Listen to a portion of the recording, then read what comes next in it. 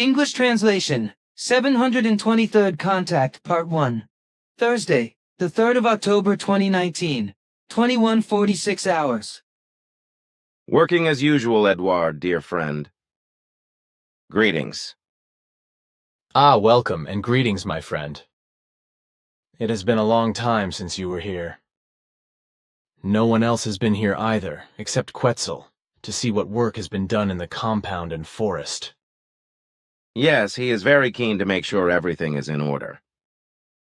That is also a good thing. But what I want to ask, when Nadissta spoke about her language converter on the 12th of August, because she is not able to speak German, it unfortunately turned out that when I recorded what she said with my little recorder, the whole thing was torn apart like metal and was hardly understandable anymore. Unfortunately, a lot of very disturbing background noise was also recorded. When I asked Quetzal to ask Zafanatpaniach about this, he explained that the reason for the disturbances was that your technology and ours were not compatible. Therefore, due to the influence of Nadissta's language conversion device, disturbing background noises were produced on my device and recorded along with what Nadissta was saying. In addition, Nadissta spoke very fast, and in my opinion, due to the language converter, all the spoken words also sounded somewhat metallic. Therefore, several people tried to muffle or completely eliminate this background noise, which was also quite successful, because Michael V was able to find someone in Germany who works for the police and secret services with such techniques, whereby this man edited what Nadissta said for several €100 and was able to eliminate some of the background noise. Daniel C. from Canada was then able to have an even better version made for several £100 by a friend in England, by another specialist who works for the film industry, if I was oriented correctly, so that now everything can be understood well because the background noise is no longer so disturbing. That is gratifying. Back in the 1970s, Taljida had also briefly spoken something on my tape, which did not cause any problems at the time because she spoke German and could speak directly into the microphone without a language converter. Unfortunately, we then had to delete what was said again, which we all regretted, but that should not be the case this time, and we are also allowed to use it as we wish, as you told me. That is correct. Thank you, but you also said that I could retrieve and write down what Nadissta said, and we would also be allowed to continue using it. But unfortunately, I have not been able to find anything in the memory, so I have not been able to retrieve anything either. For that, I thought it would be better if I deliver what Nadissta said to you myself and enter it into your computer. Because Yanarara has made it possible with this little device here that I can deliver it to you in this way. Yanarara is innovative, very talented, and has also worked on the technology of your computer. And can we try this right now and see if it works? Of course, because she taught me how to yes. This little plug-in device here you have to plug in somewhere on your computer. Hey, where did Yanarara get this strange stick from? Stick? Yes, that thing you have got in your hand. That's what we call a stick. It really works. You see, there behind the computer you have to plug it in. In fact, I can open that thing now, just a moment. There, look, there is this, and in it is the text, and I can open it now. Just a moment. My friend, here it is already, and I will put that right here in our conversation, if it is all right with you, although I will change it into my normal writing, because as it is much too big. But that is not a problem, not even with this font, which I can change into my News Gothic. Speech from Nadissta to all FIGU members. My name is Nadissta, and I have to greet you, as our friend and herald, in the name of our committee, and our Pliran peoples, and to express our thanks to you. As I also have to pay our greetings to all members of the FIGU core group, and all Earthwide passive group members on behalf of our body. I also have to honor, on behalf of our body, all the members of all the group communities who are working freely and honorably in friendship with our common herald as contributors with their commitment to his mission. I, Nadissta, am not yet fully conversant in your language, and I am speaking through a converter, and I have to do my duty, and tell you that in the name of the body, and by means of an obligatory regulation of our directives. This is to pay you all our great thanks for your much appreciated work of every kind and nature that you take upon yourselves and perform for the mission of our proclaimer and also for us and yourselves. I also have to express our special thanks to all of you from the core group, national groups, and the FIGU circle of friends for your loyalty to our herald and for your untiring and extensive efforts to assist him to the best of your ability, through which your help also arises for us plebeian peoples.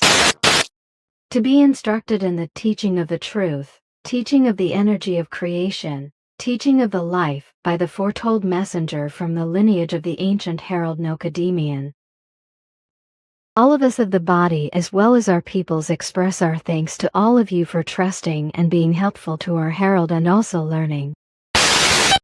We also thank you for your special loyalty to him and also for learning and following the immeasurable value of the teaching of the truth, teaching of the energy of creation, teaching of life, and also for your efforts to pass on this teaching, which is unrestrictedly valid throughout creation, in order to spread it among the peoples of the earth.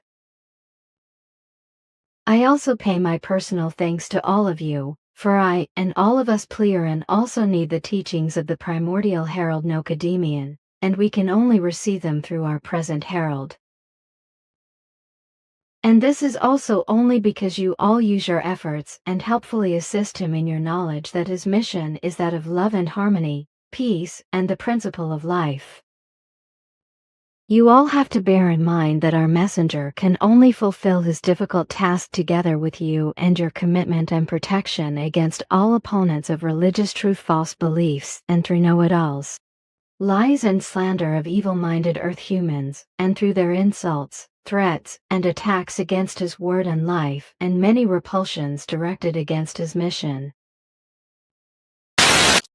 He strives on your world for the whole of humanity and its welfare, its peace, its personal independence, and its freedom and future, as he also teaches this for us plebeian. He does not seek reward or promotion, nor does he seek might and titles of any kind. And as you all from all passive groups and study groups make your obligatory coin settlements, and also contribute, so also he empties his coin bag in all necessary ways more than anyone else for the task of his mission, for its existence and its success. And so, as you all also contribute everything to the mission's success in expanding and spreading out into the far reaches of the earth and also to us plebeian. Be thankful for this in the name of our body and all our plebeian peoples, for it is only through the cooperation of all of you that it is possible for our herald to be able to offer the teaching of the truth, teaching of the energy of creation, teaching of life to us plebeian as well, in an unfoldment especially prepared for us. So, in the name of our body and all our plebeian are giving to our messenger. Thank you. It is then a pleasure for me, Nadissta, to speak to you and to greet you, and also to express our thanks to you. Be thankful for your trust in our herald. Thank you again, thank you.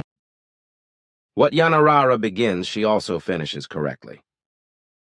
Of course, you can use what Nadissta spoke into your device, and which our language experts formulated for her in our present place of conversation, when you retrieve our conversation and also write it. But now, Edouard, dear friend, I want to talk about what has been moving me for some weeks. As you know, I have been preoccupied with my father Schwath's notes and with the new library, especially in the last few weeks, which is also why I have not come here. And because you have opened the Sphere Library to us, we have gained extremely extensive knowledge, which on the one hand goes back millions and billions of years, but on the other hand gives us insights, knowledge, education, and much more on a scale we could never have hoped for. Now I want to talk about the fact that I can only now understand what a great task my father Svath took upon himself and fulfilled, but about which he also had to keep silent towards us, just as you also had to keep silent about many things, which is why you also kept silent towards me and all of us all these years. This gave me the impression in many respects, as I also had with my daughter Simyase and with Quetzal, which the three of us also sometimes talked about, that we had to give you explanations and exemplifications for your understanding in certain matters, individual things, facts and incidents, etc., and this was not infrequently the case. Although you had more precise knowledge of what we were explaining, and you even often knew more than we did ourselves. And about this, I would like to discuss a few things with you after our official conversation and stipulate that you should call up and officially also write down what I have to say so far and also now. In this regard, my father Svath has stated in his annals that you would do this and have given your word to do so. Once I have read through and studied all his records completely and thus also received all the necessary information. Since we have been in contact with you, I have come to know you as my true, honest, and personal friend. But I only know today that you nevertheless concealed a great deal from me, which I actually did not know, and also never noticed that you knew more than me on various occasions, but did not let this show. This is precisely because you gave your word to my father as a boy to keep silent towards me until I myself became aware of this fact by studying his annals. All this is now so, and thus I can understand your silence and see nothing wrong behind it against me. That your silence is of many kinds, as well as that you had to test us in many ways on my father's behalf by your pretense of ignorance and by certain questions. That I can also understand, for through this we, especially my daughter Simyase, Quetzal, and I, have grown into our task and have also dutifully kept to our directives. Edouard, dear friend, with regard to the observance of the directives, this also concerns, for example, everything around the earth foreigners.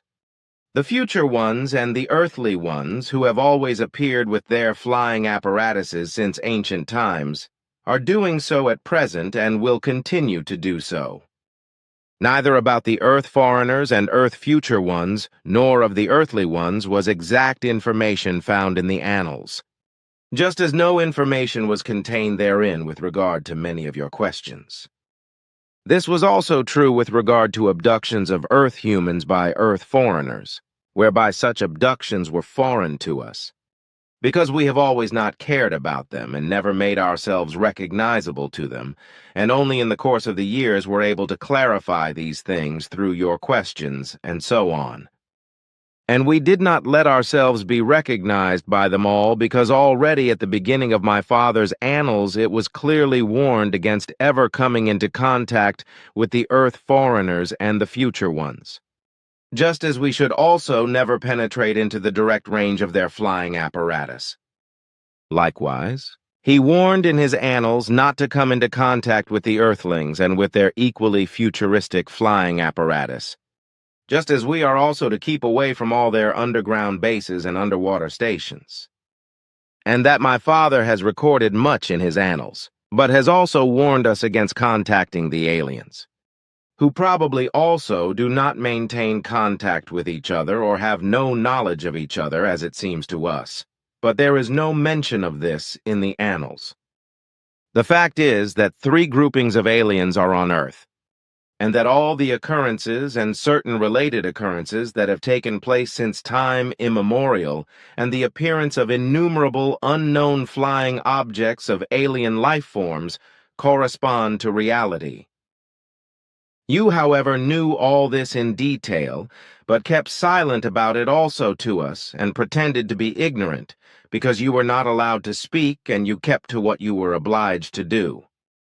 And I now know that you will continue to keep this obligation, because that is now completely clear to me, although I have also become aware that it would be dangerous not only for you but also for Earth humans if you were to announce any facts about this, which must continue to remain unspoken for a long time.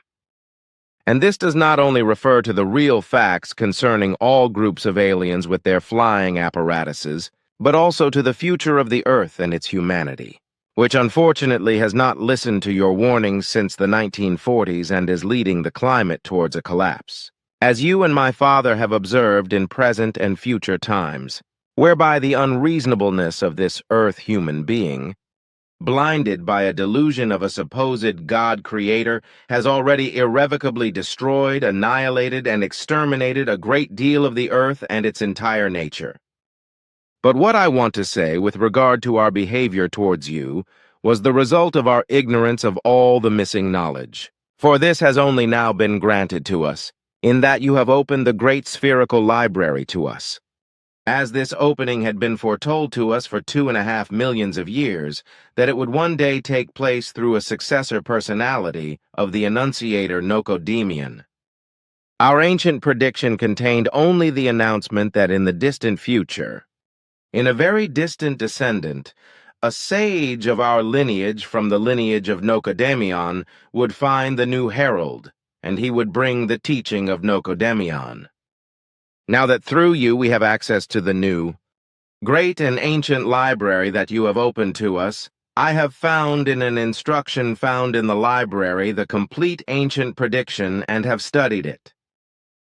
It says that the new herald for us Plejarin is not to be found in our reality, but in another.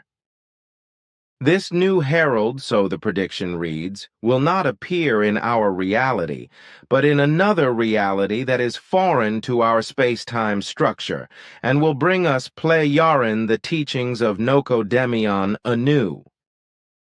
However, there will be a wise man from the peoples of the Plejarin who will find him, teach him, and prepare him for his path and his far-reaching task.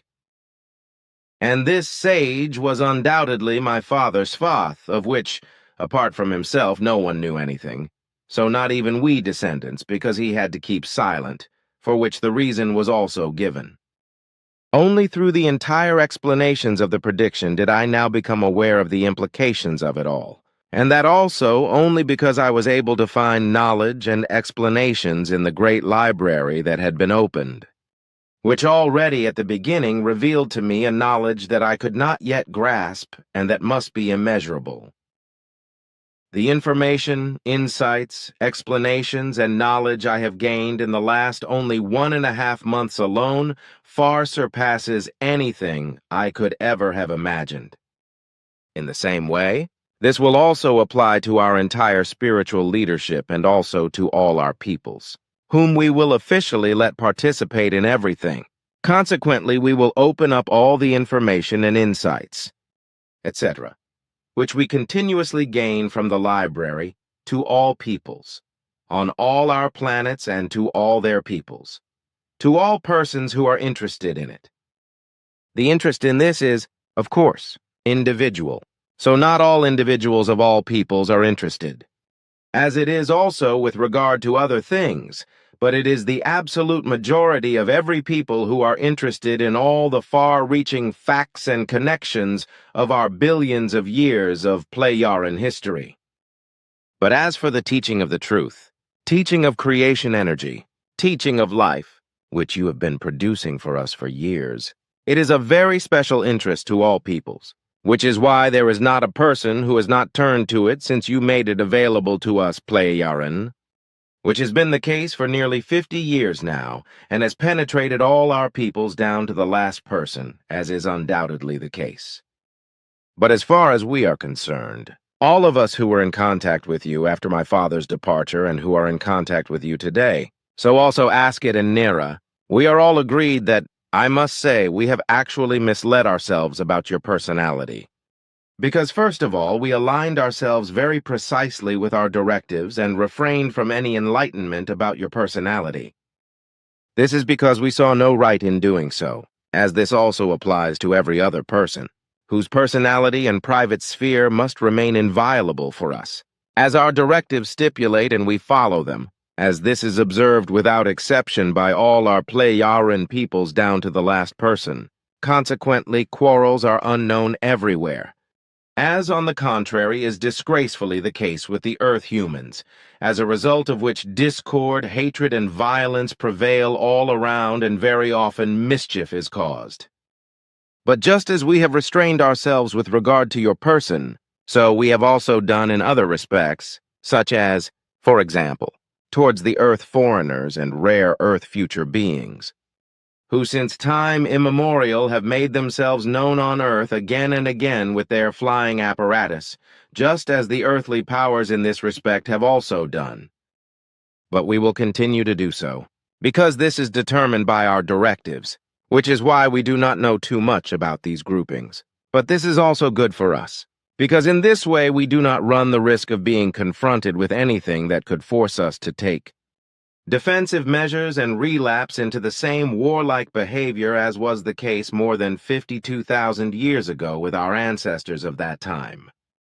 And since we now know, especially I through my father's annals, that you have much better knowledge of these three foreign forces than we have, because we have always been careful not to make ourselves recognizable to them, and will also avoid doing so in the future, I have the wish to receive more detailed information from you. But according to everything I have read in my father's annals, it was correct that we never let ourselves be recognized by these alien flying objects. Although we did well to keep a low profile and not to make ourselves recognizable to the aliens, on the other hand, we did not gain any knowledge that might have been of importance to us. I must also mention that you are not allowed to talk about the connections with the flying apparatuses, about which you always pretended to be ignorant, and also asked questions as if you were completely ignorant, although you had much more knowledge about everything than we did. Nevertheless, it was correct that you remained silent, as you were instructed to do by my father, because in this way we learned to protect ourselves and also came to insights that were important for us. Your lifelong silence, which you have to keep in this respect, corresponds in my opinion to something, and also in many other matters which actually a human being cannot keep, because probably everyone would sooner or later lose control over it and speak carelessly and therefore unintentionally. Meier. Please, we really do not need to talk about that. And besides, you've already said something that should not have been. But you can certainly let that pass, which is why I'm calling your bluff, because I assume it will not be particularly noticeable. But I can explain to you what you would like to know, as I can to all of you, because Svath has told me that if you ask about it, but only in this case, then I may talk about it, but otherwise I must remain silent, by which I mean towards the human beings of Earth. So for me the silence is still valid in the matter of these UFOs, and also in relation to various other things, and just until the end of my life, as it is valid in this respect for you also in relation to the Earthlings, even if you now know about much more through the opening of the gigantic library, and also I may still reveal to you a few things in relation to the three different forces, as you call the strangers, that are circling around in earthly airspace. It is really a lot of knowledge that is recorded in my father's annals and also stored immeasurably in the library, which we are now dealing with in detail, and because of which I have not come here for such a long time, because I first had to deal with the introductory things. Just the very accurate predictions for the past and the present time, as well as the further predictions that are valid until the fourth millennium, which my father and you made together in the 1940s and recorded in writing, as well as everything that was already stored in the library 2.5 million years ago, has happened so far. Since then, all the predictions have been fulfilled on our worlds, as well as on Earth, without any deviations, whereby even this kind of predictive, monstrous, and very exact explanations and statements have never before come before my eyes during my entire lifetime. And the fact that you knew of all the knowledge stored in inconceivable measure, but never let me, my daughter Simyase and Quetzal, and also to Earth humans, know anything about it, requires in relation to your taciturnity unspeakably much more than can be expected of a human being as bearable. For myself, I would have doubts whether I could create this ability of silence for this purpose, And in this way, it will probably also happen to all other human beings of our peoples, and even more so to the human beings of Earth, who I think could neither understand this fact nor exercise it themselves. What you have learnt from my father Svath concerning silence, as well as the fact that you have always kept to it, and that you have also very often pretended to be ignorant in many ways. Also towards me and Simya Se, as well as Quetzal, etc., that I consider to be an achievement which I can only describe as phenomenal. Your many-sided knowledge, which also relates to the future of the Earth and humanity, and to the consequences of its overpopulation, to which I want to elaborate. Again, please, you really do not have to talk about that specifically, even though you now have exact facts to refer to, because I think that is my business. As my present personality, as a human being of the Earth, I, like every Earthling, simply have my duty to fulfill. And since it is my duty to say what is necessary, I do so. But on the one hand, I am only permitted to give prophetic warnings concerning factors that may happen in the future as a result of wrong behavior on the part of Earthlings. On the other hand, however, by making probability calculations or publicly stating what I, together with Svath or he alone, could see in the future, in order then to warn humanity and tell it what will happen if it continues to muddle along in certain destructive, annihilating and exterminating ways and continues to breed overpopulation irresponsibly like rabbits. And as a third factor, I can and may only mention predictions that will certainly come to pass, and that will clearly and irrevocably result from clear foresight, as a result of which nothing can be done about it. These are the possibilities that are given in the present and future times, whereas in earlier times, when the old prophets were working, Earthling mankind was not yet so educated as is the case nowadays through all the schools, educational establishments and universities, etc., as well as through many other possibilities of acquiring knowledge. Unfortunately, however, the much better education does not bring much or anything at all to the bulk of Earthlings, because as a rule this and all knowledge is basically not used to form in a valuable way one's own personality, one's own character, one's sense of responsibility and use of intellect and reason, etc., in a way that is appropriate to creation. And yet, with regard to your personality and your actions, I consider the whole thing to be phenomenal and thus something that I would not be capable of doing in my own person. In this respect, I have not comprehended any equality with my father, for now I only know from his annals how and who he really was, and that despite my age I will still have a great deal to learn. But nevertheless I will no longer attain his greatness and knowledge, just as I will also no longer be able to achieve what he was. Only now have I learned that my father Svath was taught and instructed by a Nocodemian personality, and was chosen to place you under his protection on Earth, to teach you and prepare you as a new Nocodemian personality, to fulfill your renunciation and to learn all the skills necessary for this. But all that I knew and learned, as well as my daughter Simya Se and Quetzal and Asket, was only such as related to the contacts with you and to your task. However, as to actually the whole scope, I only became aware of it in the last few weeks, through all the annals of my father Svath, which I have now gone through in full in the last few weeks, as well as the introductory important explanations and clarifications given in the library. What can I say to that, for such is life? Everything goes its way and it goes up and down. And sometimes you just have to reach for the ceiling, which is what the two of us have also had to do. For example, with regard to the explanations and the harmful effects of hemp when we talked about it. We spoke in such a way that it was in accordance with the law, because the abuse of hemp, as hashish, cannabis, marijuana, and as intoxicants, is punishable by law. So we had to talk about the various health impairments and show them in different forms, but we had to conceal the fact that these health impairments only become relevant and appear when hemp or hashish/cannabis/marijuana is mixed with other, namely with intoxicating substances, which are called narcotics in the vernacular, such as the narcotic drugs heroin and opium, etc. Hemp as hashish can only cause damage to health in connection with a mixture with effective intoxicating drugs. which has both mind-impairing and psychologically and organism-demolishing effects if a profound and health-damaging stupor or abuse of the hemp product takes place. However, it is to be noted and understood that the hemp product alone, that is to say also hashish, hardly or not at all causes any effective health damage or danger of death, even in case of extreme doses of abuse.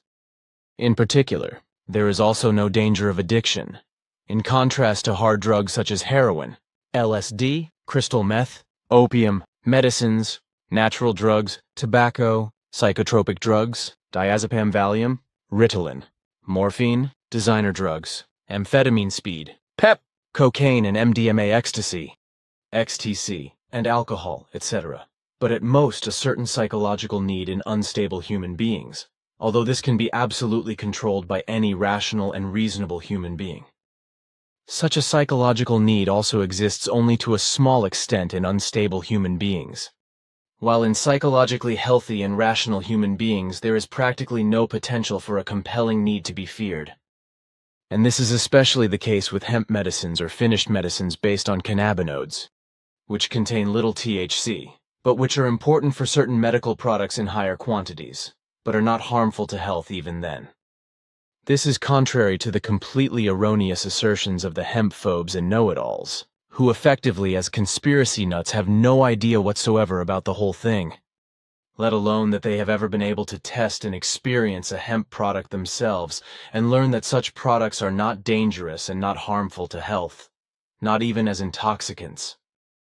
I have personally learned a lot about hemp and dried hemp resin, hemp flowers, etc. when I worked secretly for the drug squad in Pakistan, Persia, and Turkey, so I can explain a few things from my own experience, as well as that hashish is made from parts of the female cannabis plant, which is also called cannabis and marijuana, whereby Indian hemp in particular has the highest THC or tetrahydrocannabinol content.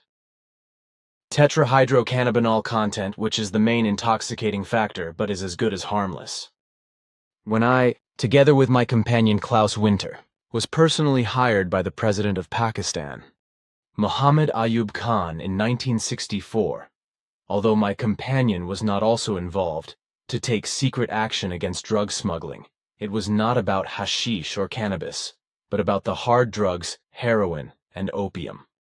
But in order to know and understand what these and other substances were and what effects they produced, I was taught in detail and also confronted with the two substances as well as with cannabis in such a way that I had to try them myself on a trial basis under the supervision of 2 policemen and a doctor-psychologist, after which my reactions were assessed, and only then was it decided that I was allowed to carry out certain secret assignments.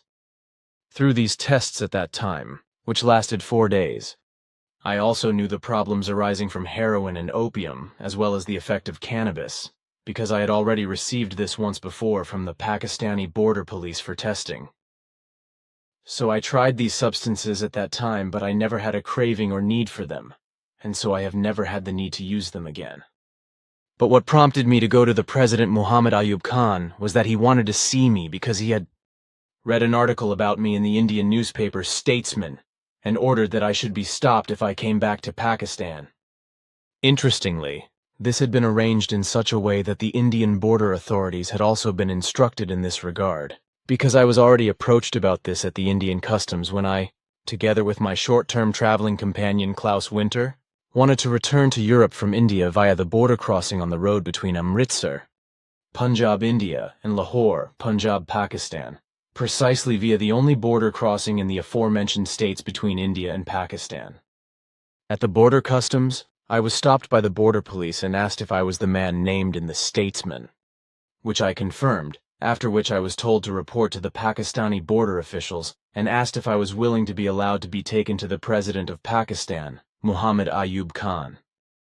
At the Indian border, I was stopped by a very nice, pretty and courteous border guard who was very pleased with my clean clothes and overall appearance, which led us into conversation, and she offered to show me the sights in Amritsar before I went on to Pakistan.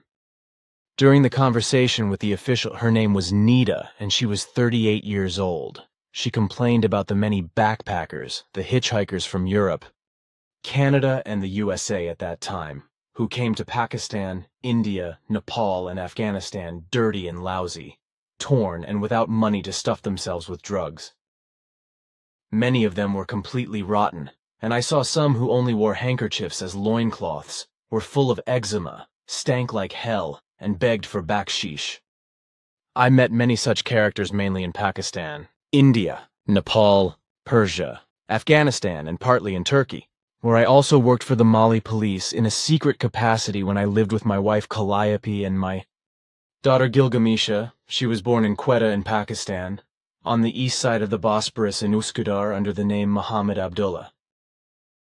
Time and again, especially in Nepal and India, miserable rotten hitchhikers died, young boys who simply lay down somewhere before they were cleared away, by locals. And Nita complained about that, but then she raved about the beauties of life in the city of Amritsar, with the Golden Temple in the foreground for her, about which I will say another word. The Golden Temple lies in the middle of a rectangular lake, the Amrit Sarovar, or Nectar Lake. This Golden Temple, which is the actual center of Sikhism, was effectively built in the middle of the Nectar Lake and is actually called Harmandir Sahib, or also Harimandir, which means Temple of God, as Nita translated for me. The city name Amritsar was derived from the name of this nectar lake, Amrit Sarovar, whose water is considered sacred by the Sikhs, which is why many pilgrims come to this lake to bathe in it. The Golden Temple is reflected in the water of the lake, outside of which is a palace complex, while a wide path is arranged around the lake, which is of course also used by the pilgrims and also walked around, although a rule stipulates that the path must be walked and the lake circumnavigated in a clockwise direction. Now I have digressed again from the actual topic, hemp, to which I would like to add that in my boyhood, so in the 1940s and still at the beginning of the 1950s, hemp was also used as food, such as porridge, bread, cooking and salad oil, pastries and other dishes, all of which was very tasty and at that time could still be consumed without idiotic prohibition by slanderous idiots. However, hemp was also used to make textiles, such as shirts, scarves, flannels, towels, or even ropes, but sometimes also bed linen, etc., although the components of the hemp plant were also used in particular as medicines against ailments and diseases. With corresponding changes in the law, certain parts of hashish or cannabis standardized extracts from the cannabis flower have been permitted in Switzerland as medicine and for therapeutic purposes, but the handling of the herb is still legally tense. Hemp or hashish/cannabis/marijuana alleviates pain, relaxes, and is partly effective against epilepsy. However, in its legal form, as so-called industrial hemp, it is neither interesting as a drug nor suitable as a medicine. Thanks to the report of an Irish doctor, hemp found its way into orthodox medicine in Europe in 1839 as a remedy for irritable bowel syndrome, arthritis, Crohn's disease, stress and anxiety disorders due to its analgesic and antispasmodic effects. Until 1951, hemp/hashish/cannabis was basically allowed and found use in medicine as a remedy for migraine, whooping cough, muscle spasms, for multiple sclerosis, constipation, women's diseases, rheumatism and absent-mindedness, as it was also valued for alleviating the side effects of cancer therapies, asthma, and as a sleeping pill and sedative, etc., which was also sold in pharmacies, even for some time after Prohibition. However, as a result of completely moronic misinformation, some government horn dogs and other sense and reason rivets, as well as the majority of the people, managed to have all hemp hashish products banned.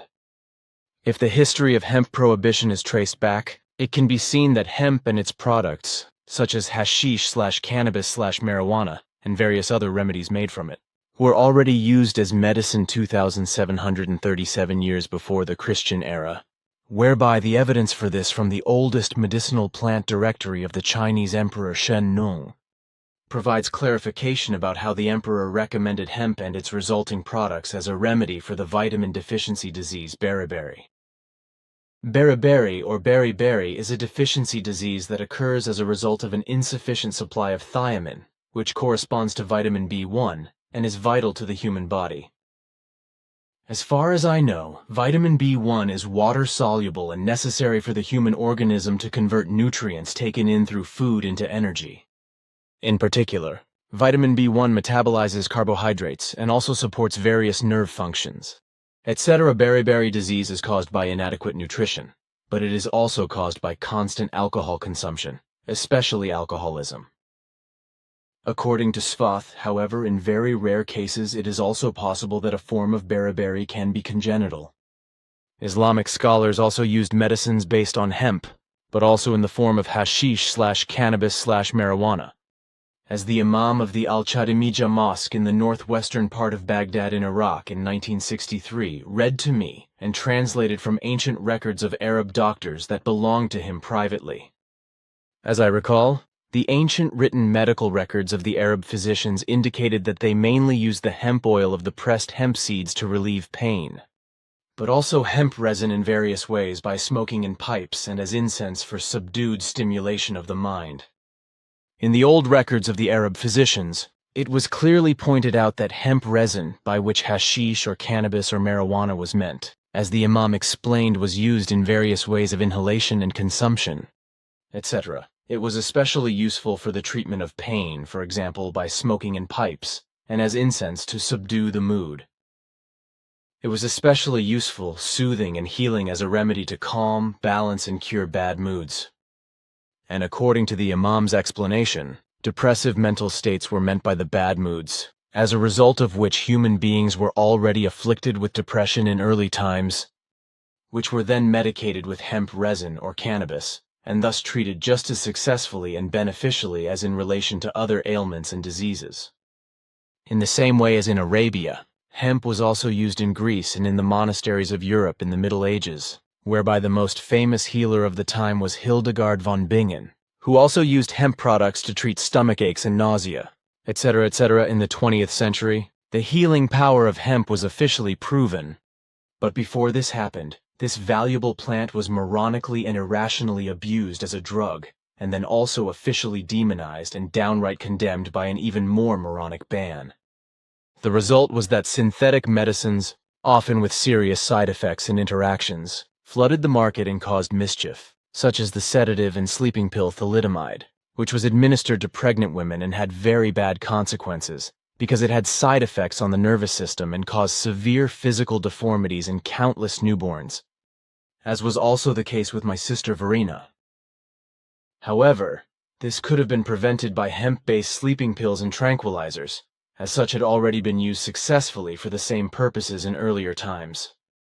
But the human idiocy of conspiracy theories won out, and consequently the ban came about, and this despite the fact that the human brain itself produces cannabinoids, which is also known to today's medical research, which is trying to rise up against the idiotic ban and make hemp medicine usable again, which was fundamentally banned by a lying American idiot after hemp fiber had experienced an unparalleled boom at the beginning of the 20th century.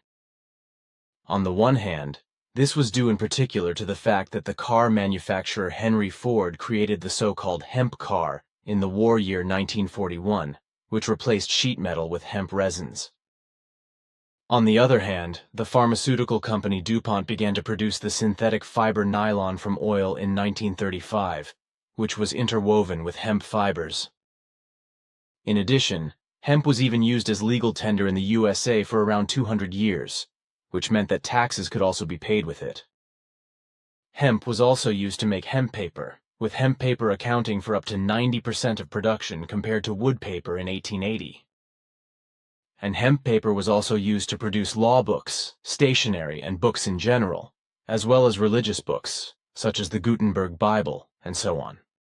But with this boom in the use of the hemp plant, it also began to be cursed and ostracized, namely because a selfish and self-important type, a Swiss from the German-speaking area named Harry Jacob Anslinger, against his better knowledge, started an unjustified war against the hemp plant in a lying, deceitful, and slanderous manner. And he did this completely contrary to his earlier vehement public declarations that hemp, that is to say, hashish/cannabis/marijuana, was in truth no danger whatsoever to human beings, their health and consciousness. I recently read an article on this subject and therefore went to Wikipedia, where I found some information about this Anslinger, which I will copy out and then add to my comments. Through lies and deception, Harry Jacob Anslinger created the actual origin of the hemp prohibition in the 1930s, which can be fundamentally traced back to him, because he suddenly changed his mind when in the USA. Around 1930, agitating conservative politicians set up an anti-drug authority and claimed that there was a connection between hemp or cannabis/hashish/marijuana and acts of violence. However, it was all just a dirty tactic by the state honchos because they could accumulate their wealth faster and more extensively with wood and wood paper and many other products. So they set up the Federal Bureau of Narcotics and looked for a director person for it. And this is exactly what Harry Anslinger then speculated on, who, together with the business tycoon squatting in the government and wanting to get richer and richer, did not hesitate to weave a vicious web of lies against the use of the hemp plant and its possible products. So he set up a systematic smear campaign and managed to get to the helm of the Federal Bureau of Narcotics in 1930 with the help of a millionaire named William R. Hearst, who invested in the nascent woodpaper industry and was also the inventor and owner of the Yellow Press newspaper chain, in which an enormous smear campaign of lies, deceit, slander, and demonizing conspiracy theories was invented and launched against hemp and its use. This was done solely to drive hemp out of the market and to rake in millions and millions of dollars, as was also done by the DuPont Group, once the world's largest producer of munitions and explosives, but from about 1930 onwards producing plastic fibers and paper from wood. Then, at the time when Harry Anslinger was speculating on the director's seat of the Federal Bureau of Narcotics, prohibition, or the prohibition of alcohol, still prevailed in the USA, but was lifted in 1933, whereby the alcohol crime of the moonshine distilleries and the illegal alcohol trade, which was mostly run by the mafia, collapsed and the Federal Bureau of Narcotics became superfluous, so to speak. So Anslinger looked for something that would allow him to keep his post, and so he looked for a justification for this and found it in demonizing hemp production, or cannabis. He then sought out 30 eminent scientists and questioned them about the alleged or possible danger of hashish/cannabis/marijuana. But all but one influenced scientist dismissed him with his nonsense claims.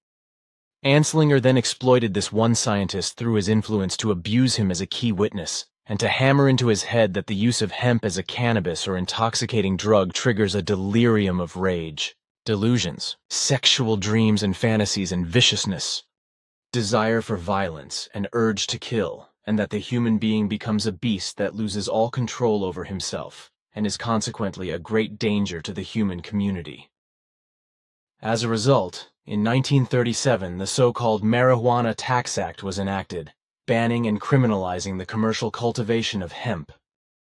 Of course, the USA could not fail to spread its stupid and imbecilic demonization of hemp cultivation, based on lies and deceit, to the world, where it was gullibly, unintelligently, and thoughtlessly supported in many countries by all the stupid rulers, professors, doctors, and scientists. As a result, the cultivation of hemp and the use of the plant was banned practically all over the world, which is still the case today, also in Europe. Consequently, the ignorant, stupid, and ineffectual majority of all rulers, professors, doctors, scientists, and other idiots and know-it-alls still uphold the ban on hemp, and thus vilify and demonize a plant that could provide relief and healing for many human beings with medicines made from it. The fact is that all those minorities in the governments, as well as those who hold professorial and doctoral degrees or are good researchers and scientists, know that the ban on hemp is complete nonsense and rubbish and extremely detrimental to many suffering and sick human beings, must remain silent and withhold their opinion and knowledge. Otherwise, they will be picked on and harassed by the stupid morons who have fallen for the delusion of lies, fraud, and slander regarding the alleged dangerousness of hemp and its products and enjoyment. And this nonsense, which was fundamentally created by Harry Anslinger through lies, fraud, and slander, and which gives the lie to the effect of truth, is taken at face value by the bulk of the stupid and the believers in slander and conspiracy, because in their lack of intelligence they are incapable of using their intellect and reason to fathom the truth and form their own opinion from it. It makes no difference what titles and positions all these intellect and reason-incapable people hold and what offices they hold or whether they are simple people from the population. Because if a human being is simply a believer, no matter whether it is a religious sectarian or a belief in lies, fraud or conspiracy, then he uses neither his intellect nor his reason and is therefore stupid and unaccountable with regard to a very specific matter. But if this is the case, then he is unable to use his intellect and reason in relation to a certain thing. Consequently, he is also unable to carry out logical considerations and make logical opinions and decisions. I must explain that when hemp is processed into an intoxicant, the hemp resin, a brown soft resin, is extracted from the plant, which is called hashish or cannabis or marijuana as the end product, which is insoluble in water. If the hemp resin is exposed to warmth heat, such as through smoking embers like a pipe or cigarette, then it dissolves in acetone, ether, petrol, benzene, chloroform, ethanol, and vinegar ether, taking on a golden yellow color. Hemp is hashish/cannabis/marijuana, as a high-grade species, consists mainly of hemp inflorescences of the female hemp plant. Although the remaining parts of the plant contain considerably more resin glands with tetrahydrocannabinol THC, which is mainly the intoxicating component of the hemp plant. Hashish/cannabis/marijuana has been banned in Switzerland since 1951 as a result of stupidity, fear, ignorance, and unreason of stupid conspiracy theorists and know-it-alls. This is also still the case today if the plant or a product from it contains more than 1% of the intoxicating substance THC. It was, and still is, the fault of these mad elements who brought about the ban on hemp, including the majority of the people, who misled and continue to mislead the population into demonizing and banning a good and valuable plant that on the one hand has many healing properties against many ailments, pains, and illnesses, and on the other hand is only harmful when mixed with other drugs and abysmally abused.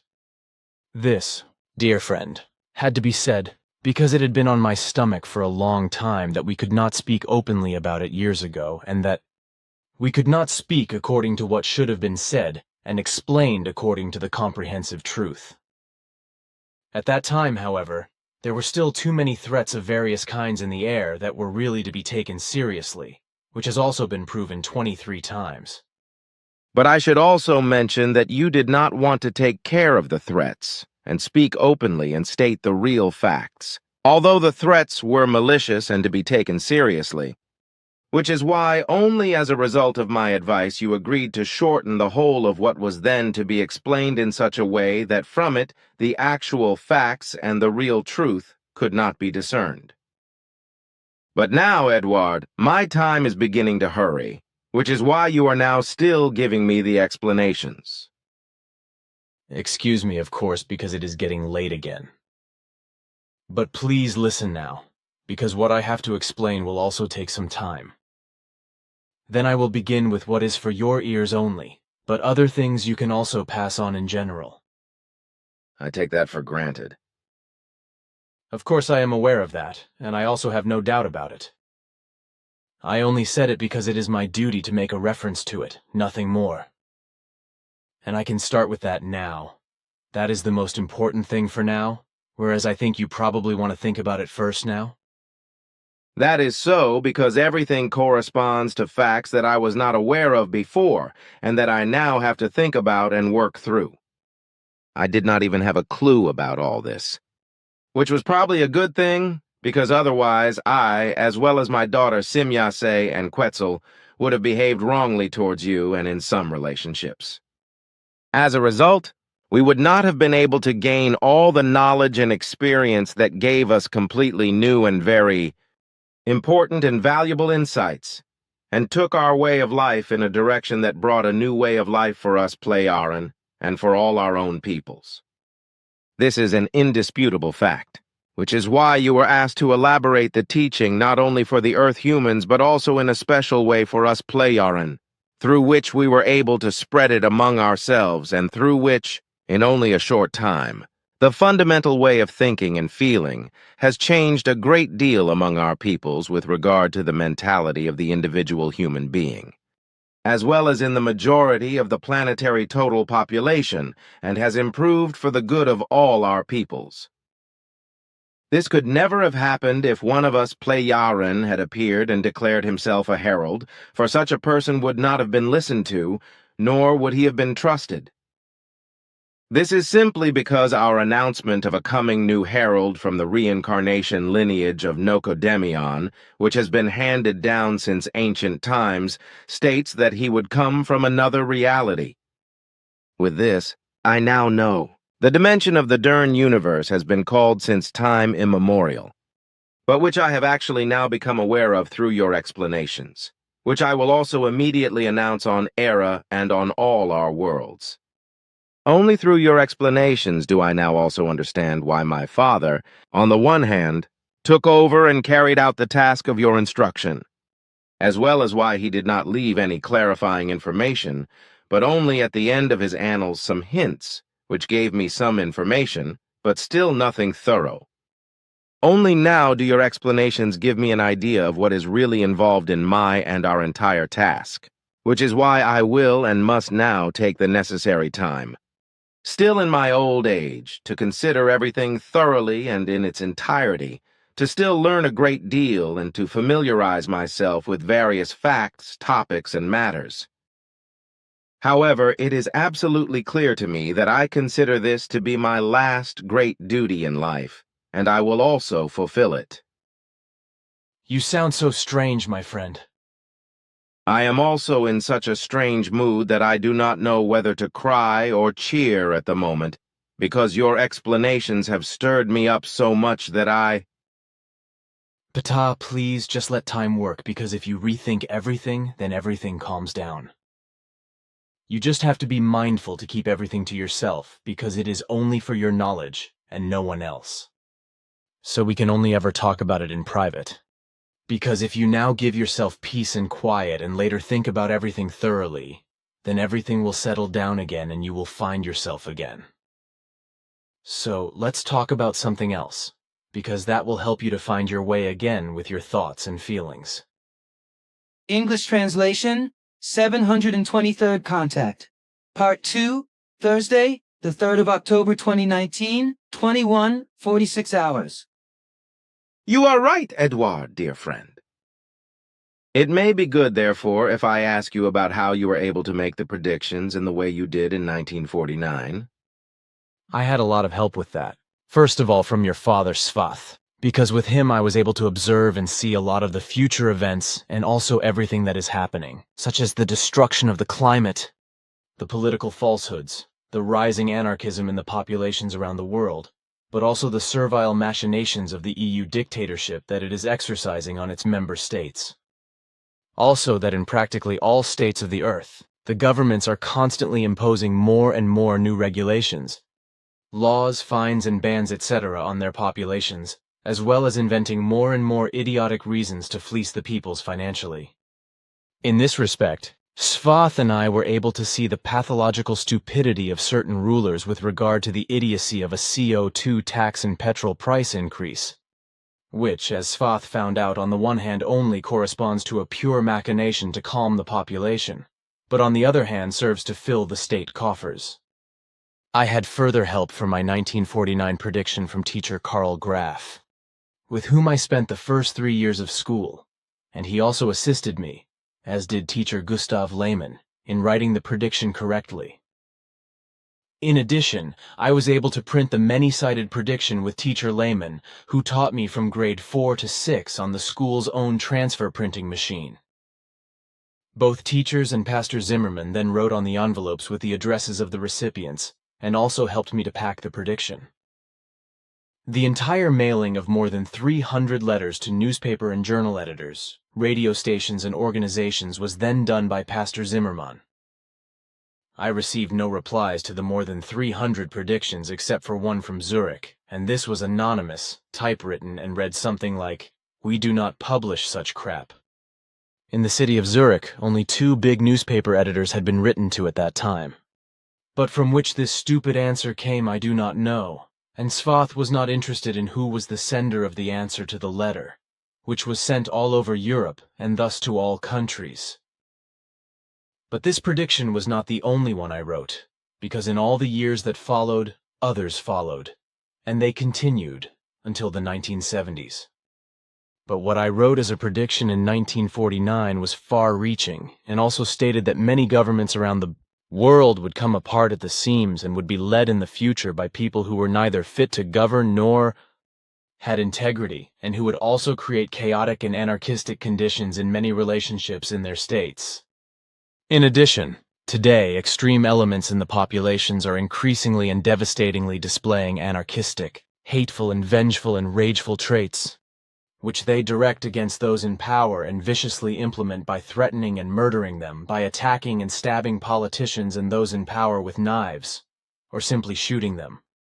And just as this has happened many hundreds of times since ancient times up to the present day, as, for example, if I mention only a few who were assassinated before the time of Emmanuel and also up to the present day, it will continue to happen in the future. Even in early times, popular leaders and notables of other kinds were assassinated, such as Sanherib, the king of Assyria, who was assassinated in 680 BC Emmanuel Char, in the course of a power struggle by 3 of his sons, namely Adramelech, called Urdu Mulisu, together with Sarezer, as well as the youngest son who was his successor, as Svath explained to me from Pleayaran records. From the time of 680 BC until 44 BC, 8 other great leaders or otherwise powerful people were murdered, such as Hipparchus, the tyrant of Athens, then Philip II, the king of Macedonia, as well as Yingzheng, the king of Qin, also known as the emperor of China, but also Hasdrubal, the Carthaginian general, etc., who were followed by others. Then in 44 BC in Rome, Gaius Julius Caesar, the Roman dictator, was murdered by Marcus Junius Brutus and by Gaius Cassius Longinus and other conspirators of a group of senators during a Senate session in the theater of Pompeius with 23 stab wounds. And such murders have persisted to this day. As history proves, with such murders also occurring so far in the period of 2019, as in the case of Pavel Adamowicz, who was the city president and mayor of the city of Gdansk from 1998 until his death. He was seriously injured by a knife attack during a charity event and died in hospital the next day. The American rapper Nipsey Hussle was also shot dead outside his Marathon clothing shop in Los Angeles on the 31st of March 2019. And to date, on the 3rd of October, German politician Walter Lübcke followed, murdered by a gunshot to the head outside his home on the 2nd of June 2019. But this will not have been the last, as these acts of terror murder will continue well into the future. What will continue to occur in the future and drive the extreme elements from the populations further and further up the palms will be the more and more idiotic laws, regulations and bans that will be brought up more and more frequently by authorities and governments that have gone bonkers. And for such a particularly idiotic, crazy and oppressive regulation, work is being done today to ban and criminalize the publication of effective realities and their truths in newspapers, journals, on television, and in all kinds of other public media. Through such official and governmental antics of incapable and governmental people who mismanage offices and governments, it is indeed not surprising if discontent, anarchism, and extremism arise in the populations and ultimately hatred, revenge, rage, as well as murder, manslaughter, and destruction emerge from it. This, while the minority of all the righteous who do their best in offices and governments and strive to do the very best in a righteous manner are muzzled by the bulk of the unrighteous in offices and governments who are only concerned with exercising their power and profiting, by hook or by crook, even over dead bodies. At the same time, these figures do nothing at all against everything that brings harm and death to many human beings, such as, for example, when uncontrolled advertising is made in public media, especially on television and the internet, for products that are effectively harmful to health and deadly for consumers. On the one hand, this happens, as on the other hand, the same thing happens with pharmaceutical companies that put into circulation adulterated medicines or medicines interspersed with illicit and undeclared and addictive substances, which not only have catastrophic side effects, but may also have lethal effects. As you yourself said months ago, dear friend, this is very often the case all over the world, with the USA once again in the foreground in this respect, where several pharmaceutical companies mix their medicines with addictive opiates, which ultimately resulted in the deaths of 500,000 human beings, as you clearly stated. And while I am talking about this, I would like to mention a few other things that will probably be important at present and also in the future, and that Earth humans should think about. The danger of nuclear war will continue to exist in the future. So also at the present time, and so still, whereby especially the USA will remain the originator and the greatest danger, and this as a result of its agitation, which is especially directed against Russia. The USA will continue, as always, to strive for world domination and provoke discord and wars in many countries, whereby today Trump, as the mad president of the USA, appears to be a fool and will soon cause evil mischief in the Middle East. But there will also be other disasters in the future, such as a danger from outer space, which will arise shortly before the year 2030, although this danger may be postponed to the year 2036. But further ahead, as a result of the climate destruction brought about by mass overpopulation, Earth humans will have to deal with the rearing up of the Earth, which will undergo a tremendous, destructive, epochal planetary change, and it will be questionable whether Earth humans will be able to cope with and survive it. The origin of the planet's upheaval, which under certain circumstances can become an all-destroying change, will not be such as the natural course of planetary development, but a consequence of all the climate destruction caused and provoked by the machinations of overpopulation. However, today's earthly scientists, who deal with geology and climate as well as all other fields, cannot yet know and perceive this. Consequently, they also cannot recognize that climate destruction also affects and impairs the tectonics of the planet itself. And this impairment of the planet's tectonics is also related to climate destruction, among other reasons, because the heating of the atmosphere, provoked by the criminal machinations of irresponsibly bred overpopulation carried out on the planet and in nature, is leading to the melting of the Arctic and Antarctic as well as mountain glaciers worldwide. The enormous masses of meltwater from the melting glaciers cause enormous damage to the mountains when the mountain streams turn into torrents and sweep away mountain slopes, bridges, buildings, and meadows, etc., washing them away and triggering debris flows. In Switzerland alone, more than 500 glaciers have melted and disappeared to date. According to calculations, a whole 9 trillion tons of glacial ice have melted away since 1961 and ultimately flowed into the Atlantic. Many glaciers are simply disintegrating and melting away rapidly, and there is nothing that can be done about it. Glaciers are melting all over the world, and so also in Iceland the 700-year-old Ökjökull glacier has been dissolved and no longer exists, like many others around the globe. And all this as a result of climate change, which has been irresponsibly carried out by overpopulation and its criminal machinations on and in the planet, the atmosphere and nature, and its plants and living creatures. On the other hand, the waters of the oceans are rising due to the melting waters of the Arctic, Antarctic, and all mountain glaciers, which has already led to flooding in all coastal sea areas for years. Coastal cities and many other coastal areas around the world already have to be built and protected again and again and higher with highly technical water defense structures. But this will become more and more impossible, because at least large parts of the coastal cities around the world will be swallowed up by the seas without any hope of salvation. Beaches also have to be resanded again and again with billions of tons of sea sand, but this is not even a drop in the ocean, because the sand that is fetched from the depths of the sea and resanded on the beaches that are washed away by the waves is too thin and too light compared to normal beach sand. As a result, it is washed back into the sea in a short time, and this clouds the water due to its fineness, thus also endangering the aquatic life that absorbs the floating sand and has problems with it. As I can still remember, Svoth stated about the coming of the future that a destructive planetary change will occur as a result of climate destruction, of which, however, the geologists will have no idea for a long time. D. The future of the Earth looks bad, because mankind will do everything evil and question its own continued existence. 13th, 14th, May 1949, Eduard Meier, Niederflachs 1253, Bulak, Katie. Zurich. Even though I am only 12 years old, I am concerned with a great many things, including present and future world events.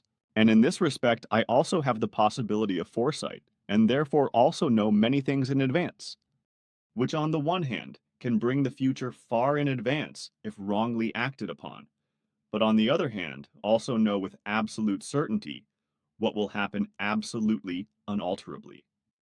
It may seem strange to many that I can already write like this as a 12-year-old, as I do, and that I have the knowledge regarding many things and also regarding the future, which also give me insights into subject areas and also let me think and act like an adult human being, which actually belongs in the realms of adults.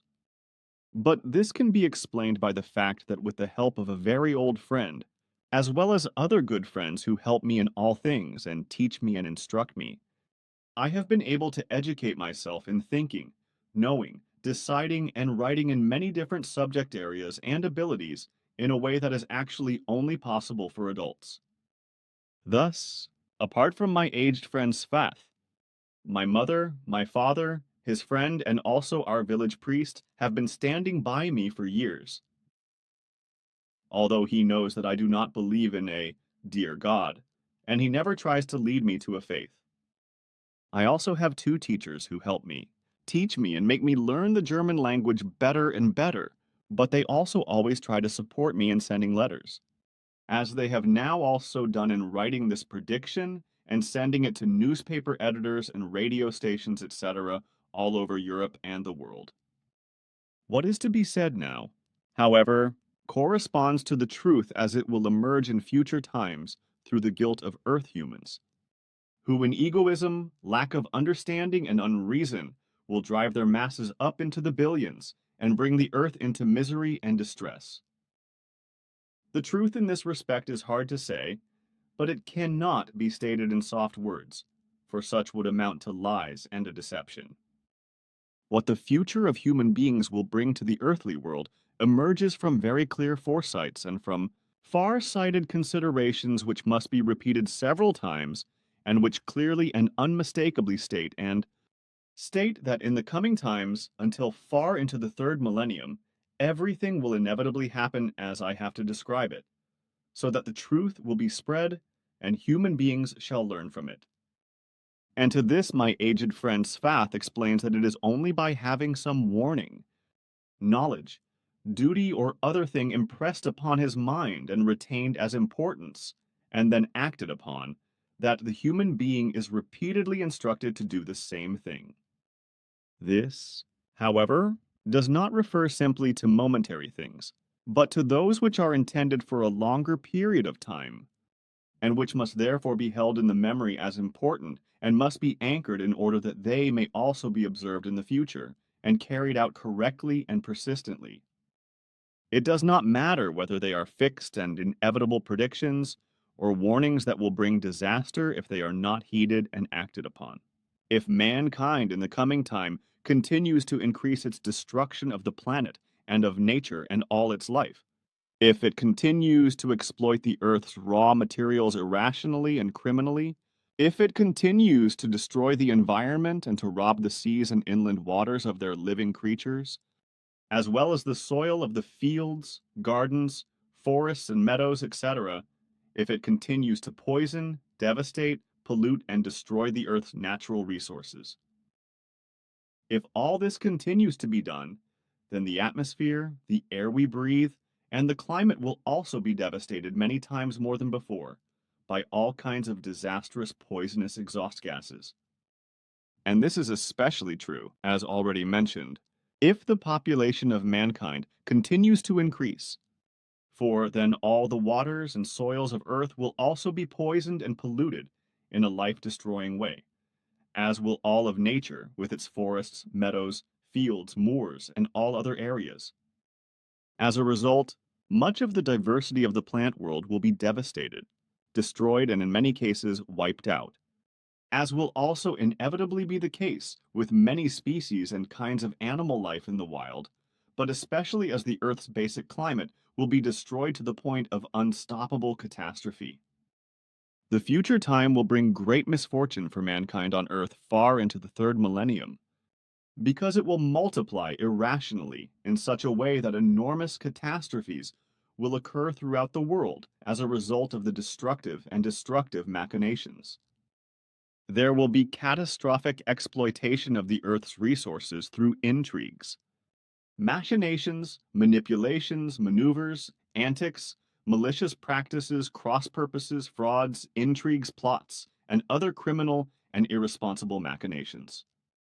In particular, there will be overexploitation of Earth's petroleum, metal ores, and rare earths, as well as gas, but also of uranium ore, which will be mined on a large scale before the end of this century.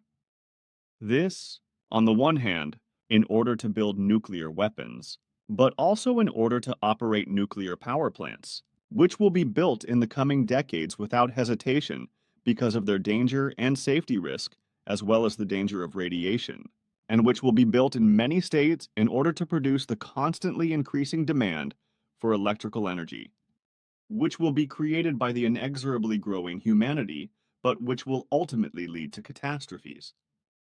The knowledge spread by espionage since the first early atomic researches in Germany has mobilized the whole world of atomic researchers since the first atomic bomb test explosions, and since the dropping of atomic bombs in Japan on Hiroshima and Nagasaki in the last war.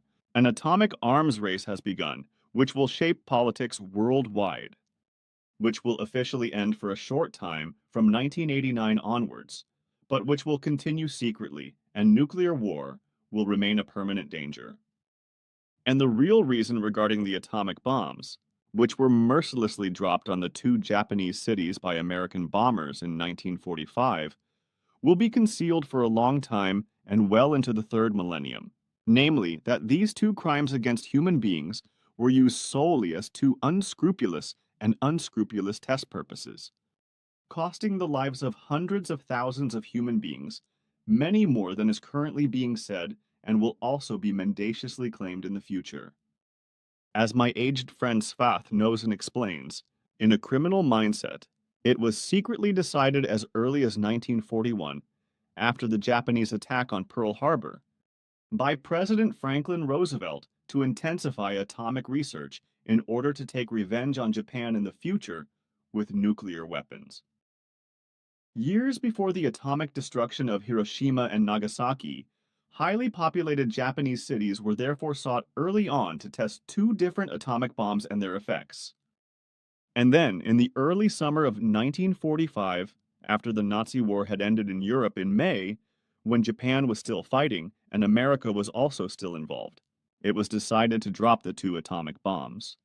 1 uranium and 1 plutonium test bomb, unconscionably and without prior warning on Japanese cities, which was then also carried out criminally on the 6th of August. The decisive factor was a secret agreement between President Harry Truman and an Oppenheim employee by the name of Leslie Groves, who negotiated with Truman without Oppenheim's knowledge to use the 2 newest different atomic bombs for test purposes on 2 Japanese cities, the capital Tokyo as well as the cities Nagoya.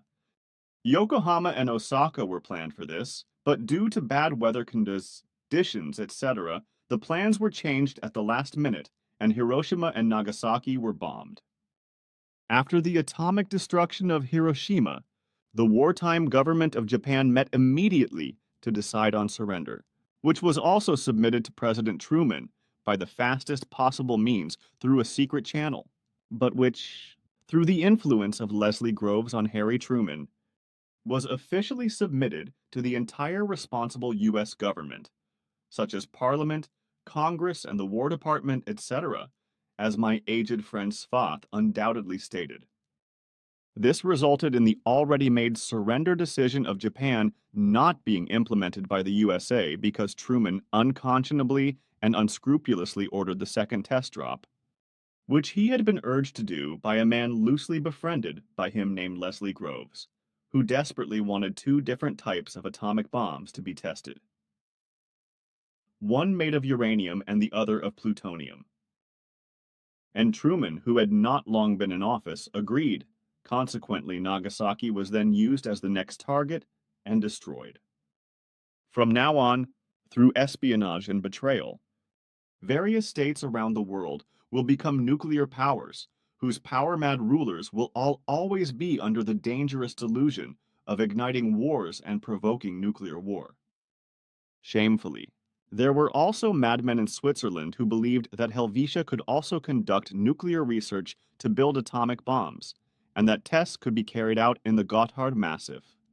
But this nonsense project was quickly forgotten.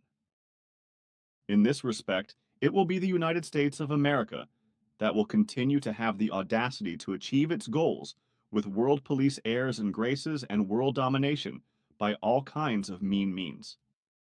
Their methods will change in form, but all will be geared, as always, to interfering in the affairs of foreign countries with threats, high punitive tariffs, underhand political manipulations, sleazy, murderous, subversive and other criminal intelligence operations and military deployments, etc. This, together with other lousy maneuvers of various kinds, which will emanate from the USA in the coming decades and far into the third millennium, and which, moreover, will be continuously falsified or made to disappear in all the chronicle annals of the USA, in order not only to prevent but to make absolutely impossible any investigations into the fundamental truth. The real great overexploitation of the Earth's raw materials, and in particular, the mining of uranium ore, will take place from next year 1950 in varying degrees of intensity, ranging from ruthless exploitation to centrally planned mining operations. But all this will be surpassed by the exploitation of petroleum, or rather oil, as a result of the rapidly growing Earth humans, who in only 70 years will become a mass of 9 billion, whose needs are becoming ever more diverse in every respect. And in order to meet these, enormous destruction is being wrought on the planet itself.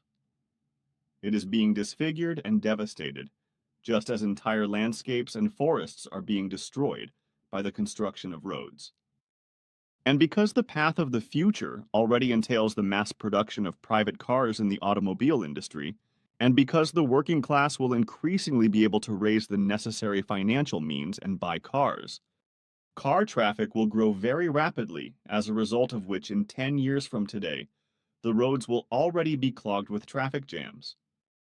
And this will be the case in Switzerland as well as in Germany, which will have as a consequence that, as in France already 3 years ago and next in 6 years, also in Switzerland, autobahns and in Germany motorways will be built. Already in 10 years, calculated from today, the irresponsible growth of the Earth's population to more than 3 billion will bring the first major problems with traffic jams on the roads. Which is why, starting today in 11 or 13 years, major expressways will be opened in Switzerland and Germany, as well as other traffic routes. In the following decades, however, even these roads will no longer be sufficient for motor vehicle traffic, so more and more roads of this kind will have to be built, which will then be called motorways, but which will also be overloaded again, after a few more decades, as a result of the unreasonable growth of the Earth's population, and will lead to ever longer traffic jams lasting for hours, as well as countless traffic accidents and traffic fatalities. Switzerland alone, as a transit country between the north and the south, will be burdened with countless vehicles, not only private cars, but also heavy transport vehicles and lorries. The Gotthard Railway Tunnel, built between 1872 and 1880, will be useless for road traffic, which cost the lives of 199 human beings. In July 1875, 4 miners, who had to live miserably in small, dull rooms and sleep on rows of half-rotten, Straw sacks in the lousy quarters built mainly for Italian workers were also shot dead by the police because they went on strike in Goshenen in order to receive 1 franc more per day in wages. In the future, a road tunnel will have to be built, with the construction of one starting in 21 years and finishing 10 years later. But even this tunnel will not be enough, because due to the irresponsible growth of the Earth's population, the total passenger and lorry traffic will also continue to increase, which will require not only a second Gotthard tunnel, but also a tunnel through the Great St. Bernard. But this will already be started in 9 years and finished 6 years later. In the whole of Europe and around the world, it will be inevitable that far into the 3rd millennium, more and more residential buildings will have to be built by the irresponsibly growing number of Earth humans, and consequently fertile land and also forests will be cleared away everywhere, and protected areas will be built up, etc., in order to build houses, apartment blocks, high-rise buildings, factories, schools, educational establishments, homes, racetracks, ski slopes, mountain railways, mountain cableways, sports grounds and swimming pools, etc., whereby also all living beings in nature and these as a whole, as well as much of planet Earth itself, will fall prey to enormous destruction and hopeless annihilation.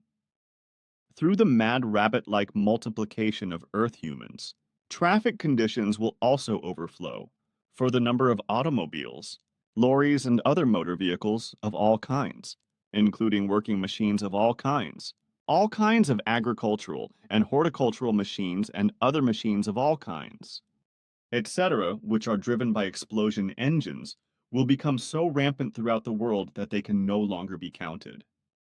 This will also be the case with all kinds of explosion engine-powered sports vehicles, as well as with airplanes and ships, all of which will produce toxic exhaust gases and emit enormous masses of carbon dioxide into the atmosphere. This, along with many other causes producing millions of tons of carbon dioxide, is already so polluting the atmosphere in 1949 that the climate is already severely affected and will soon be destroyed, causing ever-increasing and increasingly destructive storms and natural disasters throughout the world. This will be accompanied by a rapidly advancing global warming, which will lead to the eternal frost in the soil, mountains and everywhere thawing deep into the earth and dissolving its solid cohesion, as well as the bottoms of all oceans coming out of their cold rigidity and releasing huge masses of methane gases, which will continuously enter the atmosphere. This will also affect the climate and additionally drive it into a cycle of change and destruction, causing primeval periods of drought and cold all over the world and bringing much disaster. Because the mass of Earth humans will drive their own existence to the brink of destruction with their excess. As a result, in the future and far into the 3rd millennium, large rock faces of mountains and even large sections of mountains will lose their underground support as a result of the thawing of the eternal frost, break off and fall into the depths. Other landslides consisting of mud and coarse rock material will also flow down the valley as torrents and often cause great havoc by burying or sweeping away and destroying roads and railway tracks, as well as houses, other buildings, and entire villages. Such avalanche-like mountain slides will also kill many human beings and animals and cause great destruction to the landscape. In addition to these events, which will begin in a short time due to the thawing of the eternal frost, in the coming decades, cable cars, chairlifts and ski lifts, etc., as well as mountain restaurants, mountain hotels, ski slopes, mountain cycle paths, and sports facilities will be built in many mountain areas for a strongly emerging national and also foreign mountain tourism. The consequence of this will be that in the future the mountain landscapes will be blatantly disfigured and destroyed, and the mountain animals, insects and birds will be driven out of their traditional areas. This will happen while many mountain areas will become completely polluted with rubbish due to the careless throwing away of waste and rubbish of various kinds, especially plastic, up to the highest mountain ranges, which will pollute nature with toxins from the waste and poison many mountain soils and make them infertile for a long time. English translation, 723rd Contact, Part 3, Thursday, the 3rd of October 20. All of what has been said so far will result in the future, in addition to everything that will slowly but surely lead to the climate collapsing sooner or later, due to masses of toxic exhaust gases of all kinds, produced by the ever more irresponsibly exuberant Earth humans, as well as to the entire planet being hollowed out and ruined by all kinds of destructive manipulations through the robbing of the Earth's treasures, and, in addition, large parts of nature and its flora and fauna will also be destroyed, annihilated, and wiped out. Huge forest fires will also contribute to this all over the world, irresponsibly caused by human beings themselves out of greed for profit, completely destroying thousands and thousands of square kilometers of forest, and thus polluting the atmosphere with millions more tons of carbon dioxide, and thus very quickly destroying the climate. All of this, along with many other destructive and devastating evils, will result from the maneuvers and manipulations of the rapidly growing human race, which, in the mass of its unreasonable and irresponsible growth, will of course also require more and more food and all kinds of essentials and luxury goods, which can only be procured through an immense overexploitation of the planet as well as of nature, its plants and living beings, and through their destruction, annihilation, and extinction. And these can also only be procured through processes that produce enormous masses of carbon dioxide and release it into the atmosphere, which have a very harmful effect on the atmosphere, the air we breathe, and the climate, as well as on human beings and all living things in general. And the future will also be such that, as a result of the irrationality of Earth humans, the world's population will become increasingly overpopulated, and more human beings will suffer hunger and starve to death in third world countries. This, while in all industrialized countries there will be a surplus of food, and many tons of food will be wasted every day and fed to the pigs, composted, or carelessly thrown away. But in the wealthy and industrialized countries, begging for the starving in the third world countries will become more and more obtrusive in the future, whereby the legally permitted begging organizations, which will often be religiously based, will enrich themselves under the guise of aid organization and humanitarianism by diverting almost half of the begged amounts for their own activities and remuneration, while the remaining amounts will also partly disappear in the needy countries in dark channels of the governments, etc., and the needy will be left to fend for themselves. And the needy receive only fractions of the collected aid contributions, if at all. And this is what will happen in the future in all industrialized countries, as well as third world countries, which, because there is no question of birth control and contraceptives either today or tomorrow, will give birth to masses of offspring without any birth control, as is the case everywhere else, from which the human beings in the industrialized countries will also not be excluded. But it is also to be said with regard to the starving in the third world countries, that the starving are saved from death by donations, especially children, who then, when they grow up, again act in the same way as their parents, namely by also begetting many children, who of course will also suffer from hunger again, etc., and who again have to be kept alive and supported by donations, medicines, and all kinds of aid from the industrialized countries.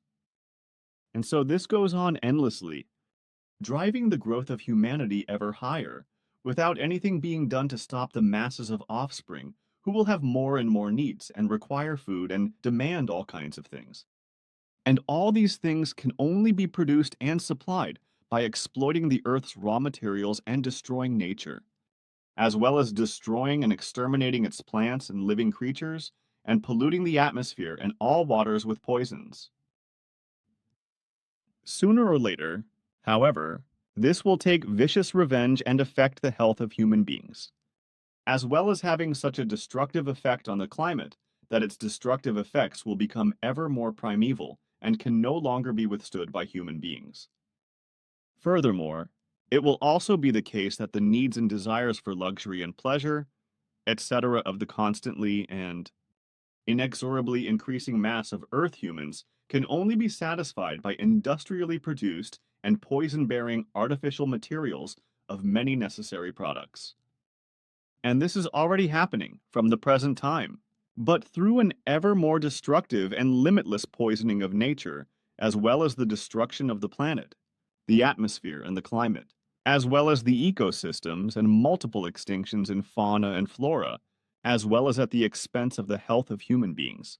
For countless human beings are infested more and more frequently by the most diverse and often incurable diseases, such as cancers and epidemics, and suffer painfully for a long time before they are released by death. However, many human beings will also fall prey to deadly vices, addictions, and life-despising sports, and forfeit their lives in the pursuit of these. Everything that is predicted in the future in terms of evil, misery, and natural catastrophes due to the destruction of the climate will be the fault of Earth humans alone, through their irresponsible manipulations and maneuvers, which they will henceforth carry out ever more intensively and irresponsibly in order to fulfill all their needs, destroying and annihilating the interior and exterior of the planet, as well as nature and the world of plants and living beings. And this will continue in the future until collapse, when neither the planet nor nature and its plant and living beings will be able to cope with the destructions, annihilations and exterminations, and even the entire degenerations of the numerically overflowing Earth humans in every respect.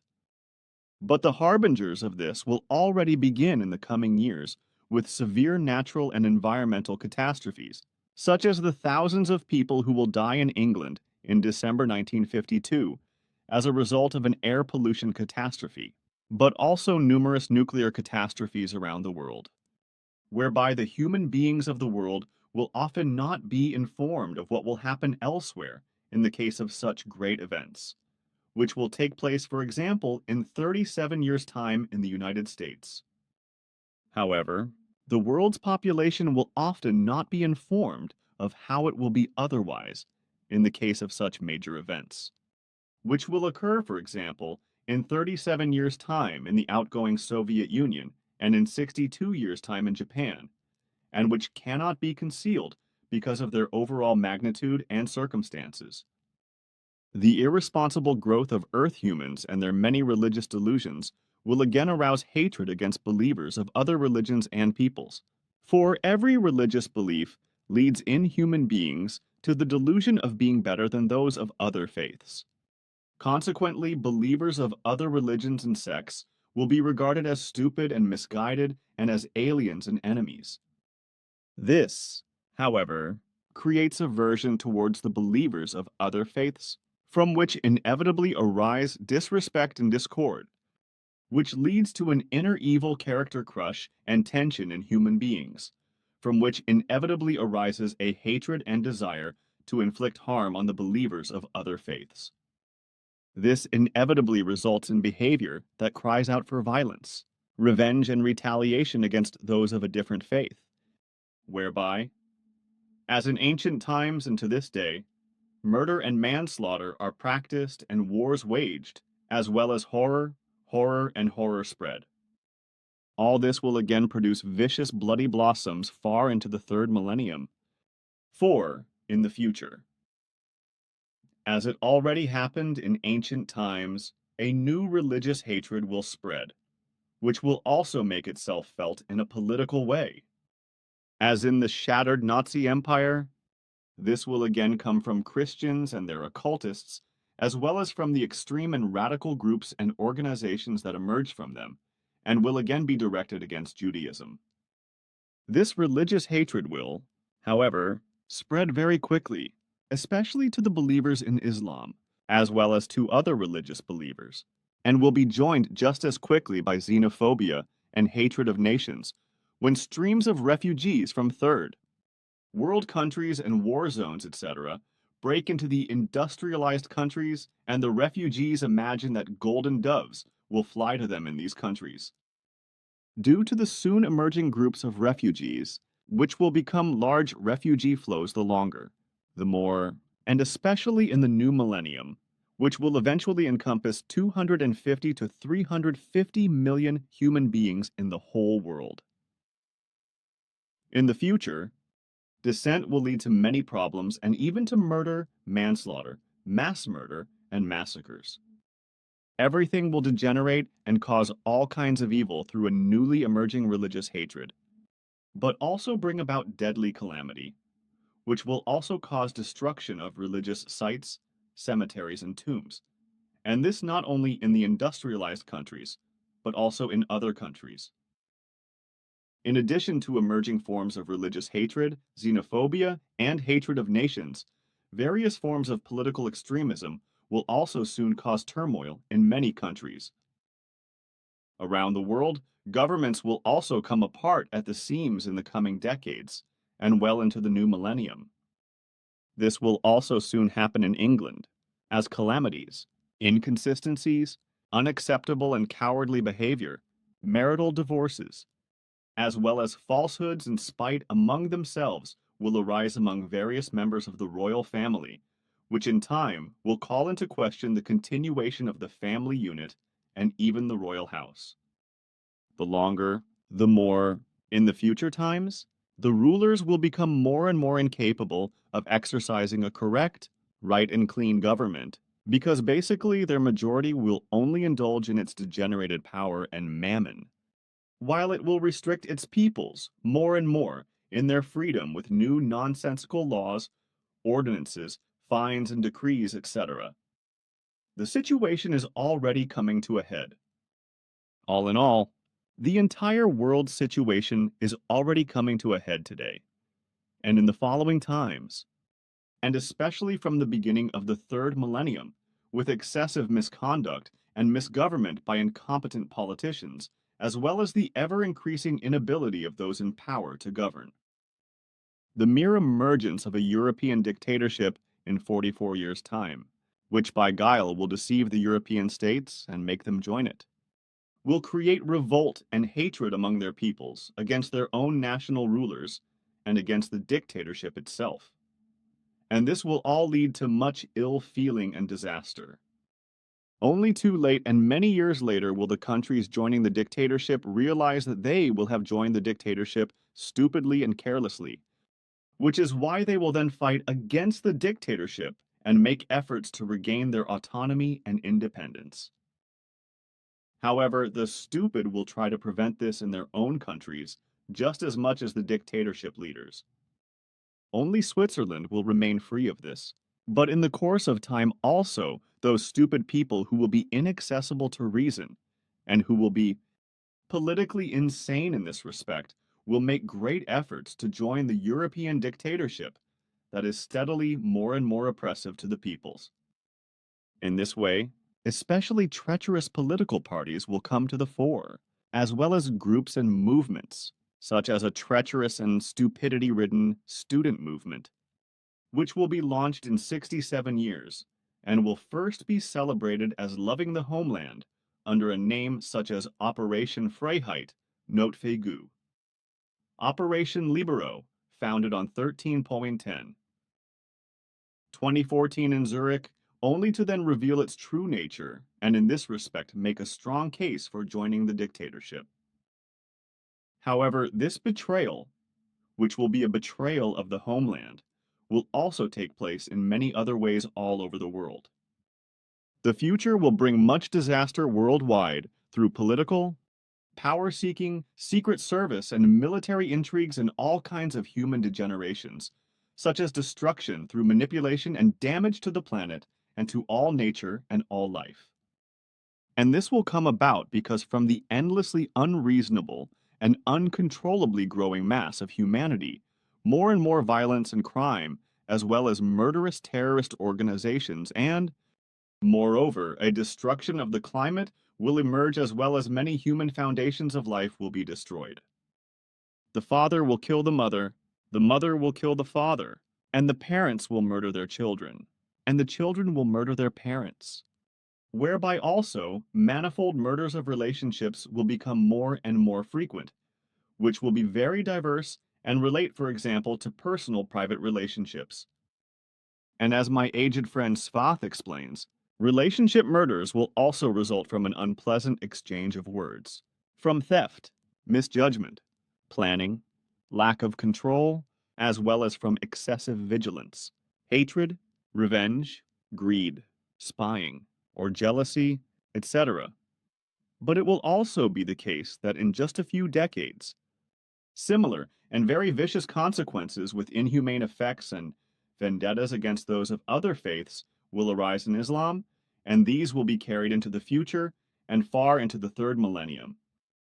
Thus, in 45 years, an Islam religious maniac from Saudi Arabia, full of vicious hatred against the Christian world and especially against the United States of America, will spread mischief in the world and, through his organization, degenerate Islam into the murderous mania of many through terror and destruction, which will result in Islamism being called Islamism all over the world as a result of terror, through which the fanatical leader of the terrorist organization will have it, like America, spread rape, death, destruction, and ruin all over the world.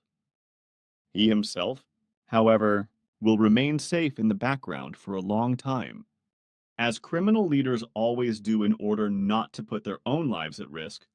Consequently, they will cowardly walk their henchmen through the fire, and these will have to let their lives. But he too will meet his fate, but only after he has carried out numerous terrorist attacks in several states, whereby, however, in connection with his violent criminal activities, numerous unpleasant world political events will develop that will cause great harm to humanity, such as fear and hatred against Islam, and thus against the believers in Islam, which in this respect will also lead to degenerations of many Christian believers, as well as believers in Islam, and will cost many human lives. And that into the future, and far into the new millennium, which will also cost millions of human lives elsewhere as a result of the hatred of an American all over the world.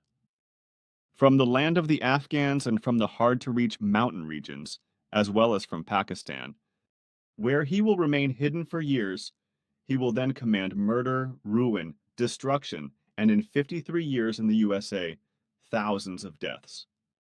Thus, in his Islamic religious delusion and hatred, he will have his terrorist network carry out a serious terrorist mass murder of civilians, and thus of many people of other faiths, and above all of Americans hated by him, on whom he will also take revenge for personal defeats. This will undoubtedly happen according to a clear foresight, because numerous other murderous terrorist organizations will also form around the world. So also in the country of the Afghans and in Arabia, through an Islamic religious delusion and through a desire for revenge against the Western world, especially as a result of hatred of individual Islam fanatics, whereby the hatred will be directed especially against the United States of America, which, in its desire for world domination, will also invade Arabia by war and plunge the Middle East into a chaos that will last for many decades, and in 70 years will also include Persia in its criminal machinations. The American terror and the influences arising from it, witches always have religious backgrounds, as well as intrigues, acts of torture and murder, and many inhuman degenerations, will be no less than the American military and secret services in their personal degenerations, and on behalf of those in power, will also perpetrate all over the world. Consequently, they will act in the same way as the religious sectarian criminal organizations themselves, which will emerge, for it will be, as elsewhere, that a serious murdering, destroying, and dangerous as well as worldwide terror and crime organization will also emerge in the Middle East. This organization will commit thousands of murders and human hardships, tortures, massacres, rapes and destructions and unparalleled degenerations, despising every human life, and will spread misery, horror, suffering, doom, blessings and destruction, as has never happened before, in such a way in any wars, etc., not even in the NAFTA, will have happened, not even in the Nazi war, which did not know the coming human degenerations, as these will happen in 50 years by the religious delusions of horror and crime arising in the land of the Afghans and in Arabia. These terror organizations spreading terror and many crimes will be under the leadership of one madman each, whereby one will proclaim his religious faith sect as a state, which, however, will become a terrorist sect with many tens of thousands of members from all over the world and will spread mischief and create terror far into the future of the third millennium in Arabia and also in other countries of the world, including Europe, America, Russia, and Asia.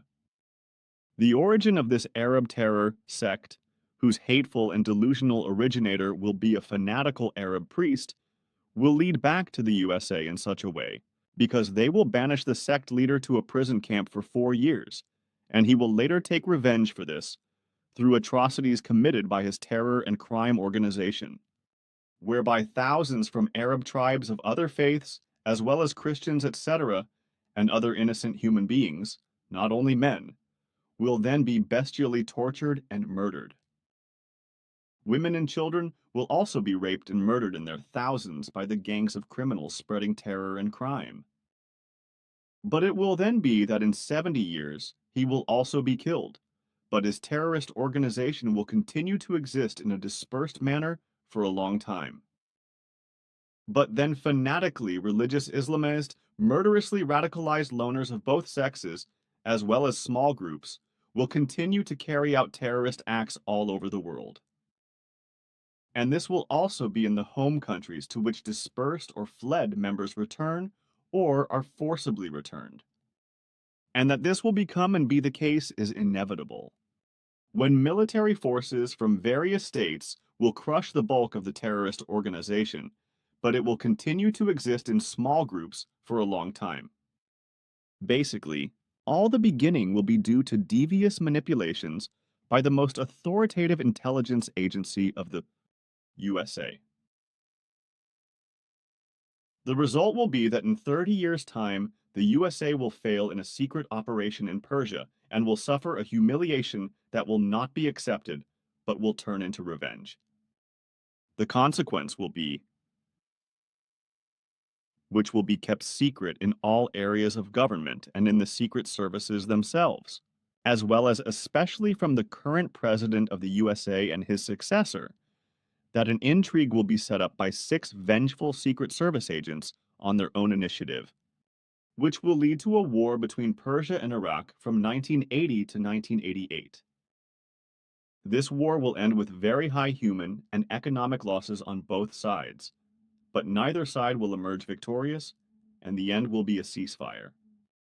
This, however, will be reason enough for the next president of the USA, who will be next in 40 years, to invade Iraq 2 or 3 years after taking office through lies and deceit, and also on behalf of the UN Security Council, which was founded in 1945, and to wage a war that will be justified by the need to liberate Kuwait, which is to be incorporated into Iraq by order of the Iraqi dictatorship. Some 12 years later, a son of this president of the USA will also be elevated to the office of president, who will then want to finish his father's work and force Iraq under the thumb of the USA, after which he will start another Iraq war in 54 years. This will then be the prelude to anarchy, rebellion, hatred, and ever-increasing political disorder, chaos, assassinations, and wars, as well as all kinds of mischief, spreading throughout the country and also to other Arab countries, and continuing in this way for many decades. For a long time to come, far into the new millennium, the entire USA intelligence manipulations and the political and military machinations of the USA will cause strife, hatred, wars, and evil mischief in the entire Arab region, from the Atlantic to the Indian Ocean, as well as in Persia, Korea, and in other Asian countries and in South America. And the hatred created by all these manipulations of the USA, its secret services, military, and politics, will create the great terror and crime organization in Arabia, spreading death, suffering, hardship, and disaster. In the coming decades and far into the new millennium, the rulers, as already mentioned, will become more and more incapable of governing, because basically the majority of the heads of state will only be interested in exercising their power and in mammon. They will act as rulers and seduce the people with lies, pretenses, and deceit through oratory in such a way that the people will follow them, believe their underhandedness and blunt lies and false promises, and give them their votes. In this way, the majority of the ruling classes will be able to arrange everything according to their own sense, because the majority of the population itself does not think, does not form its own opinion, but will be in bondage, without understanding and without reason, to the lies and deceitfulness of the loud-mouthed leaders of the state, and consequently, they can lead the states into enormous debts and chaos. However, the faithfulness of the majority of the population will also lead to them being exploited more and more by this and that new tax levies, which will then lead to discontent and thus slowly to revolting discontent and to mass demonstrations that will quickly spread worldwide. This will happen especially from the time when it is recognized that through the mass of Earth humans and through their manifold manipulations all around the Earth and nature, the weather and the environment will lead to the most severe destruction and will call into question the continued existence of humanity. And this will be when it is recognized that the Earth, through tremendous waste pollution and through the overexploitation of the Earth's resources, as well as through toxins of a thousandfold kind, will blatantly change the climate, cause nature to die, and natural disasters to spread disaster with increasing frequency. But it will be that the bulk of Earth humans will walk along without understanding or reason, and will not realize that its entire huge mass of humanity will be to blame for everything, and that it will have to restrict this mass. And in its selfishness, it will not want to recognize that all even greater disaster can only be mitigated if far fewer children are born. But the majority of Earth humans will not want to recognize this for a very long time, which is why wrong assumptions will lead to the rebellion of the peoples and cause anarchistic conditions. It is therefore inevitable that the peoples will then become more and more rebellious against the ineffectual governments, that the human beings and the majority of the populations will incite each other and spread hatred.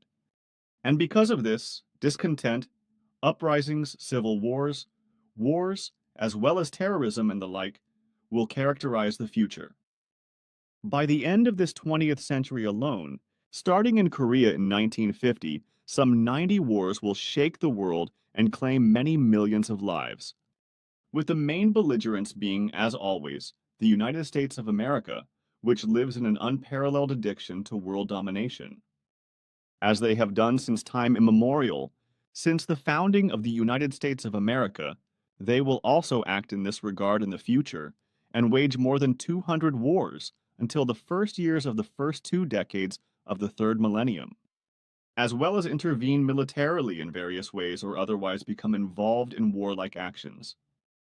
This, as they have always participated in intelligence operations on the territories of other states, carried out terrorist attacks and government overthrows, and repeatedly committed numerous political murders, and this without the USA ever having been attacked itself or also being attacked in the future. This is because the politicians of all states of the earth cowardly kowtow to the might of the rulers, and the secret services of the United States of America, and supposedly want to maintain the good relations as well as peace in the world, also in the future. However, the fact that the USA in particular does not want peace in the world has been an indisputable fact since time immemorial, which can be verified by any human being who is interested in it on the basis of effective history. The USA has been striving for world domination since time immemorial and will continue to do so in the future, whereby all underhand means are just good enough for them, as is also proven by the fact that the Secret Service CIA which was founded 2 years ago by order of the American President Truman, has been secretly interfering in the political affairs between China and Tibet since last year. This is in order to drive China out of Tibet, which is directed by the still young and only a little more than 13-year-old 14th Dalai Lama. As head of the Tibetan government, and who is called a man of peace, but which he is not in reality. For in reality, even at his young age, he is a high-handed and devious rebel, conspirator, insurrectionist and terror to the women whom he dislikes but lies to them about equality in order to be sure of their adherence to him and their support as religious leader, as well as their gifts of grace, which is absolutely certain. Contrary to his hypocritical actions, he is already a hypocrite at his present young age, and when he grows up he will be a man of discord, falsehood, and misogyny, like others and also the Panchen Lamas before him. Their believers had and still have them mistreated worse than slaves, had them tortured, or had their torturers cut off their fingers, hands, or arms, as well as legs or ears, or blinded them.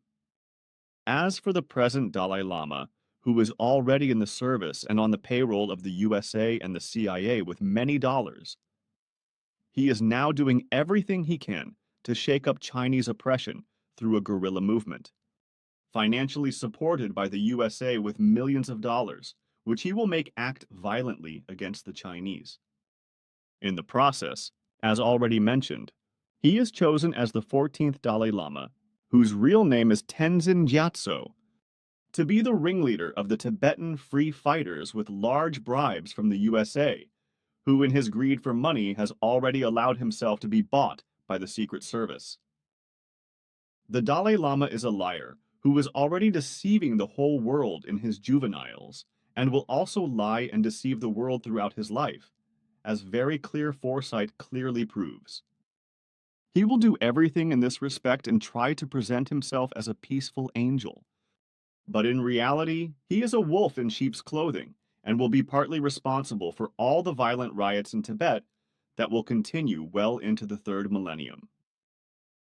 He will stop at nothing, just as the entire criminal Nazi regime in Nazi Germany stopped at nothing.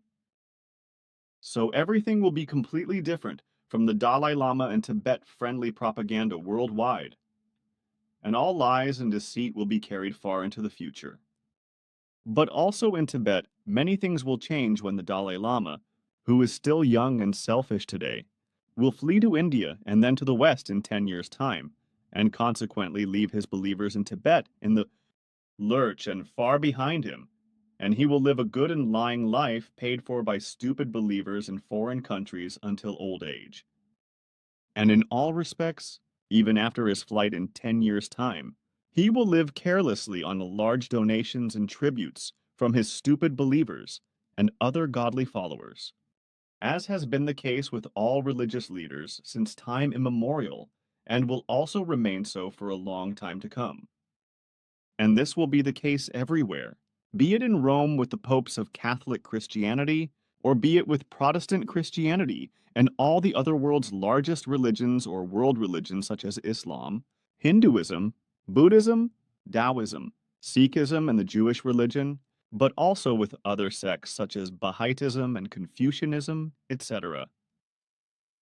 There are also many different sects, such as Jehovah's Witnesses, Evangelicalism, the Mormons, and many others in Christianity alone. But there are also many others in all the other main religions who are doing their mischief, and many more will join them in the coming times, well into the 3rd millennium. Religions are sects like all religious groups, and they all seek to capture human beings as believers by certain methods. Through lies they promise freedom and healing religious consciousness, and all those who allow themselves to be caught by this as religious followers and cult followers must adopt exactly the way of life prescribed by the faith, align themselves and behave according to it.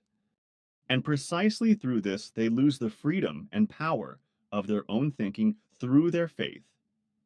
Consequently, they can no longer make their own reflections and decisions.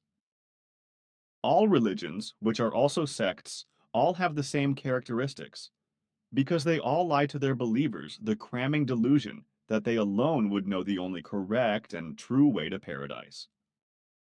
But everything is already arranged that, instigated by the Dalai Lama, an underground war of free Tibetan guerrilla fighters will soon break out.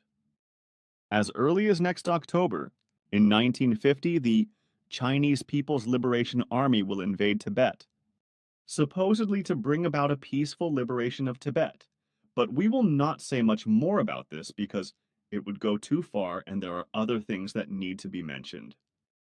The tradition of the aggressive policy of the USA, which has existed for centuries as it continues today against the Soviet Union, will therefore not be an exception in later conflicts and also in the far future and will not be changed for the better.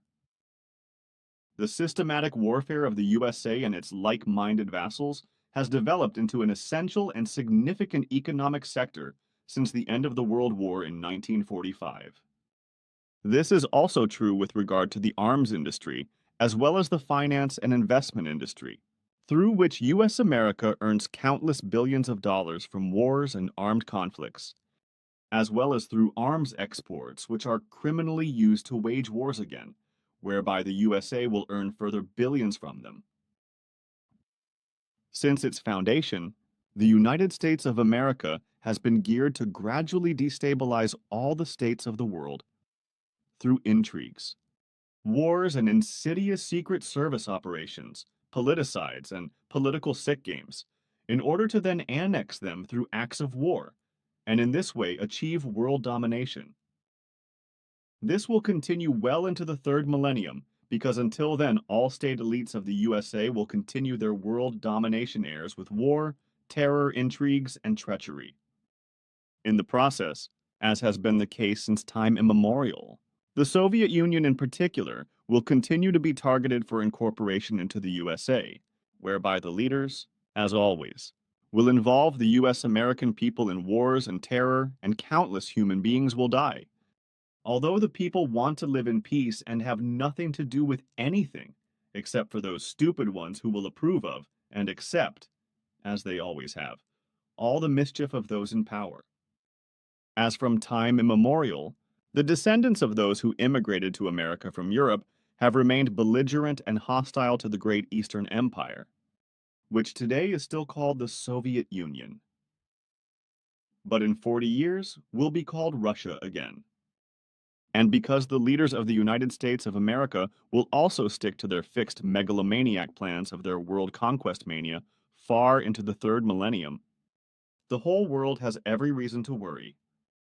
This is because, even though the last World War ended a few years ago, the leaders of the USA will stick to the plans of subjugating the Soviet Union, though they will not be able to realize their efforts in this regard. Nevertheless, the danger of war against the Soviet Union will always emanate from this USA, as it will also after 40 years, when the old name of Russia will be brought to bear again. Therefore, the USA will continue the war against the Soviet Union in a suppressed manner, always threatening an outbreak of open war, which could be carried out with nuclear weapons, because the Soviet Union will also detonate its first atomic bomb this year, on the 29th of August. Such a war could be the end of humanity, whereby this danger will remain for a very long time, because the leading powers of the USA will continue to live out their obsession with might and world domination for a long time to come. And if such a final war were to come, it would be just one more item on a never-ending list of many acts of war perpetrated by the USA. Without question, it can be said with a good conscience that the United States of America is the terrorist state on earth that ranks first by far.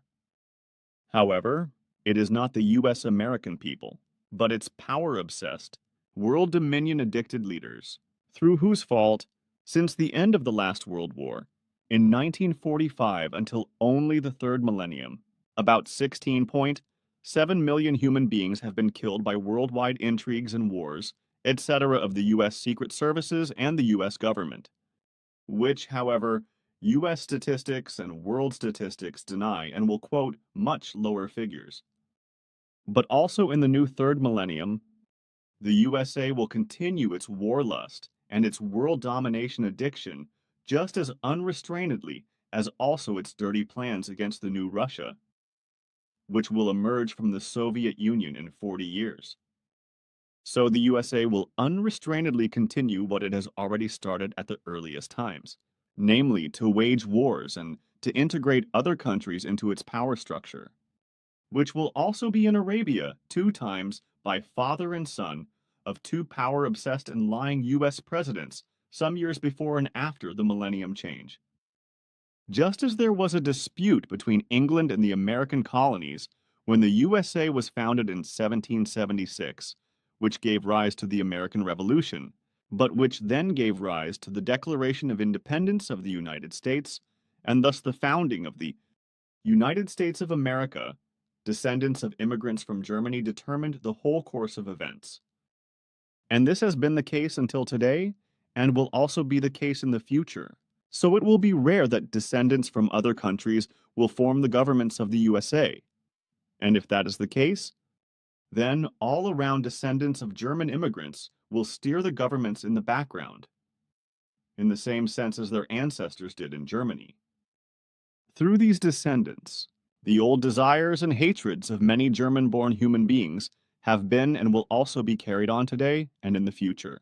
Just as these degenerations were harbored in Europe from time immemorial against the old Russia, and these were taken over and carried on in the US-American system of government, but which have been preserved up to the present time and will also be carried on in the future.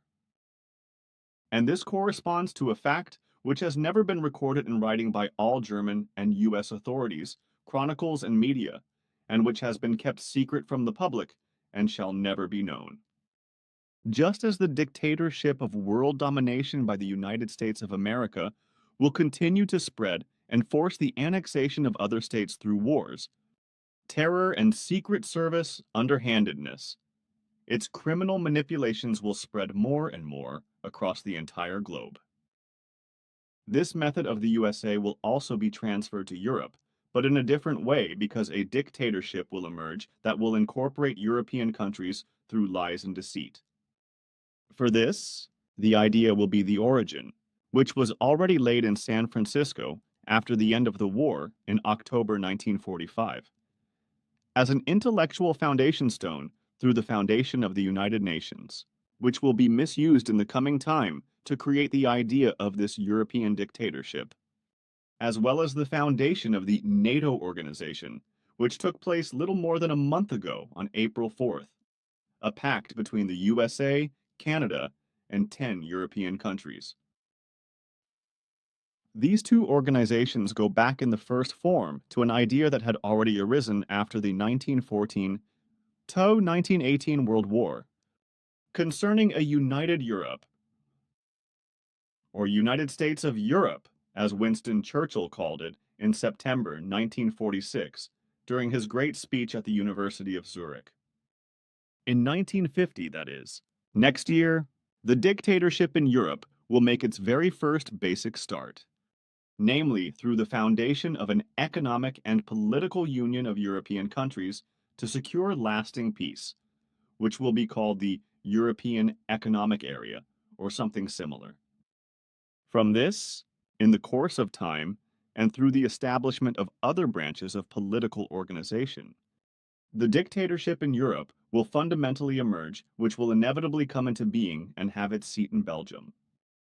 The foundation of the dictatorship in Europe will emerge under the well-thought-out, secret and long decades of pre-planned lying cloak of a supposedly peaceful and unifying union of all European countries under the lie of a peaceful and unifying union, from which, however, Switzerland will keep out to a certain extent thanks to sensible rulers.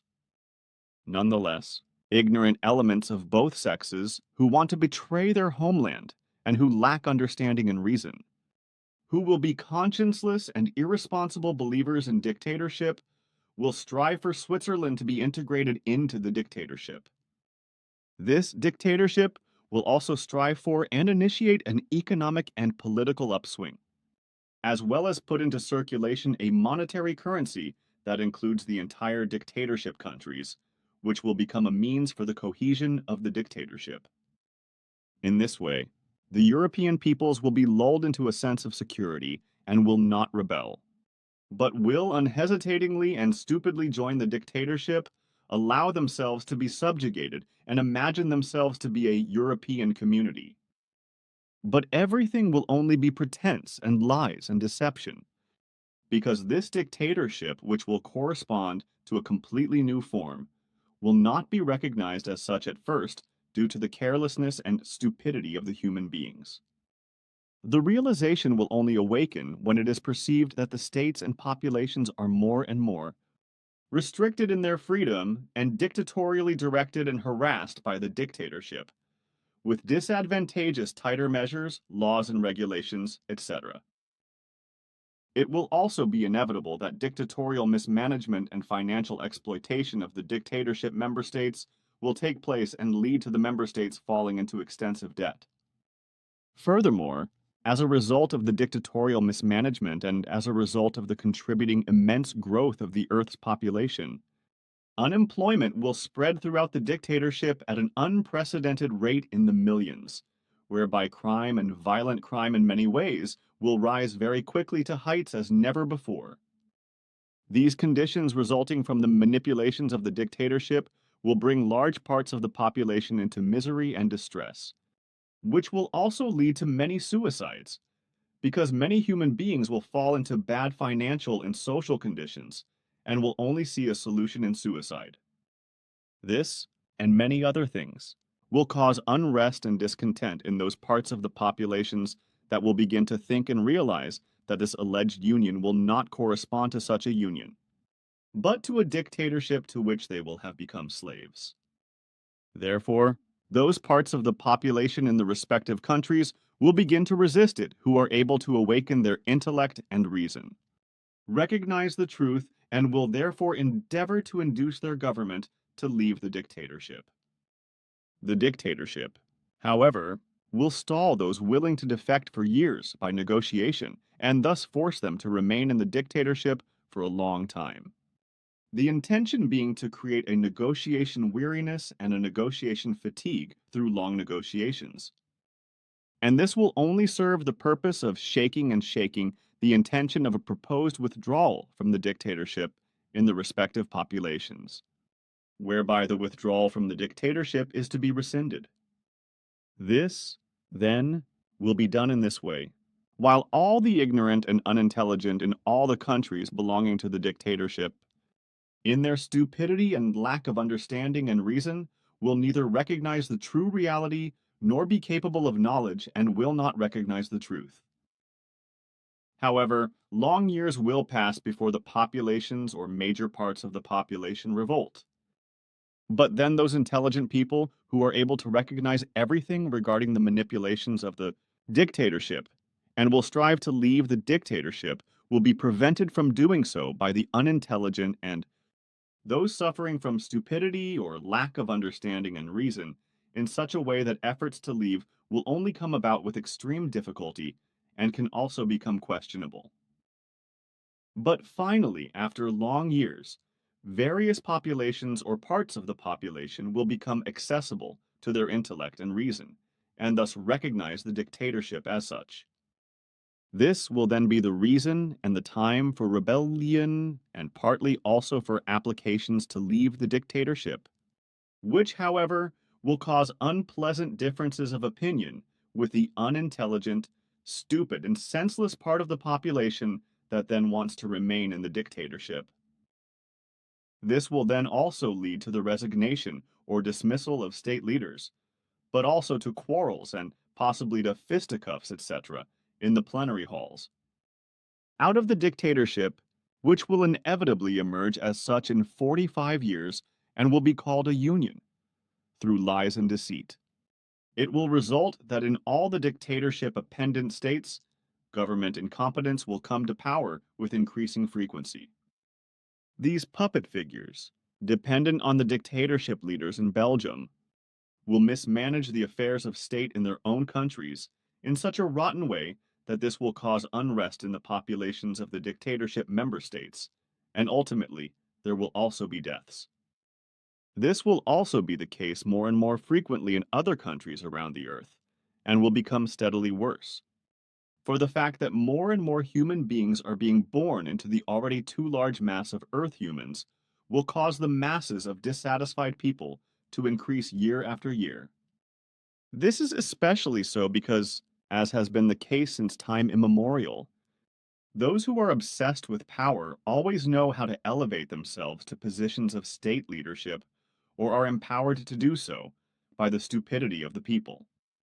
In the course of time, they will all soberingly realize that they have elected their own butchers to the helm. Consequently, they will succumb to sullenness and express their frustration, disappointment, and bitterness regarding their false state leaders through open discontent, demonstrations, and rebellion.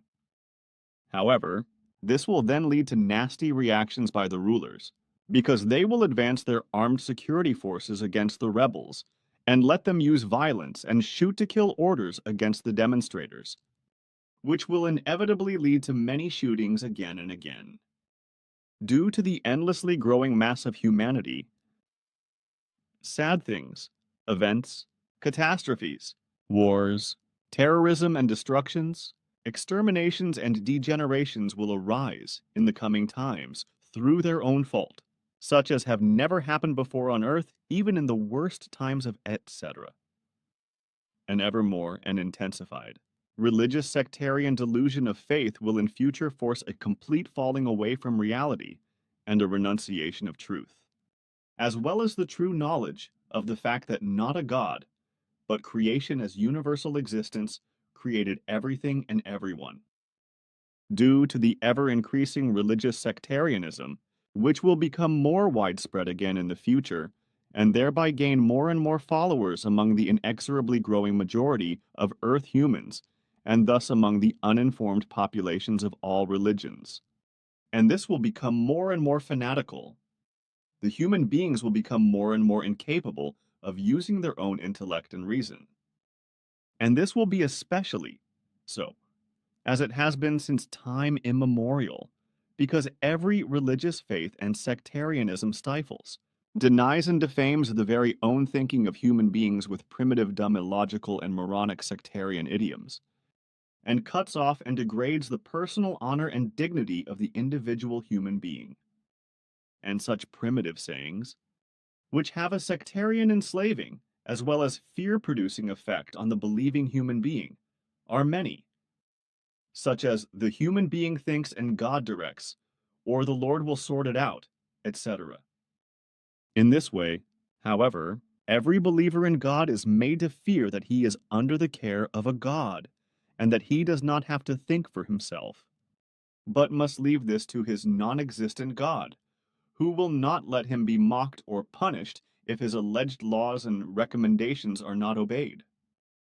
Through all these fairy tales and the confused belief in God, the human beings in their bulk are controlled by religious and sectarian superiors and made believers in a non-existent God, regardless of which religion and sect the individual human being and his bulk belong to. Many of these sect leaders are wolves in sheep's clothing, starting from the lowest preachers up to those who wear the highest orders, and put themselves on a par with their imaginary and non-existent God, like the Pope in the Catholic Christian world.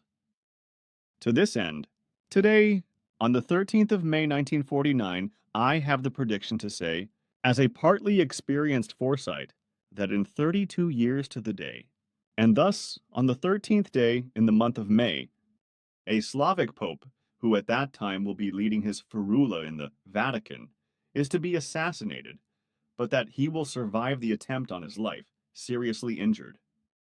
The assassination attempt, however, will not be made public in terms of the reason, but will be concealed by the Vatican and dealt with internally, as such things and many others have been handled in this way since time immemorial.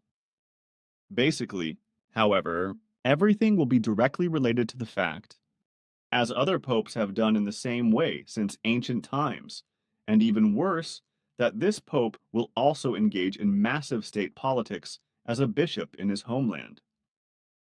He will do this while secretly building up a political organization in the background, but will then put a special leader in front of it. Even at this early stage, he will unlawfully pour large financial donations entrusted to him into this organization in order to strengthen it, and one day be able to overrule the state system that does not suit him. But if he is then elected pope, he will on the one hand deal with the laundering of drug money together with the Vatican Bank, but will be urged by the organization in his home country to continue to support it with money from the Vatican Bank.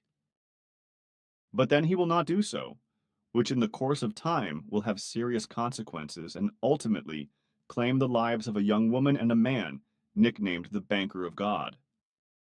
What will happen in terms of criminality and fraud in the Vatican Bank will also happen worldwide in similar and also in other ways in many governments and in all forms of the economy. Consequently, everywhere there will be trading and injustice, as there will also be fraud, financial waste, and extensive debt-making in many ways, for which in the coming times open advertisements will tempt and drive the populations to get into debt so that banks and other financial institutions can enrich themselves to an ever greater extent. And this will be the case in the future through mismanagement also in banks as well as in many companies, small and large enterprises as well as in corporations, etc., but also in the entire agricultural industry, building industry, and in the private sector, etc., which will lead to innumerable bankruptcies from which even long-established large companies and large corporations, etc., as well as even aristocratic families, etc., will not be spared. What is uniform is that every single human being, if he becomes a believer in God or otherwise falls prey to a faith, loses his very own personal thinking, and in this respect also his own personal honor and dignity, and becomes a delusional faith slave. This also applies to the entire mass of the world's believers in religion and sects, who, as a result of religious sectarian delusion, have long ago lost any relationship to truth, reality, and all creation, and will also lose any relationship in this respect in the future. As a result, every believer loses the sole truth that only the universal creation consciousness is the only true reality and truth with all energy and power. Consequently, only this universal creation consciousness has brought about the creation and existence of the universe and everything that exists in it, but never a non-existent deity. And it is irrelevant whether an invented religious sectarian bullshit fable with a non-existent sun is fabricated, or whether some other confused man-dumbing fairy tale of faith is exalted, which clouds the brain of one or all believers in general and causes intellect and reason to atrophy. And the majority of Earth humans is afflicted with such fables of sectarian faith of various religious and sectarian tendencies, as are, of course, all rulers and their satellites, who use their religious faith to justify their malicious, autocratic, and pressurizing, as well as warlike, terror-like, and underhanded intrigues and machinations spreading violence, death, and destruction. And it is a fact that the more the rulers and their consorts are faithful and God-fearing, as well as the believers of the populations, the more maliciously, violently, consciencelessly, and inhumanly they allow their darkest, worst, and most depraved character traits and character unvalues, which are hidden within themselves, to freely and viciously degenerate to the outside world. This is especially the case when something does not suit them, is contrary to their opinion. A louse crawls over their liver, or they are attacked in some verbal or physical form.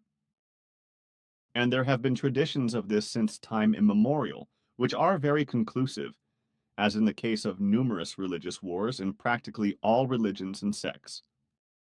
Religious and sectarian beliefs protect them all from letting go of their evil character traits. Only as long as they can hypocritically talk about love, peace and justice, etc.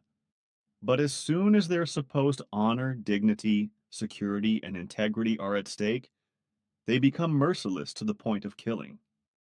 And this has been the case since time immemorial and will intensify again in the future, because in the coming decades, the industrialized countries will be overrun by streams of refugees that will ultimately number up to 350 million human beings in the third millennium.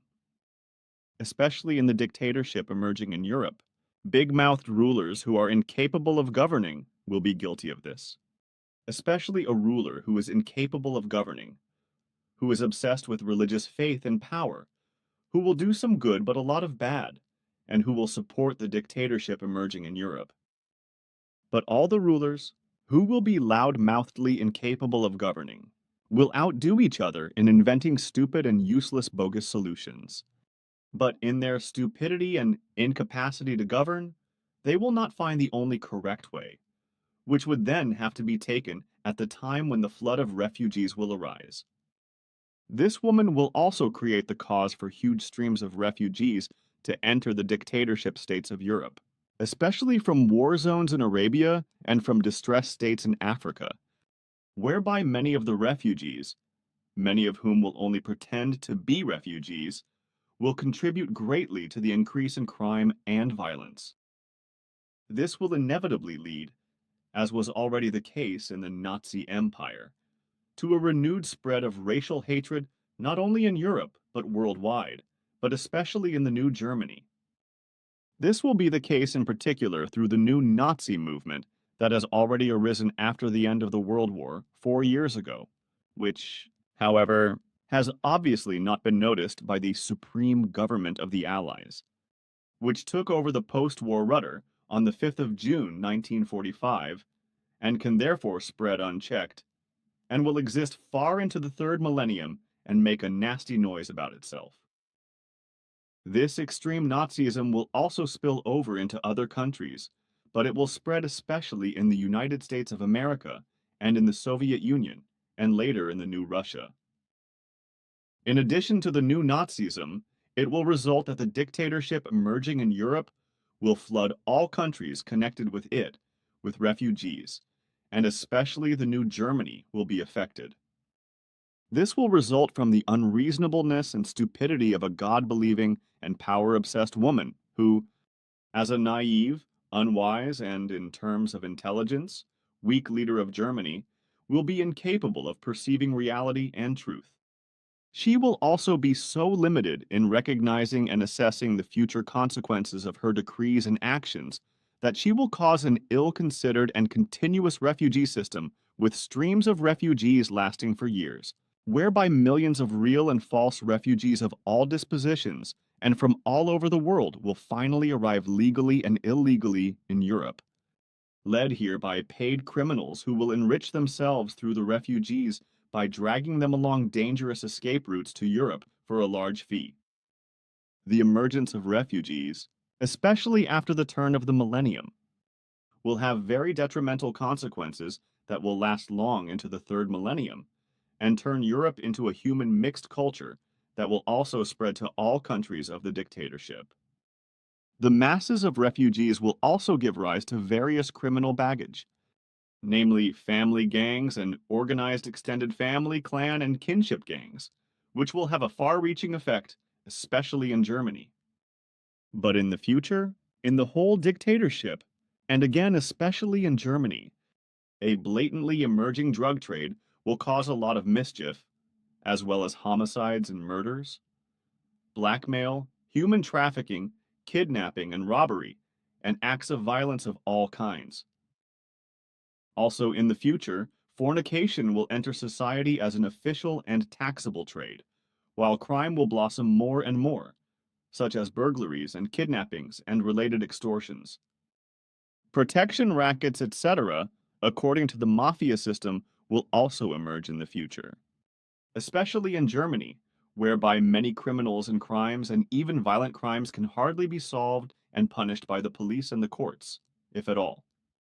Consequently, in the coming times and in the third millennium, a widespread arms trade will also lead to many of the law-abiding population obtaining firearms legally, but also illegally and secretly, just as many criminals and violent criminals will do. In the new millennium, The fear of the human beings with regard to the increasing criminality, violence, and crime will lead to many of the righteous people in Germany, but also in Switzerland, acquiring weapons. And this will be especially so in the future when a refugee system arises, caused by a mad power-obsessed German government, which will cause many deaths on the escape routes, both on land and also on the Mediterranean Sea, which is to be crossed to Europe on unfit boats overcrowded with refugees. In the new millennium, the emerging dictatorship in Europe, with Germany being the most affected, will have to deal with hundreds of thousands of refugees. Among them will also be criminals, violent people and criminals, which will result not only in social problems, but also in crime, violence, and criminality on a large scale and constantly increasing, which will then become more and more difficult to deal with. But this will then also result in the spread of xenophobia, racial hatred and religious hatred, which will lead to serious problems and give rise to vicious hate mongers who will not only demonstrate, but in some cases also act in a contemptuous and violent manner against legal and illegal refugees. Criminal clans will form from unlawful refugees of the most diverse origins and peoples and turn Germany into a state in the dictatorship of Europe, in which the industrious population will be harassed and exploited by criminality, violence, and crime, as well as by the government and the authorities. Against this, however, neither the incompetent state leader nor all her co-rulers will do anything tangibly counteracting, because they will all guard against it in cowardly fear, because in the future they will be threatened of their lives by various political criminal groups. Consequently, they will find it difficult to take consistent action against these gangs and groups, which will then murder rulers despite the personal protection. As a rule, the leaders of the state will lack the will to do something against the growing crime, violence, and criminality due to their cowardly fear of the death threats directed at them, while in many cases, they will also lack the legal possibilities. Consequently, the lawlessness will constantly increase, especially through the manipulations of the dictatorship, which will be hatched more and more in Belgium in the dictatorship headquarters, and will drive the follower countries deeper and deeper into slavery and the peoples into discontent.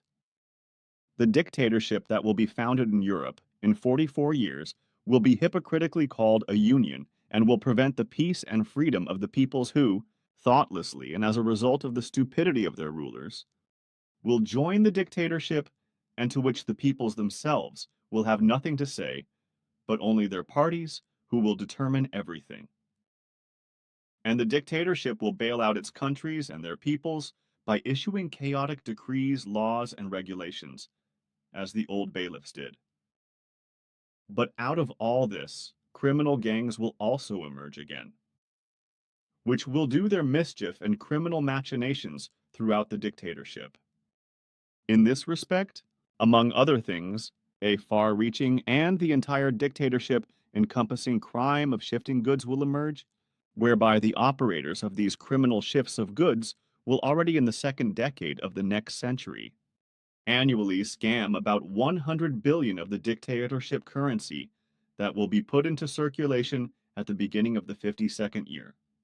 Calculated from today, these criminal acts will take place in a newly developing crime of shifting goods, whereby in the entire dictatorship area or in all countries affiliated to the dictatorship, dummy companies will be set up, and goods of all kinds will be shifted back and forth from country to country.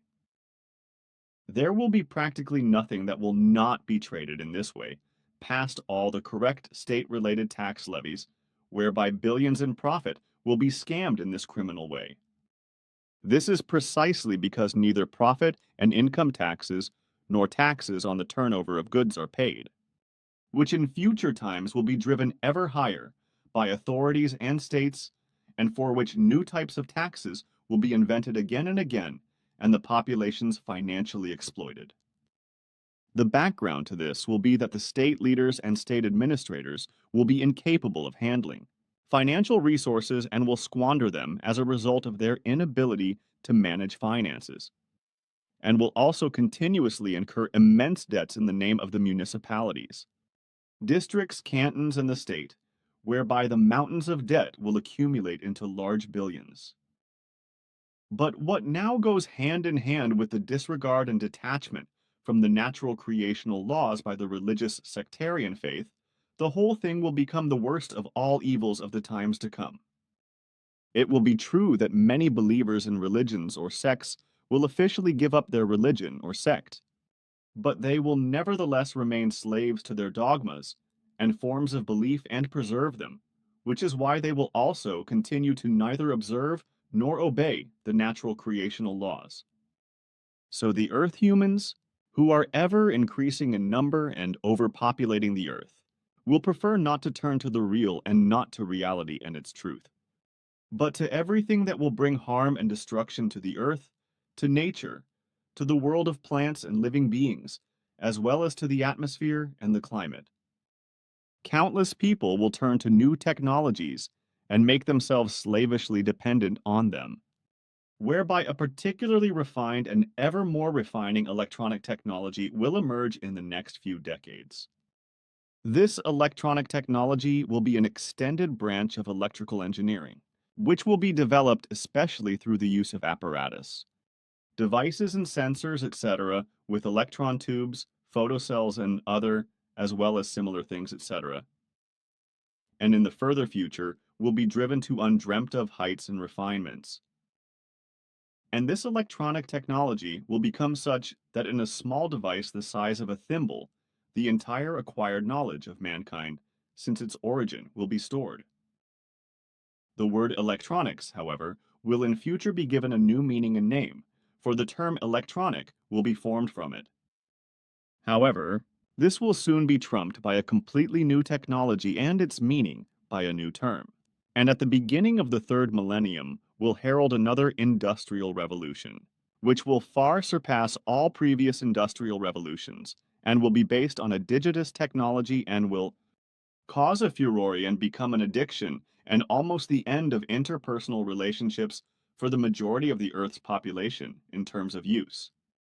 This new technology is supposed to be based on the fact that a conversion of signals of a similar, comparable, or even like manner will be converted steplessly into digitous formats or digitous modifications, whatever that is supposed to be or will be. For this technology, original and still unclear ideas, and thus the basic beginning for it, were already created in 1937, whereby then the development of a first fully electronic digitous universal computer took place early and quickly, which was then constructed 9 years ago, whereby the very first beginning did not start with this, because this actually leads fundamentally back into antiquity, whereby, however, the technology that has emerged from this until today will lead to immense progress and revolutionize everything that emerges from electronics. This will also result in developments that will lead to computing devices and appliances, etc., and will determine the direction of all further technical, electronic, and also progress into the future and towards digitous technology. And this will take place especially from the beginning of the third millennium and will be used worldwide by young and old, and will lead in many cases to addiction as well as to increased criminality, violent crime, terrorism, family discord, indifference, and the destruction of relationships. However, this new technology will cause cancer in human beings and animals through long exposure to electromagnetic radiation, as well as disorders of consciousness and many other ailments. In its further development, this digitous technology will also lead to the development of highly calculating apparatus and all kinds of devices, etc., as well as to data processing systems of many kinds, from the tiniest to the largest, as it will also find its way into television technology, as well as, of course, into many things with regard to medical and military and many other purposes. With this new technology, completely new ways of technical development will be opened up, which will then lead to the striving for an artificial intelligence or cognitive ability to act. The new technology of electronics will also lead to the development of a ridiculous space technology in only 2 decades as a result of fear and the arms race, which will be used to reach the Earth's satellite with primitive rockets. In the process, the arms race will lead the USA to carry out several rocket flights to the moon. But in doing so, as a clear foresight has shown, first, a ridiculous, but many million-dollar costing fraud will be committed, by which the entire population of the Earth will be dangled on a fool's rope. This is because the USA, as a result of its arms race with the Soviet Union, wants to outdo it in becoming the first nation to land on the Earth's moon. Therefore, by means of lies, deception, hypnosis, and acting, as well as crime, controlled by the US government, a moon landing fraud will be fabricated and broadcast via the by then developed and then already widespread television. The lunar travelers chosen for this fraud maneuver will be treated post-hypnotically and later live under the hypnotic delusion that they had actually carried out the moon flight. And this will be done in this way because the alleged moon flyers, after their equally alleged return from the moon, are to answer to the press and the world population, but especially for the Soviet Union, and are to be presented as proof that the USA is more powerful than the Soviet Union. Many of those involved in this object of deception will be sworn to absolute secrecy, which will nevertheless lead to danger for some of those involved, because they will want to start talking carelessly. But this will not be allowed to happen, so that they will then be murdered by Secret Service operations in the most varied ways, but in such a way that the murders will not be recognized as such. In order to mislead later investigations on the moon by other states with regard to the landing tracks, etc., into believing that the fictitious moon landing had actually taken place, a further deception of the USA will take place 1 year later. This will involve another lunar flight claiming that a moon landing could not be carried out due to technical damage, and therefore the moon could only be circumnavigated.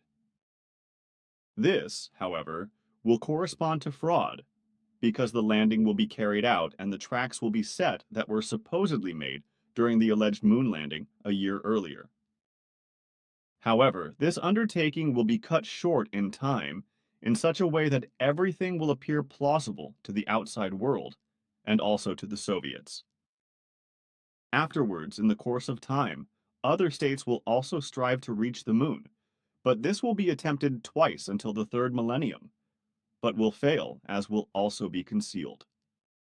The USA will only officially consider new lunar flights after the second decade of the third millennium, while other countries will also try to reach the moon before then, but then only unmanned and without luck. The USA itself will only undertake further efforts for new moon landings after the second decade of the new century, just as flights to the planet Mars will also be considered from the third decade onwards. Another important event will take place in 22 years' time, when the Soviet Union will build its first space station, which will be called Peace and will orbit high above the Earth. This will be a spaceflight body that will exist for almost 15 years and then be brought down. Another such space station will then be built in international cooperation and manned continuously. After the second decade of the third millennium, as will be planned by the USA, another new space station will be built with international help, but it will then be stationary and not orbiting the Earth. The consequences of the coming new electronic technology, which will extend into the farthest future of the Earth, will lead to boundless addiction in very many human beings, especially already in children, in juveniles, and also in various groups of adults, and will destroy interpersonal relationships just as much as it will disadvantage the use of reason and rationality in the future. As a result, righteousness and the development of the personality, character, and also the sense of responsibility, as well as life training, will suffer serious damage, and a profound indifference to law and order will take possession of human beings. The human beings will not be able to cope with this rapidly developing new electronic technology and will therefore miss it in many ways. both to the detriment of their personal health in many respects and also to the detriment of their fellow human beings. The future electronic technology will also be used to commit crime, as well as for criminal machinations by the secret services, for military warfare purposes, whereby the entire worldwide emerging and murderous as well as destructive terrorism will also be able to use this technology and thus have an effect worldwide in a way that would never be possible without this very quickly emerging electronic technology. It is to be said that the new electronic technology will not only bring bad things, but also much good and progress, for example, with regard to medicine and the health of human beings, although everything will also be abused in this respect. One of these abuses will already develop when, in 18 years' time, the first heart transplantation is carried out on a human being and is successful. But this will be the beginning of such transplantations becoming the order of the day, so to speak, in clinics all over the world, but also with regard to various other organs that will be transplanted countless times over the course of time. And this will be the beginning of the emerging criminality, which will then result from the fact that human beings in financial need will be motivated to sell certain of their organs for transplantation into foreign human beings. It is also clear from forecasts that human beings will also be murdered by various methods in order to obtain their organs for organ transplants, although these will not be recognized as a result of the underhanded murder. And it will become a fact that a real trade in organs will develop, for which unlawful, irresponsible, and disregarding human dignity, governmental efforts will also arise to establish by law that organ donation should become compulsory. But whether this nonsense will prevail could not yet be fathomed through previews.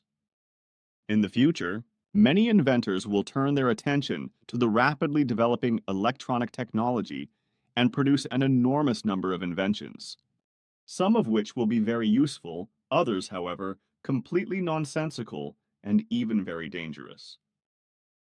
This new technology will be triggered on a large scale as a result of an electronic technology hysteria that will come about in later decades and to which countless human beings will dock.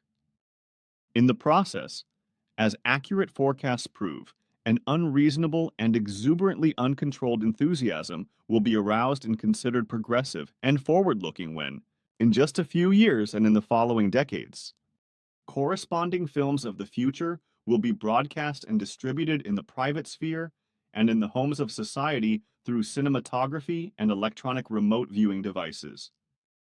This will lead to the fact that many human beings who are gifted in terms of imagination and technology will, as a result of such future films, induce themselves to invent through their own emerging ideas and consequently make sensible future-breaking, but also completely nonsensical, dangerous, and useless electronic inventions. This will lead to the development of a technology that is still far too early for Earth humans and will bring a great deal of disaster upon the world and all peoples. Because this new technology, which is emerging far too early, cannot be controlled or mastered by humanity for a long time yet and will therefore lead to a thousandfold disaster. It will also be inevitable that such inventions relating to the future will be used completely irresponsibly as tools of mass murder and that they will be criminally misused for military purposes, and that wars will be waged with them in many different ways. But this new technology will also offer various small and large political and religious fanatical terrorist organizations all over the world the possibility to carry out their murderous, criminal, and destructive terrorist actions.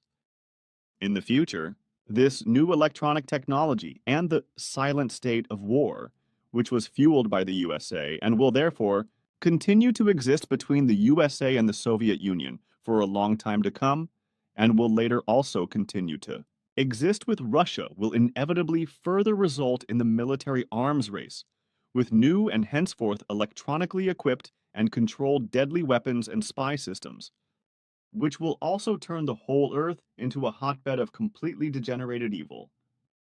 And as a result of this dubious progress, based on electronics, With regard to private and public transport mobility, electronically controlled production processes will make it possible to eventually have billions of private automobiles soar just as very quickly as the productions of countless other vehicles equipped with internal combustion engines.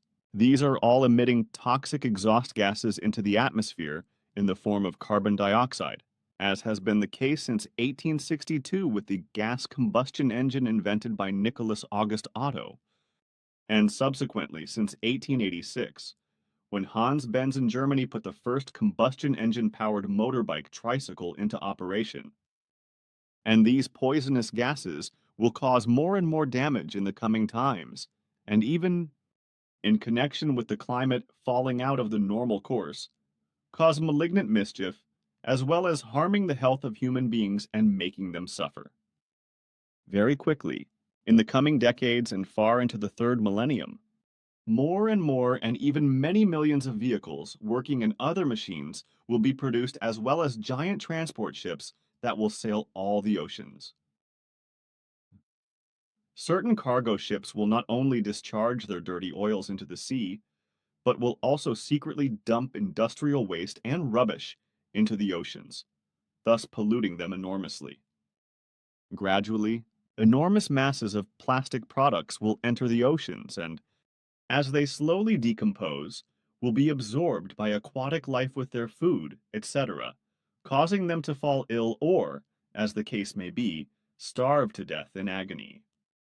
If, however, they are caught by fisheries and eaten by human beings, then the fine and decomposed plastics that have accumulated in the aquatic creatures are also eaten by the human beings, who will also fall ill in many cases as a result. Plastics of all kinds, like innumerable waste materials of other kinds, will in future also be discharged in vast quantities into watercourses and seas due to the indifference of the population and as a result of the irresponsibility of companies, etc. In a few decades, fishing fleets will virtually empty large parts of the oceans and expand their fishing grounds to the Arctic and Antarctic, whose ice masses have already been diminishing since industrialization, but from today onwards will melt away more and more rapidly due to global warming, just as all mountain glaciers on Earth are melting. The process that the ice masses of the Arctic and Antarctic, as well as the glaciers of all mountains in the world, have been diminishing since industrialization and are therefore slowly melting, is due to the manipulations of the overpopulation of the Earth that began at the end of the 18th century and is destroying the planet. Nature, its plants and living creatures, as well as the further destruction that will continue to become more and more serious. Whereas at that time there were already 900 million human beings who had exceeded by 400 million. The number of human beings that could be tolerated on the planet. Today there are around 2.2 billion human beings whose manipulations are maltreating the planet, nature, and all life, and slowly but surely destroying more and more the natural course of all natural movements, and ultimately making it impossible to avert the catastrophes that will inevitably result. Already in a short time, gigantic pleasure, ocean liners, and large airplanes, naturally equipped with combustion engines, and in the future also giant airplanes with jet engines, which are coming up en masse, will be created, which will produce millions and billions of tons of poisonous exhaust gases and thus impregnate the atmosphere, as will also be the case with fuels, which they may have to discharge before landing for reasons of landing safety. So, in the times to come, enormous masses of vehicles and machines, etc. will be produced, as a result of which innumerable land vehicles, implements, tractors, and other working machines of all kinds will affect the atmosphere and the air we breathe, and especially the basic climate all around the Earth. This is due to all the petrol engines, but especially to the diesel oil engines invented by Rudolf Diesel in 1892, which are needed more and more all over the world to produce food for the world's growing population.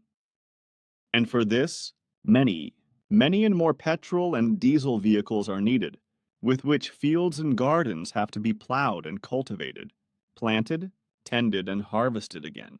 And in the future, the plants will also be sprayed more and more frequently and more often with various poisons against plant pests and weeds, whereby the plant food, and thus also human beings and animals, are slowly but continuously poisoned. All this can no longer be done by hand, but only by machine, and also only by developing and producing the necessary vehicles and machines.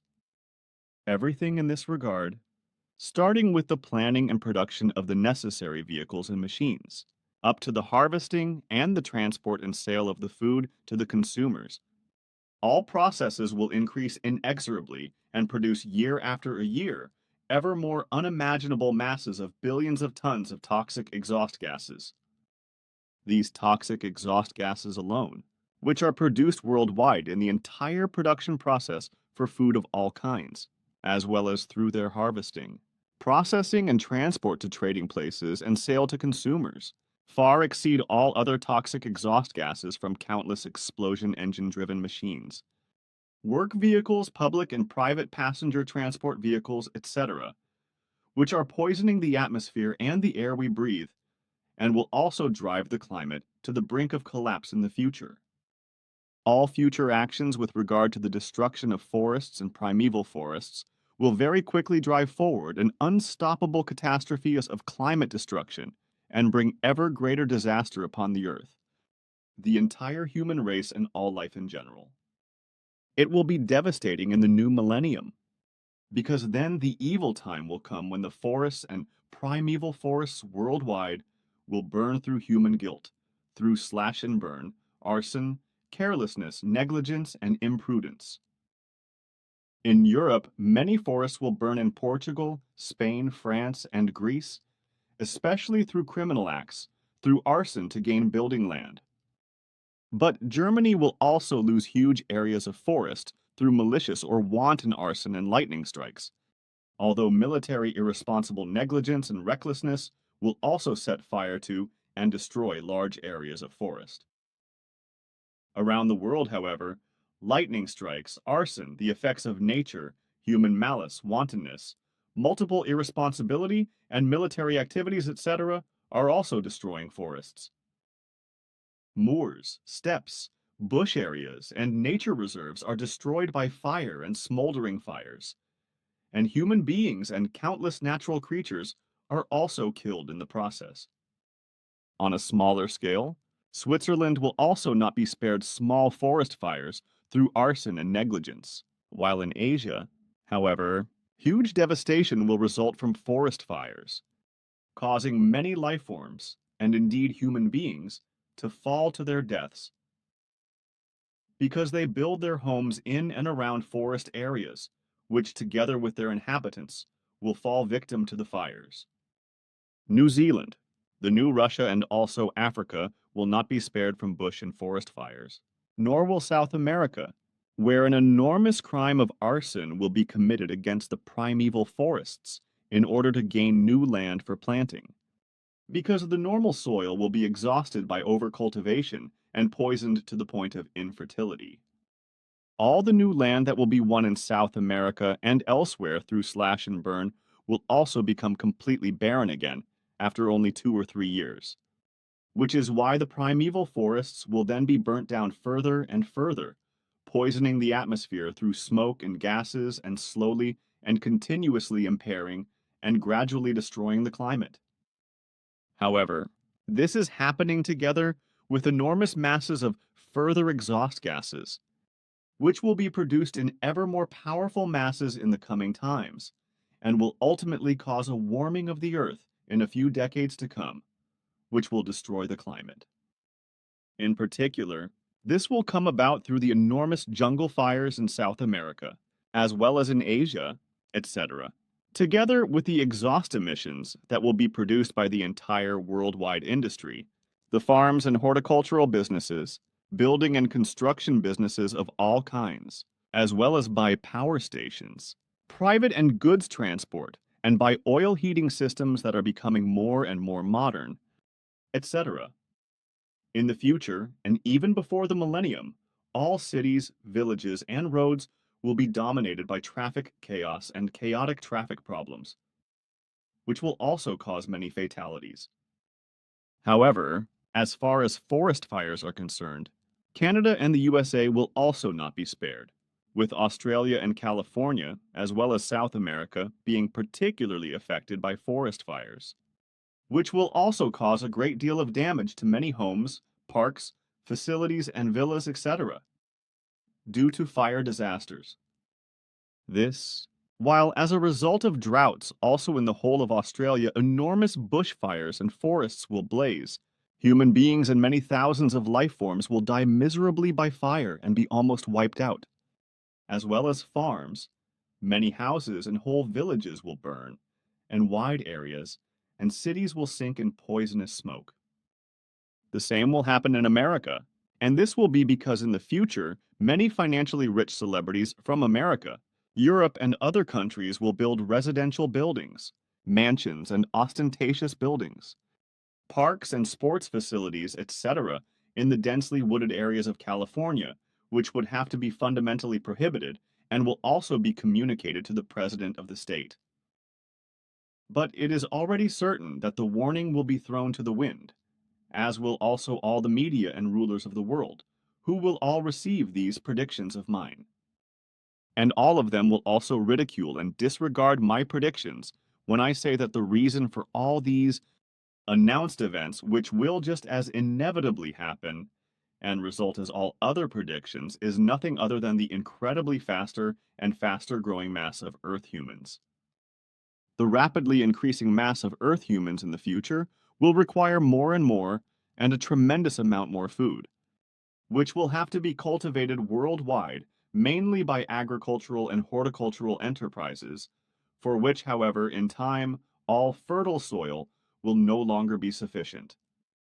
Therefore, many forests and primeval forests will be destroyed in order to gain new soil, which, however, will slowly but surely destroy the climate, and the world will be afflicted by tremendous droughts and storms. Besides this, however, the earth will also be robbed of its petroleum and its earthly treasures and gases to the point of complete final exploitation. And almost all of nature will be destroyed, and a great many of its living creatures will be wiped out. But also all seas and land waters will be tremendously polluted with rubbish, and thus countless water creatures will be destroyed or even exterminated, as will be the case with many species of birds, animals, and creatures, with the insect world, amphibians, creepers and lizards, etc. The needs of the rapidly growing mass of Earth humans will bring enormous and unmanageable problems of many kinds, and a melting and dissolving of the glaciers and poles. In the course of time, large areas of land will become flooded, uninhabitable, and swallowed up by the waters, as will also happen to Venice, which will sink without salvation some 3,000 years after it was first settled by the Etruscans. In this century, but especially in the coming new millennium, racial, religious, and ethnic hatreds will flare up again, whereby the Jewish believers, as well as the believers in Islam, will no longer be sure of their lives and will be persecuted by extreme fanatics. Due to the inability of those in power to lead, political unrest will arise worldwide as never before, whereby Germany in particular will become a vicious hotbed of ungovernable state powers. This, while in Brussels, a dictatorship union dominating Europe will come into being and beat its countries, which will then belong to it, into servitude. The states of Europe in particular will in future be ruled by all the many incompetent leaders who will then pose as heads of state. The incompetents will impose their personal seals of stupidity on the populations and states in a confused and pathologically stupid self-conceit. And what will also happen is that the majority of these incompetent state leaders, in their self-importance and megalomania, will constantly devise new laws and regulations that restrict the freedom of the people, as well as new taxes, and thus exploit the people financially in order to squander the tax revenues senselessly. And this will also happen as it has always done through enormous military expenditures for armament and material, etc. Because in cowardly fear only war, hatred, discord, death, murder, and destruction are thought of. In the future, too, no thought will be given to peace and freedom, but only to cowardly fear, enmity and revenge, as everything in this respect is engraved in the brains of human beings and, without understanding and reason, will not be remedied and no true peace will be created. In this way, enmity and hatred against the leaders of the state will also be aroused in the masses of the population, whereby the political parties will also fight among themselves. Because no unity can be found through lack of understanding, unreason, and hatred. And in future, each party will want to undermine and destroy every other party. This will also be transferred to the populations who, like the rulers, will not be able to think and act logically, which will result in the emergence of dangerous anarchism and extremist groups and organizations that will cause destruction and commit murders, as well as social disorder and disaster. The end of the war in 1945 did not bring real peace, for strife will continue coldly well into the third millennium, for which the fundamental blame will lie with the United States of America, which, as it has done since time immemorial, will continue to expand its quest for world domination and will be responsible for bringing strife to all the states of the world. Through American intelligence and military interventions and intrigues, as well as through acts of war, the USA will in future spread itself more and more over the earth in a criminal manner. This will be done in the coming times by surreptitiously infiltrating and interfering with the governments, economies, and religions of South American, Arab, and Far Eastern states in order to dominate and control them on the one hand, but also to exploit them in every way. The main reason for these machinations, however, will be twofold. For on the one hand, as has been the case since time immemorial, the USA's desire for world power is to be realized, while on the other hand, these criminal actions are also intended to create a bulwark against the Soviet Union, and later against the new Russia. And in the coming times and far into the third millennium, the USA will plunge the whole world into chaos, because they will interfere everywhere in a criminal way in the dealings of other states by means of secret services and military warlike actions, and thereby cause unparalleled mischief, which will already begin in a short time and will expand more and more from today for the next 40 years.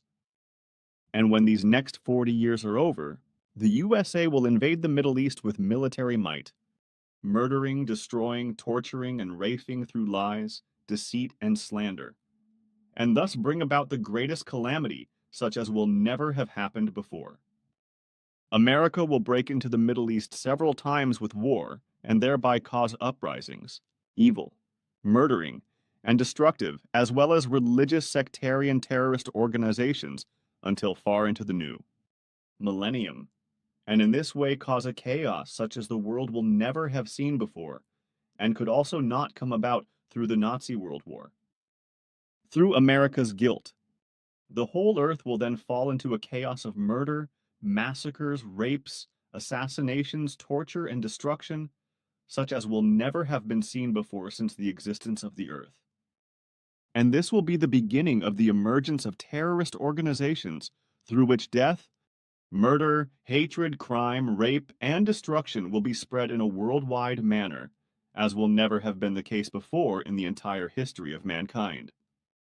Moreover, these terrorist organizations will continue to exist until very, very far into the future of the third millennium, and will not be eradicated, but will spread in the Middle East through further terrorist groups and terrorist organizations, and will also make Israel a permanent hotbed of terrorist crimes, especially against neighboring states as far as Persia. But all of Europe will also be affected, because many Europeans will join the terrorist organizations in the Middle East, convert to the faith of Islam, bear children in a wild way and learn murder and manslaughter, and then, if they survive, return to Europe and become a permanent danger in their home countries. But once again, there is something to be said about the destruction that will be wrought by the rampant Earth humans in the delusion of an uncontrolled increase in births to the tune of many billions.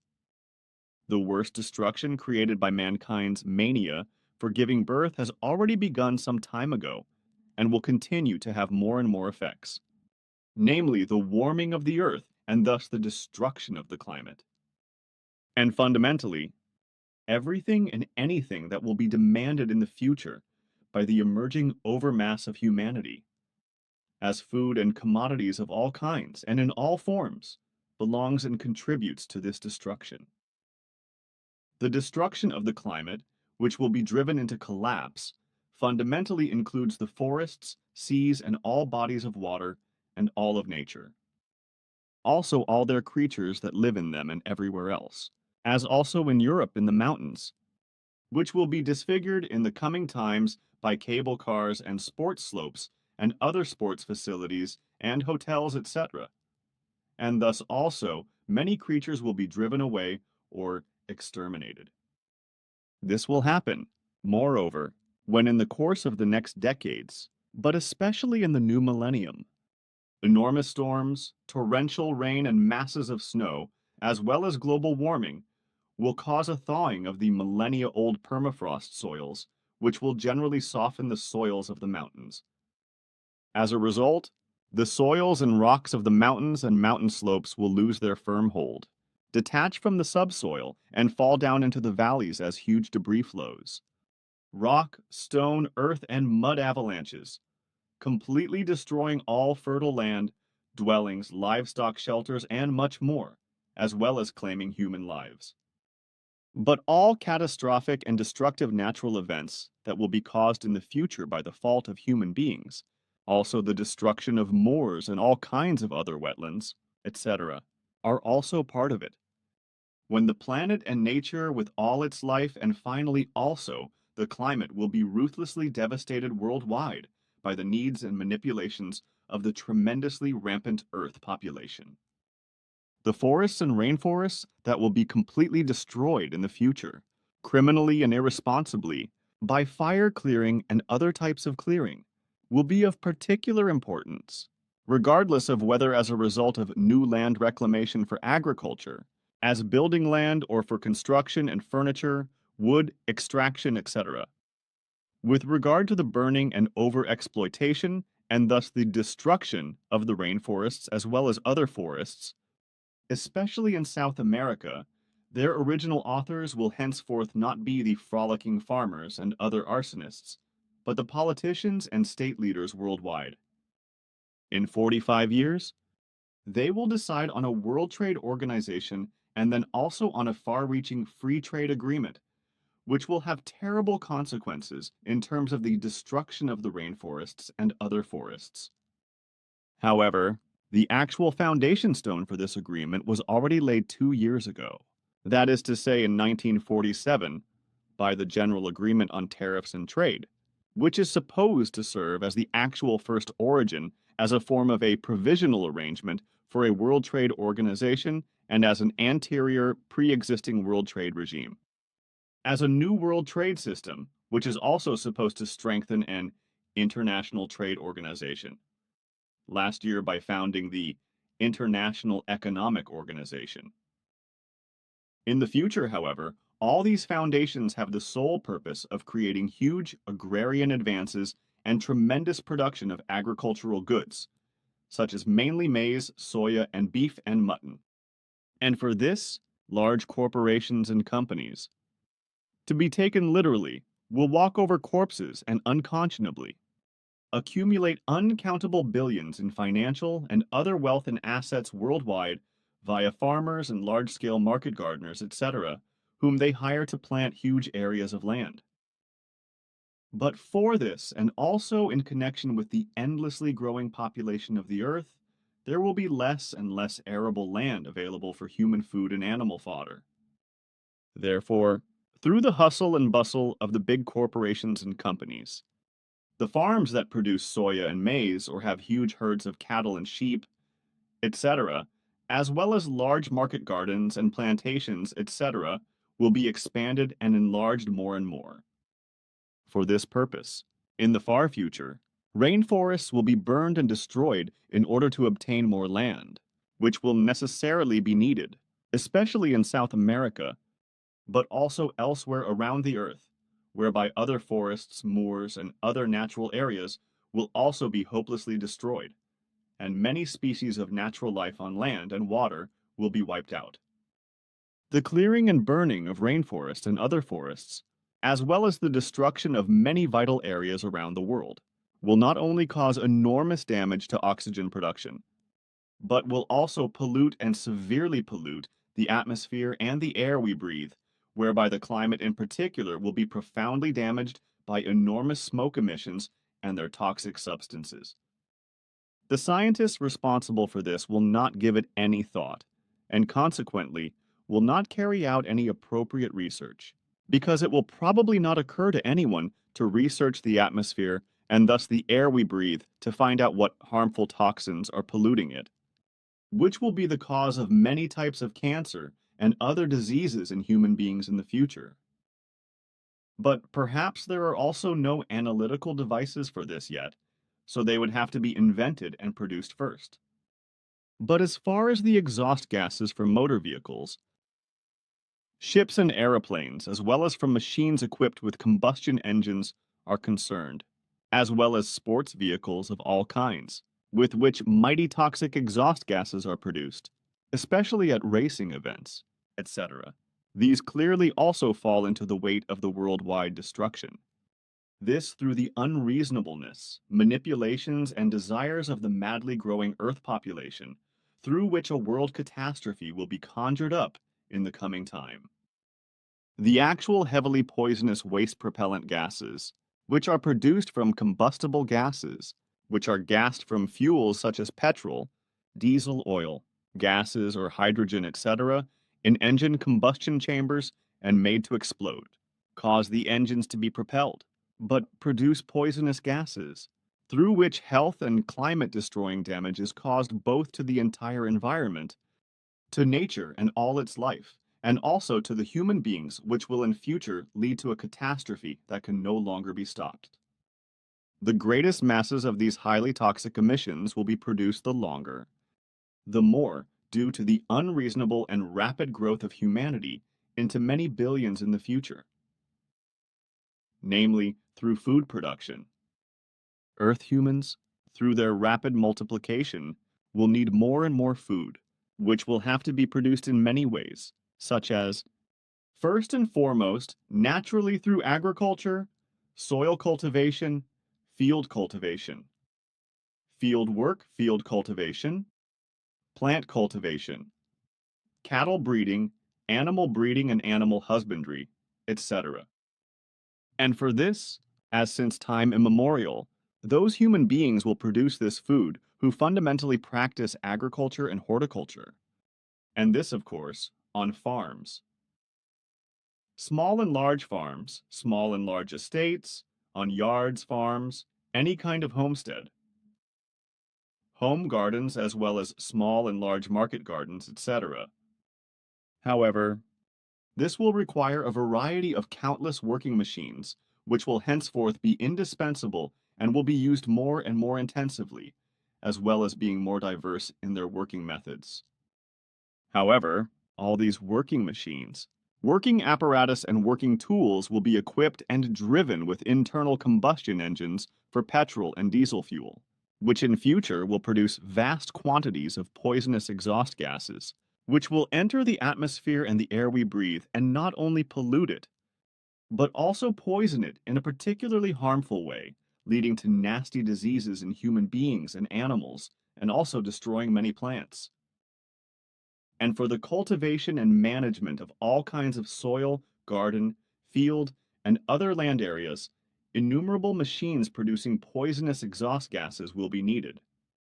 But more of these toxic fumes will also be produced in immeasurable masses by food processing factories in the coming decades, and well into the third millennium, as further masses will also be produced by the transport of food and by the trade and processing into meals. In addition, further masses of these exhaust gases are constantly being driven up to ever greater heights by further working machines of all kinds, as well as by countlessly increasing transport vehicles of all kinds, whereby the atmosphere and thus the air we breathe is finally poisoned to such an extent that many human beings will fall ill and die as a result. For a very long time and well into the third millennium, scientists in all fields of research will neither recognize nor investigate what is happening in the atmosphere and the air we breathe in this respect, although the necessary instruments will also not yet have been invented to be able to detect the extremely fine toxins. In the coming decades and far into the future of the new millennium, in addition to the toxic exhaust gases from innumerable working machines, tools and equipment of various designs, there will also be an increase in innumerable heaters in residential buildings and blocks of flats, which will be operated with heating oil in the future. In particular, petrol and diesel-fueled transport vehicles of all kinds will produce vast quantities of toxic exhaust gases, such as billions of passenger cars and motorbikes, as well as coaches and buses. Railways running on diesel oil will also produce enormous amounts of toxic exhaust gases in the future, as will aeroplanes and ships, which in their size and scope will reach dimensions that are still unimaginable today.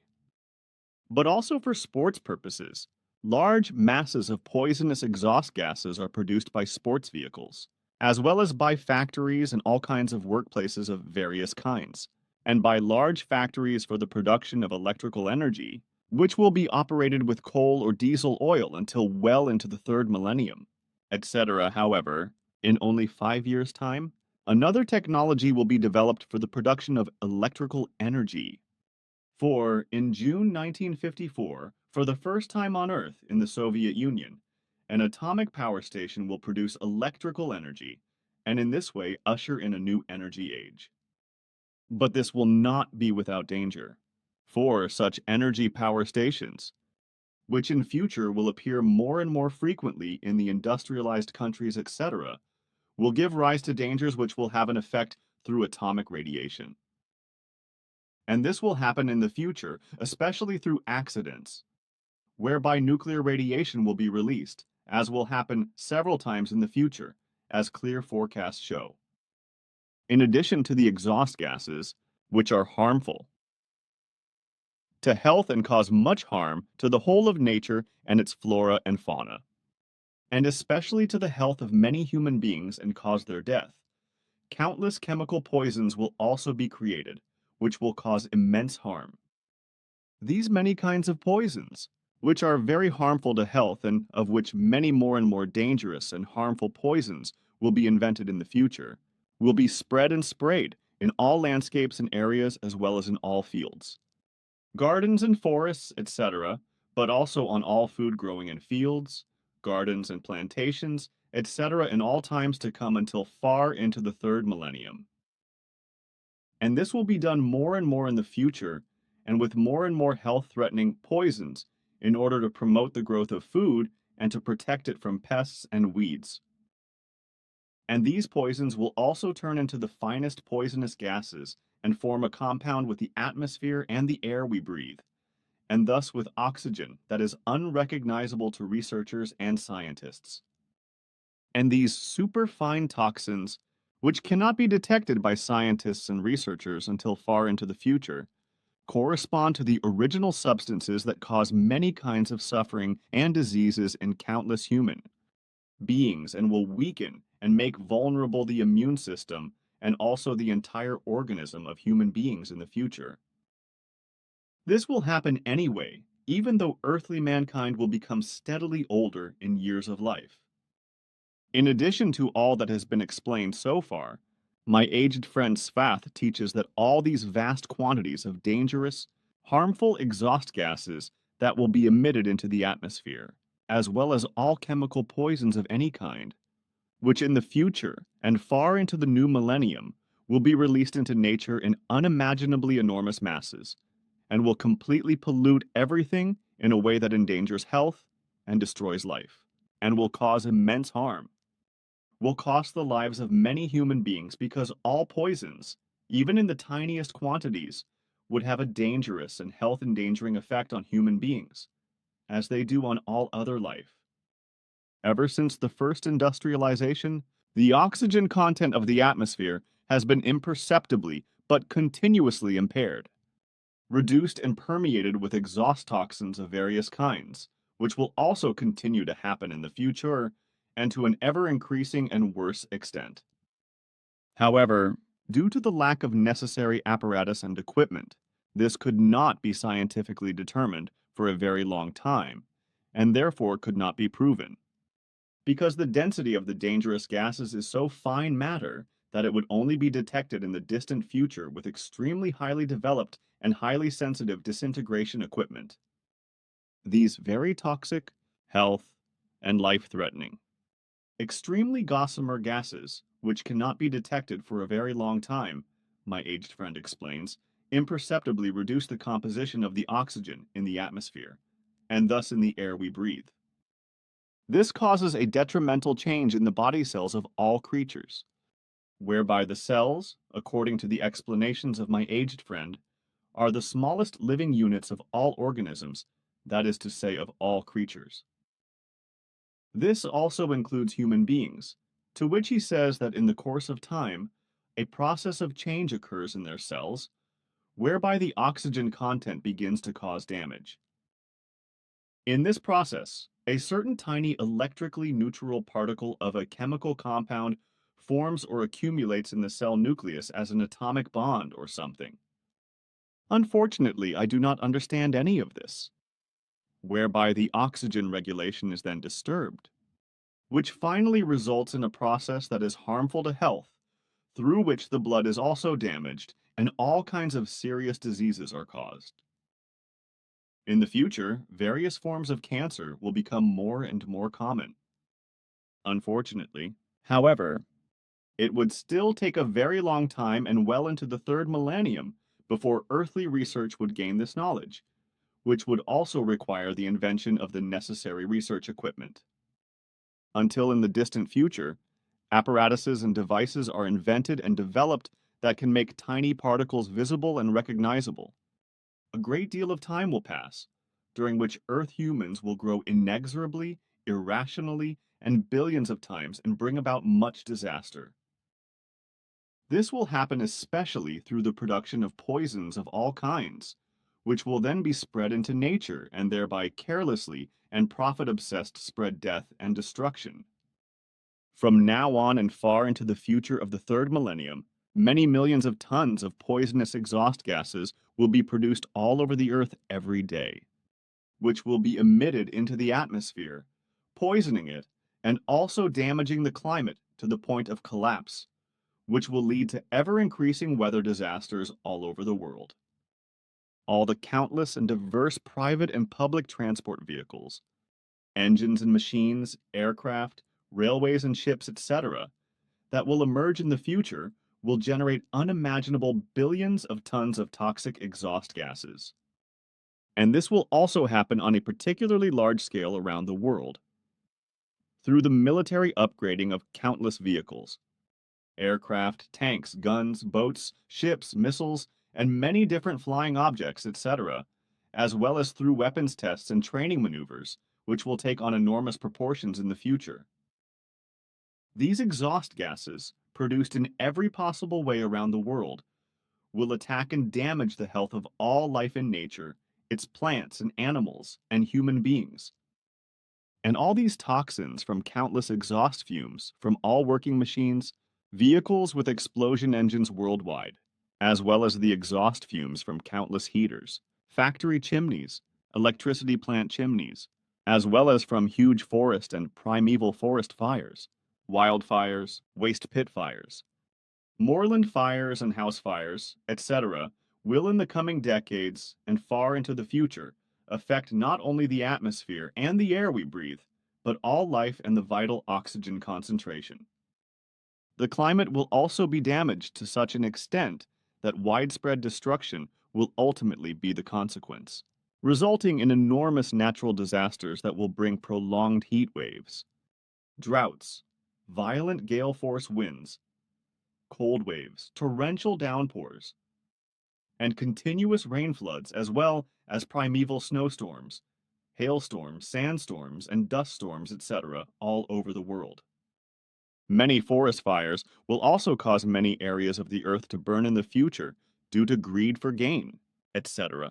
And soon everything of this nature will severely disturb the well-being of numerous human beings with regard to their thoughts and feelings and cause them to fall ill with loss of memory and with the entirety of the conscious, unconscious, and subconscious processes of the brain, thinking, and feelings, and thus with mood disorders.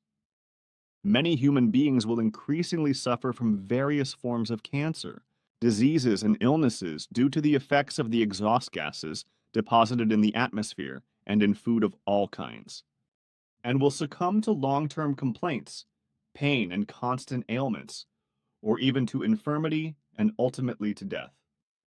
And in many cases, doctors will not be able to define the ailments and diseases caused by exhaust gas toxins for a long time to come, because medical progress, in its continuing inadequacy, will not gain any insights into the fact that many of the influences on the human being's organism caused by toxic gases have a variety of pathogenic effects.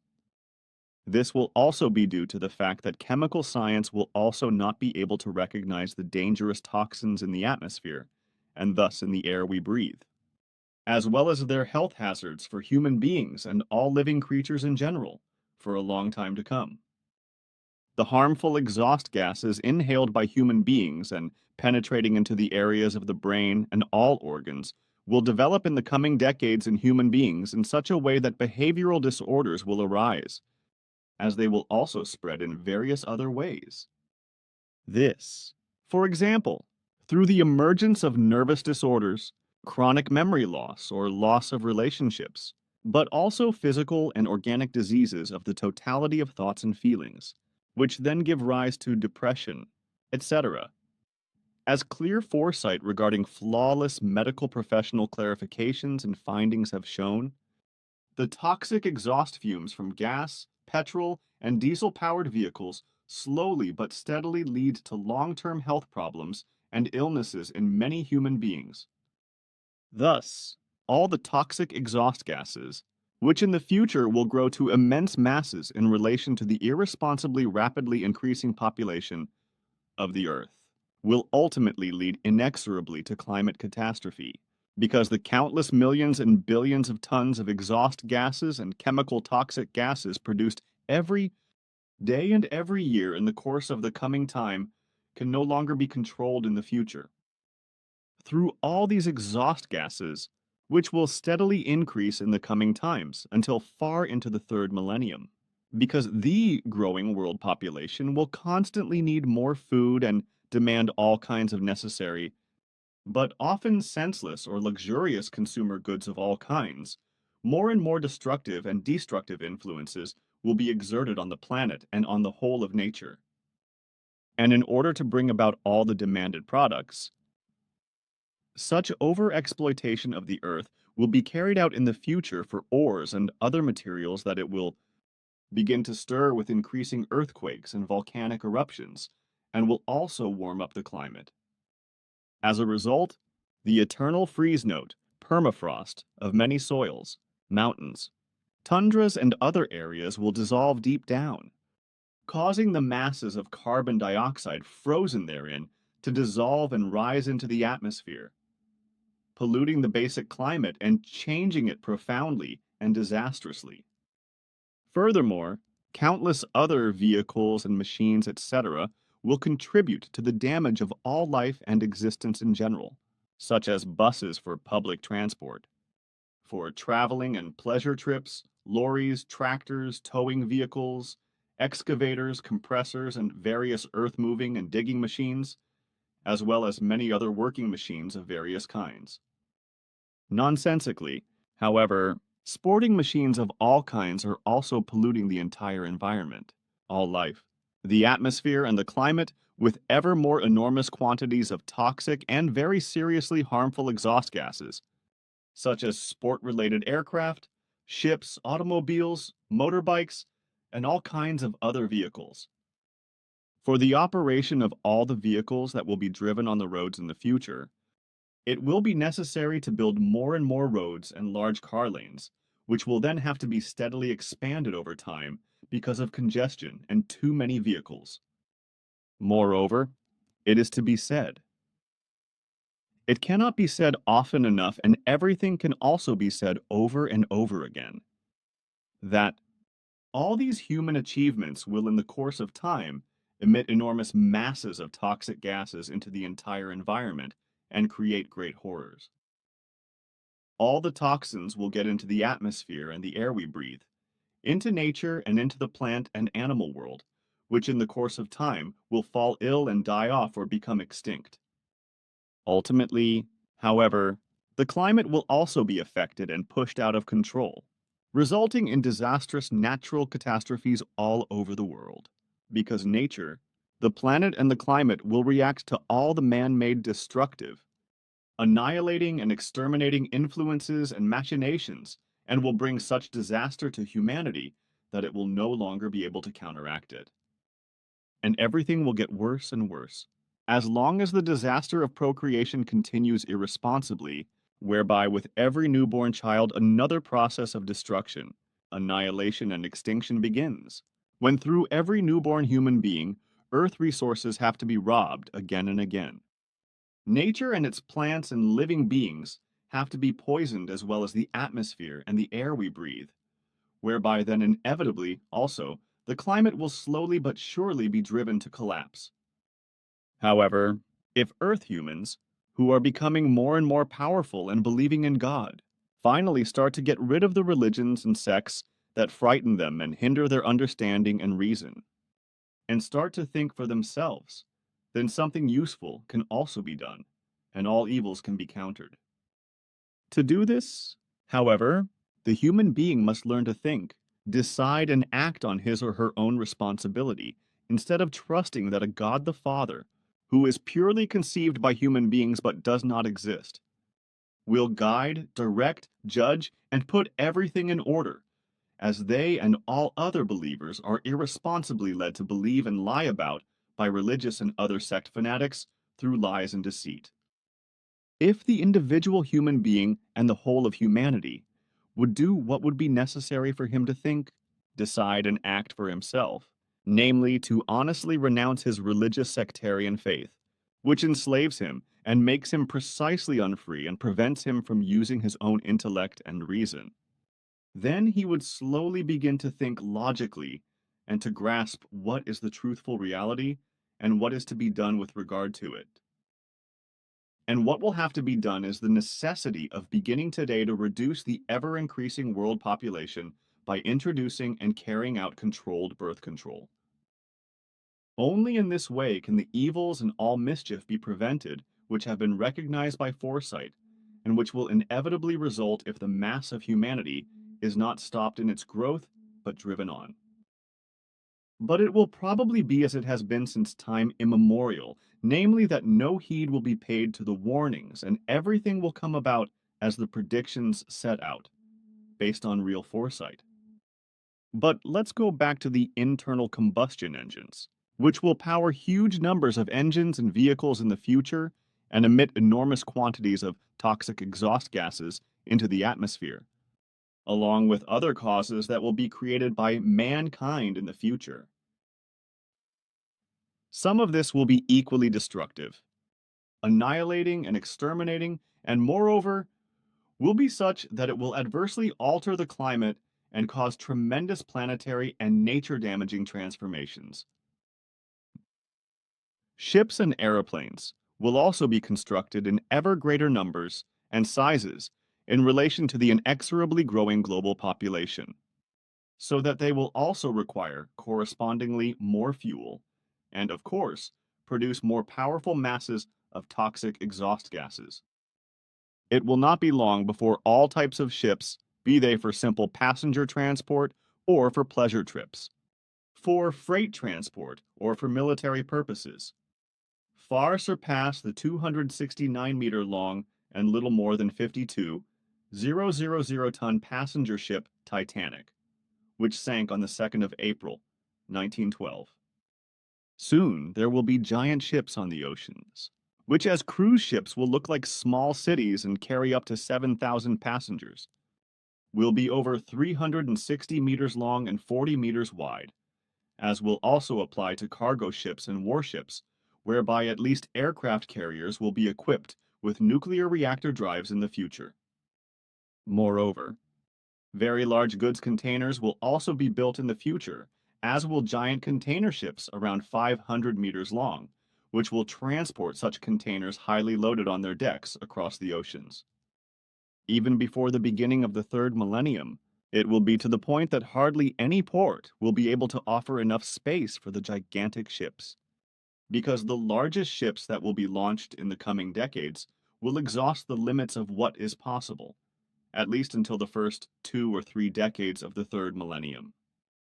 By then, shipbuilding will have reached its limits and, moreover, it will be in just a few decades, and already at the beginning of the third millennium, that the largest classes of ships will no longer be able to navigate or pass through all the waterways that are important and indispensable for international trade. In the second half of the second decade of the new millennium, however, demonstrative machinations will take place as if out of the blue by juveniles, which will lead to aggressive polemical and unobjective appeals, speeches, warnings, as well as other false manipulations, influencing the people through words and written posters in the majority of the unstable and disoriented, mostly unadult population. Excessive fears of a doomsday mood will be deliberately provoked and whipped up in the population, especially in the juveniles and children, until a worldwide mass hysteria will arise and lead to worldwide demonstrations under the slogan of a Free Friday. And so, as the clear view of the future states, it will inevitably happen, as has always been the case since time immemorial. When fears and agitations have been provoked long enough, and the masses of people then demonstrated or caused mischief, up to and including civil wars and murder, manslaughter, and destruction. This is because the majority of humanity has always not thought for itself, but has allowed others to think for it, or as a result of confused belief in a non-existent God, which leads to the rash belief in nonsense, and thus to discord, strife, violence, and disaster. In the future, it will happen again and again, shortly before the end of the second decade of the third millennium, when human beings all over the world will be dominated by fears of the end of the world, which will be triggered by a single ignorant, guileless, and blue-eyed child. Various organizations will also profess this and endeavor to involve the Earth humans, who by then have grown to 9 billion without reason or conscience, in new movements that will devise unrealistically nonsensical countermeasures against the climate, which is heating up through the fault of humanity. These organizations, as well as millions of demonstrating juveniles and children, as well as ignorant scientists, would-be know-it-alls, etc., as well as all governments in all countries of Earth, will all in their ignorance not consider that even if actually effective measures against the then occurring destruction were found and implemented, they themselves and the then existing humanity would not experience success. But neither will their then directly existing descendants and their descendants, because it will take many generations and decades and even centuries for nature to reassert itself and recover to viability. However, a great deal will be irrevocably lost, will remain lost, and will neither recover nor be able to renew itself, because everything that will be destroyed and wiped out cannot revive even in thousands of years. Already today it should be begun to prevent the future threat of all irrational and contrary to all responsibility of the exploitation of the earth. Because through this, as my aged friend Svath explains, among other things, the interactions are destroyed, which above all determine the distribution and frequency of all organisms necessary for life, and the totality of the relationships between living beings and their organic and inorganic environment. This doctrine of organisms, Svath teaches, is the doctrine of the household of all living organisms on Earth, with respect to all their relationships with both their inorganic and organic environments. And this teaching is the teaching of the friendly and hostile relationships that prevail to and between the self-moving organisms and animals, and between these and the sight-bound plants, with which they all come into direct and indirect contact. However, through the manipulations of the endlessly, irrationally growing humanity, an irresponsible and criminal exploitation and destruction of the earth is being carried out, which will cause immense disaster in the coming decades and far into the third millennium. Through this action of Earth humans, as well as through all other diverse manipulations that affect all life, nature and many plants and living beings will be destroyed and wiped out very quickly in the future, and many human beings will also fall ill and die. This is in addition to the fact that already today Earth humans have exceeded a number that is sustainable for the planet, nature, and all its enclosed things. Consequently, even today, every human being must absolutely pay attention to personal birth control and exercise it for himself in order to limit his own progeny. If this does not happen, then the population of the Earth will grow in rapid succession from today's 2.2 billion to 9 billion in only 70 years. By which then, largely through needs, desires, the need for food and innumerable other manifold things demanded, malignant mischief will inevitably be brought about by manifold manipulations and dodges. Then it will come about that the planet will be destroyed and disfigured in its interior and exterior by overexploitation, as well as the whole of nature with all its life will be damaged, and many things will fall prey to destruction and extinction. Particularly in Africa, Borneo and the Amazon, but also in many other countries around the world, a crime like poaching will occur on a large scale, through which many species and kinds of living beings, especially mammals, reptiles, birds, and animals, will be hunted illegally for the purpose of making money, and not infrequently even to the point of extinction. Why this will be the case in a degenerating way also in Europe, and again especially in Germany, as well as in other relations in a special way in the future, is then based on a confused and pathological hatred of hunters, which will be directed especially against lynxes and wolves, which will lead to a senseless killing and massacring of such animals.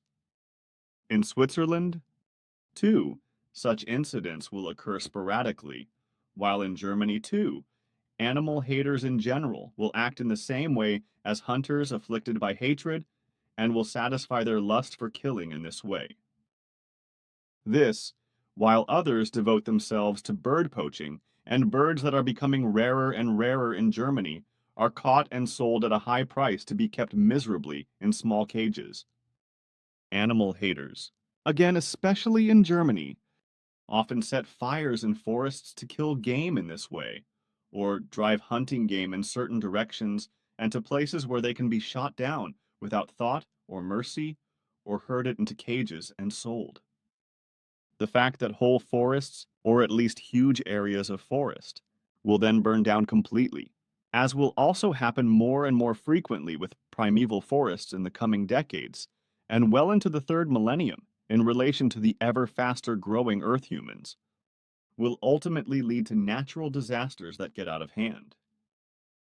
And this will become a particularly nasty reality when countless farms need ever larger areas of land for growing food and for herds of thousands of cattle and sheep.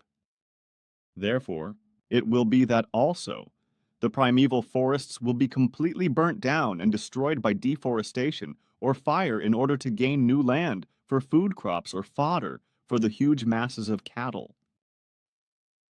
Sheep, goats, and various poultry farms. But new land gained in this way will only remain fertile for a short time, after which more primeval forest will be burnt down again. These irrational and criminal manipulations of the burning of forests and primeval forests will also contribute to impregnating the atmosphere and the air we breathe with poisonous gases, as well as to damaging the basic climate and slowly but surely to warming it up comprehensively, whereby the world temperature will increase within the next 70 years and lead to a climate upheaval. But also all the world's farms, vegetable farms, grain farms, and all-round food production will contribute to this, operating by earth-moving machines and vehicles and diverse working machines of all kinds, spewing millions of tons of poisonous gases into the atmosphere, and thus not only damaging the climate on a massive scale, but leading to upheaval. As a result of certain massive psychological suggestive external influences by individual private persons, the whole society will be called upon by governmental powers or political parties to form a certain opinion or attitude. And this will inevitably happen, whereby worldwide, especially juveniles and those just growing up, will be marked by fear, as will also immensely many who simply want to join in and raise their voices at emerging demonstrations, which will be organized more and more in the times to come, without having any actual knowledge of what the purpose and what the fundamental cause of the whole thing will be. So, through such demonstrations in future times, consciously or unconsciously, as always, the majority of the ignorant populations will be massively psychologically suggestively brought to an opinion and attitude. Because as since time immemorial, they are incapable, as a result of blatant ignorance and unreason, of using the fallow values of understanding and reason. Consequently, the majority of the population will cheerfully and screamingly follow the psychological suggestive populist speeches, warnings, appeals, and other manipulations influencing the people. In the future, the human beings will become older and older, which will lead to many elderly human beings falling into financial hardship within the next 70 years and even to misery, as well as being neglected by their offspring, which will ultimately lead to many suicides. And this will also result from loneliness, lack of interpersonal relationships, as well as long-lasting health problems and incurable diseases, which will increase in the next decades and far into the third millennium. In the near future, this will lead to many elderly human beings feeling that life is no longer worth living, but that death is better, which is why many will no longer trust in the security of life, but will prefer to die, be it through direct suicide or indirect suicide, through suicide organizations or assisted suicide organizations that are coming into vogue, which will be legally permitted in many places, but will also be created illegally. This will enrich the operators of such killing organizations and trigger international death tourism for those willing to die. For many emerging diseases, ailments, and strange health damages, many poisons of various kinds will be the reason, which will be spread into the country by the entire agriculture and otherwise all food cultivators in fields and gardens, that thereby everything of natural food, such as grain of all kinds, vegetables, berries, fruits and herbs, etc., will poison the soil. Fields, all streams, rivers, lakes, and seas. Fields, the atmosphere, and the air we breathe, and forests, and will also damage the climate very badly in order to increase the productions. And the fact that this will also disturb and poison the plant world, the insect and bird world, as well as the world of animals and all other living beings, and thus kill an enormous amount of life of all wildlife forms, will not concern the perpetrators of the resulting catastrophe, for they will all let their thoughts revolve only around greed for financial profit. But the serious consequences that will result from all these machinations will also rub off on the old human beings, who in future will not only be increasingly neglected by their own families, especially by their descendants, but will even be eliminated from the world by them without this being recognized and punished. And this will be the case in the future. That in the industrialized countries, with an average population of 8 million, about 400 such murders will occur per year and never be recognized as such and consequently never be solved. And this will indeed be the case in the future, because many descendants will simply find the old human beings, such as parents, godparents, godmothers, and also brothers and sisters, annoying or will want to inherit them, because materialism, the desire for luxury, possessions, and holiday trips all over the world, etc., will take on ever more blatant forms and will also be accompanied by horrendous debt-making. The coming decades and the time of the third millennium will also bring degenerations in families in which greed and quarrels, hatred and lack of family relationships, lack of family cohesion, and the effects of religious, sectarian beliefs will lead to family problems, resulting in murder and manslaughter, and thus family members or even entire families will be murdered by members of the family. Similarly, murder and manslaughter will also increase in the future due to religious sectarian belief differences and relationship breakdowns, such as when love relationships between couples or friendships break down. However, murders and multiple murders will also increase, which will happen more and more frequently and in public on the streets and in public buildings, etc., due to the constantly increasing hatred in human beings, as well as due to the lack of relationships, indifference, and the increasingly degenerating readiness to use violence, stress, professional anger, lack of money, differences of opinion, or banalities. In the future and already in a decade, human beings will need ever higher amounts of money, which they will. However, no longer be able to raise through work and wages, nor for the most important obligations such as food, premiums for health and accident insurance, or for the rent of flats, etc. All this will also result in an increase in the number of violence incidents in the streets and in public buildings. The consequence of all this will also be that all these and many other evils will increase drastically in the coming decades and the times after the millennium, and will become worse and worse, whereby crime will also increase to the point of violent crime and terrorism, and will become the order of the day in relation to the constantly growing humanity. The majority of these crimes and terrorism will be religious and thus sectarian in nature, and will in time claim millions of human lives, as well as cause immense destruction to countless values created by humanity, from irreplaceable antiquities to the most modern buildings of modern times. As has always been the case, there will be many deaths in connection with acts of war or terrorism all over the world, with the USA bearing great responsibility for this. On the one hand, through the use of its own military and secret service crimes, and on the other hand, also through criminal economic business activities. This is especially the case when the U.S. arms industry, with governmental permission and underhanded premeditation, will sell its murderous products in large quantities to foreign states, which will then be used for warfare and multiple murders, killings, and destruction. Thus, in all future times, far into the third millennium, the United States of America, and also all other industrialized countries that have an arms industry, such as mainly Germany and Switzerland, will unthinkingly and unconscionably sell a wide variety of weapon systems, including ammunition, all over the world to countries that have no arms industry of their own, but which then use the weapons supplied to them to wage war and terror against other countries.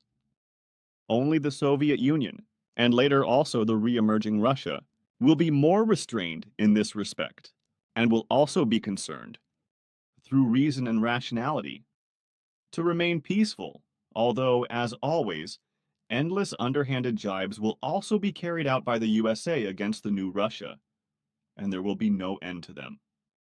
As a result, however, the nuclear danger, the danger of nuclear war, will always remain until well into the third millennium, because the United States of America will continue to be dominated for a very long time by its addiction to world domination and its desire to annex Russia to the USA. All wars and terrorism will continue since the end of the last World War, while through irresponsibility, falsehood, and world domination, addiction, the pretended world peace will only be lies and deception, as also the peace with the Soviet Union, and from the end of the 1980s with the resurgent Russia, because the leaders of the USA will not give up their enmity and secret plans, but deny them to the outside world. Therefore, the U.S. leaders will continuously, under their instructions, criminally, calculatingly, and premeditatedly give permission to the arms manufacturing U.S. corporations, and also foreign, arms corporations to supply arms around the world to certain states that can be commandeered by the U.S. for this and that and for their benefit and fit into the U.S. machinations. This enables the state leaders and their advisors and lackeys of the United States of America to maintain the constant turmoil in many states of the earth and to promote wars, insurgencies, and all terrorism. From now on, guerrilla fighters from all over the world will be trained in special military training camps in the USA, who will later found terrorist organizations and bring death and destruction everywhere, causing guerrilla wars in Cuba as well as in South American and Asian countries. This, while terrorist organizations will be established in the Near East and in Oriental and Arab countries, whereby especially there, in barely 4 decades, a worldwide operating terrorist network of mostly Sunni Islamist organizations will be established, which will bring immense suffering, many thousands of deaths and destruction upon earthly humanity. And the founder and originator will also be a man who will be trained as a guerrilla fighter in the military. Training camps of the United States of America, and will ultimately also target the USA through terrorist attacks. This terrorist organization in particular, and an even more evil, dangerous, destructive, and bloodthirsty one that will follow not far behind, will reach a size and take on a form in a few decades that can no longer be controlled or eradicated. This is in addition to the fact that armed crime and organized violent criminality are also becoming more and more widespread, and mass murderers of such criminal organizations are committing countless murders as a result of the production and trade in weapons in the populations of all countries of the earth. This, while also henchmen of dictatorial rulers will carry out mass murders and bury their victims in mass graves, whereby in this respect, especially in Mexico, criminal gangs and in South American states, conscienceless gangster mass murderers. Police and military forces will act on behalf of their dictatorial rulers. Human beings who in future will live a righteous life in peace, according to the reality of creation, will in future be increasingly insulted or exploited, just as they will also be harassed by new missionaries of faith with lies, deceit, and promises of God in order to seduce them into some kind of sectarian belief. In this respect, the borders will expand more and more in the future, until finally, in the backbush, the last natives will be reached and forced into a delusional belief. And this will become easier and easier, because in future all sectarianism and all forms of belief will no longer be broadcast to the whole world via the radio, but via television, whereas in earlier times, more and more unstable human beings will fall prey to some kind of stultifying beliefs through the lies and deceit of the believer catchers. Therefore, it will be that all non-believing human beings who think and act according to their common sense and with clear reason and are free of any faith will in future again be increasingly harassed and insulted by religious leaders, priests, pastors, and cult leaders, etc. This is because they do not allow themselves to be distracted by the delusion of a religious belief, but live according to the given truth. As this is given in nature and in all living things in accordance with creation, consequently, they also live their lives according to the natural creational laws and shape them in this way.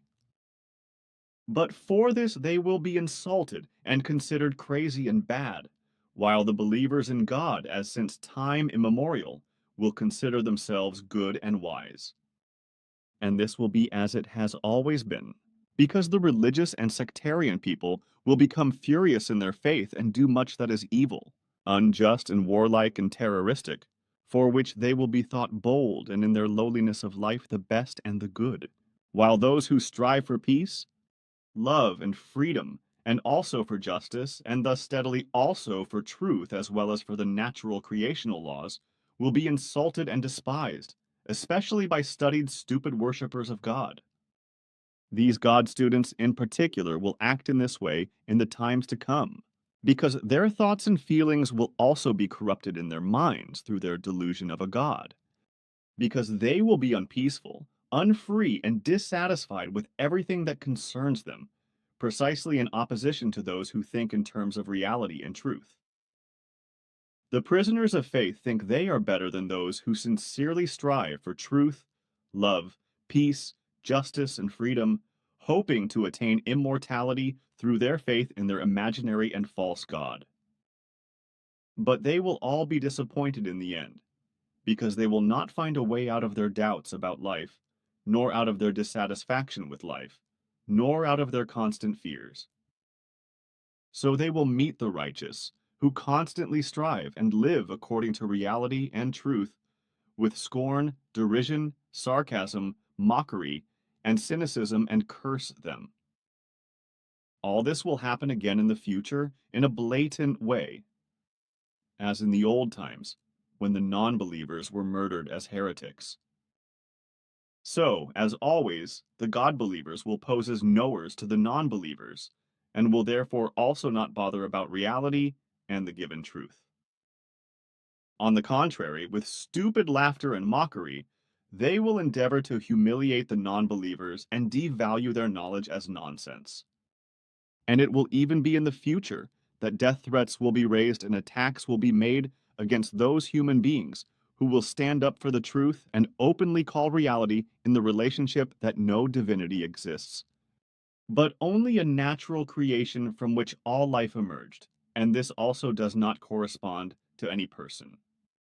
This creation has also given no commandments to any human being, just as it has never given or otherwise enacted threats and punishments of any kind regarding good or bad and evil behavior for human beings. The creation is a disembodied and totally nonpartisan, impartial, unbiased as well as unprejudiced, powerful neutral energy, which neither demands anything of human beings nor threatens them in any way, but exists in such a way that each human being is entirely responsible for himself or herself, in every respect through his or her own free will, thinking, acting, and behavior. In the coming time and far into the future, there will be fewer and fewer human beings who will hold on to the cultivation of being intelligent, knowledgeable, truthful, and unswerving in reality. In the future, it will also become that many new legal systems and new laws will be enacted, and more. Civil liberties will be restricted and punished with fines if there is a violation of new nonsensical official or state regulations. In the future, however, it will also be the case that fraud and deceit will become more and more prevalent. Yet new rules of conduct will be propagated in a grandiose manner, which will not refer to the doctrine of truth with a single word, but will, on the contrary, protect the false religious, sectarian convictions in the believers in religion and sects, because this is supposedly worthy of heaven and prevents a regrettable separation between God and human beings from taking place. But no one wants to hear that the believers in God of all people are those human beings who use neither reason nor intellect and hypocritically preach love, peace, freedom, and harmony. And yet they are those people who shout out their evil words at every possible opportunity, lash out with their fists, take up arms, and kill, torture by the death penalty and murder human beings, wage wars, create enmity and strife.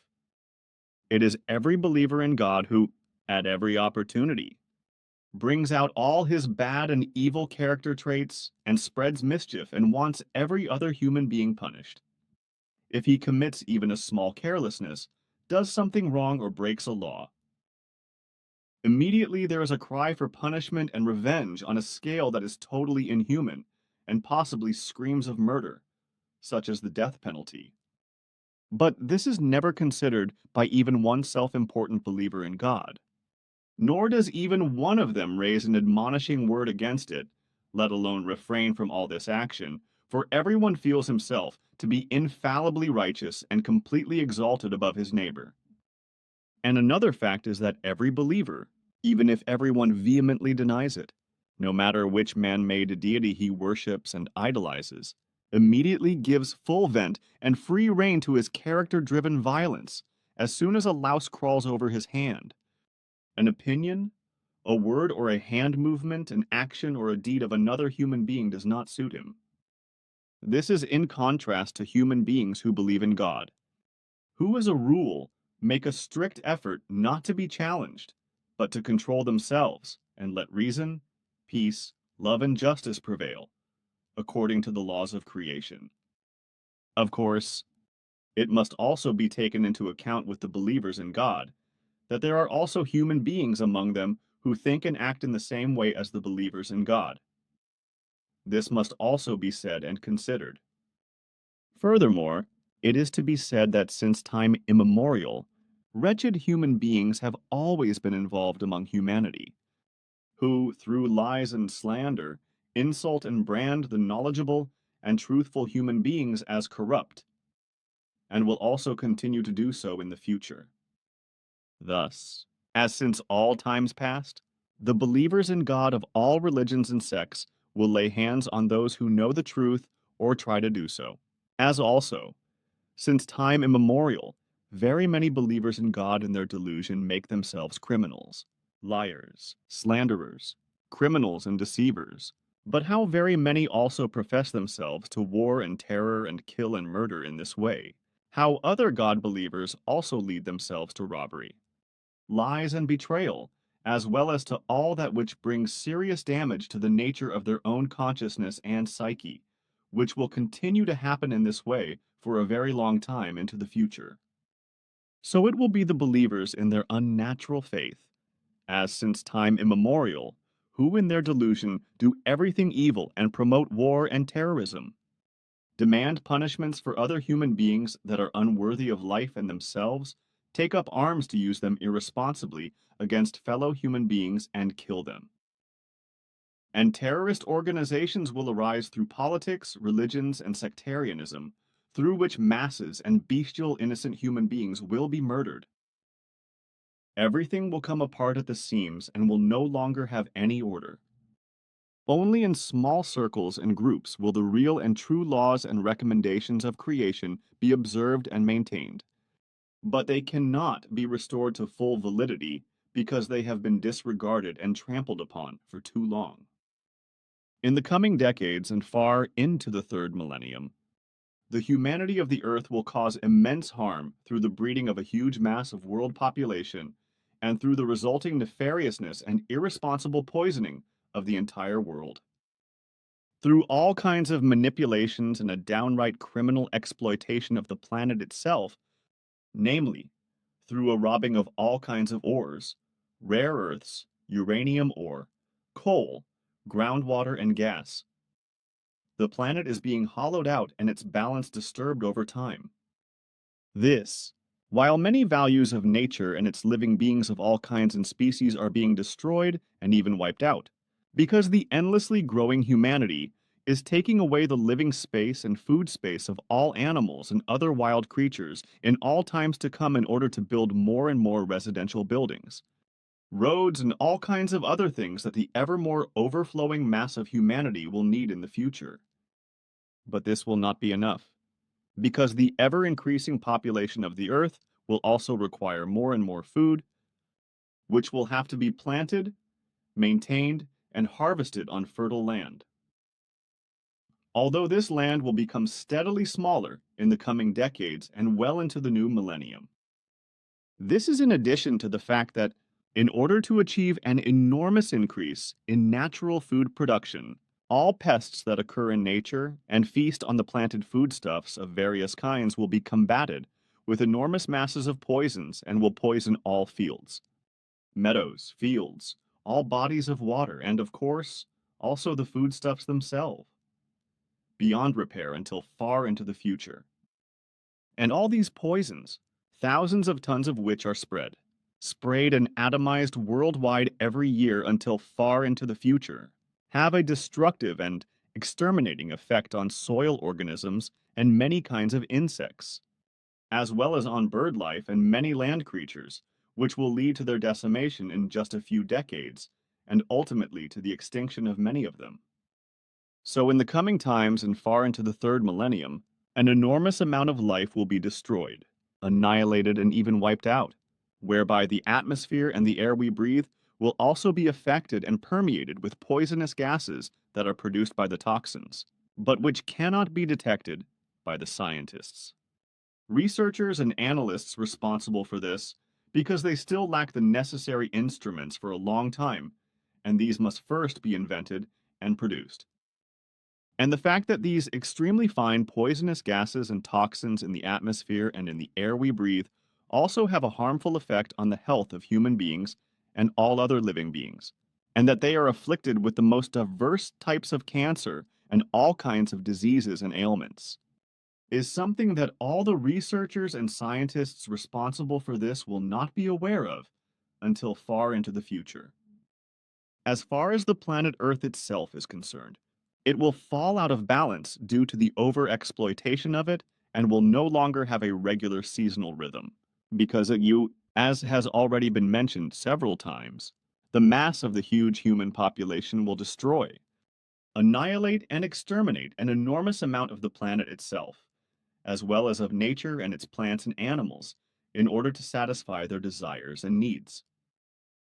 And this will already happen in the next decades, and then even more so in the new millennium and in the further future. And due to the endlessly growing Earth humans, the oceans will also be fished out completely irresponsibly and partly made unnavigable. The regular course of the Earth around the Sun will also be disturbed, while the majority of Earth humans, in their religious sectarian delusion, will not listen to the voices of the warners and will not heed their warnings, who, as knowers, know about the real truth of reality and are fighting for it instructively, in order to show what will happen in the future if Earth humans continue to drive their masses upwards and create offspring like rabbits and mice. But it will be so that the voices of understanding and reason will be condemned to silence and stifled, which, however, the believers in God and all other despisers of truth and know-it-alls will only succeed in doing, until the catastrophes that will inevitably come in the future and destroy and annihilate everything clearly and unmistakably reveal the proofs of the correctness and truth of the predictions. But the seeds of truth will often and for a very long time go unheard before they germinate, sprout and bear fruit. Consequently, much of the good and valuable will still perish until then, and huge parts of the earth will cease to be fertile.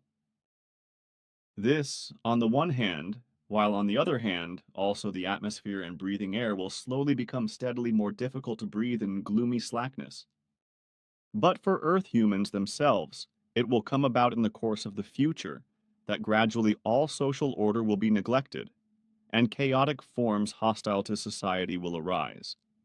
Just as much of the social systems and social orders will wither away whereby confusion will take hold with regard to all rules, laws, and values. And when all this comes to pass, it will be that Earth humans will be decimated by their own fault, after which only a remnant will remain, and their descendants will have to restore the sublime totality of the world in a very laborious way over many centuries and millennia into the far future and clean up everything in peace. Freedom and goodness in order to put an end to all the transgressions that have taken place and the general depravity of Earth humans, assuming that survival will be possible at all. The only question will be whether Earth humans will be decimated by epidemics, or whether they will consume the world with fire, destroy it completely with wars and terrorism, or whether they will finally find their way back to reason, want to preserve the Earth and perhaps be able to give it back, at least a part of its primal beauty, through thousands of years of work, care, and nurturing. 13/14 May 1949. Niederflux, 1253, Bulak ZH. Excuse me. I am able to remember this prediction of my father Svath because it is listed in his annals, in explanations related to geological disturbances of tectonic processes. when you together observed a violent volcanic eruption in Indonesia in 1257, which triggered an Earth-wide catastrophe that claimed several tens of thousands of human lives worldwide.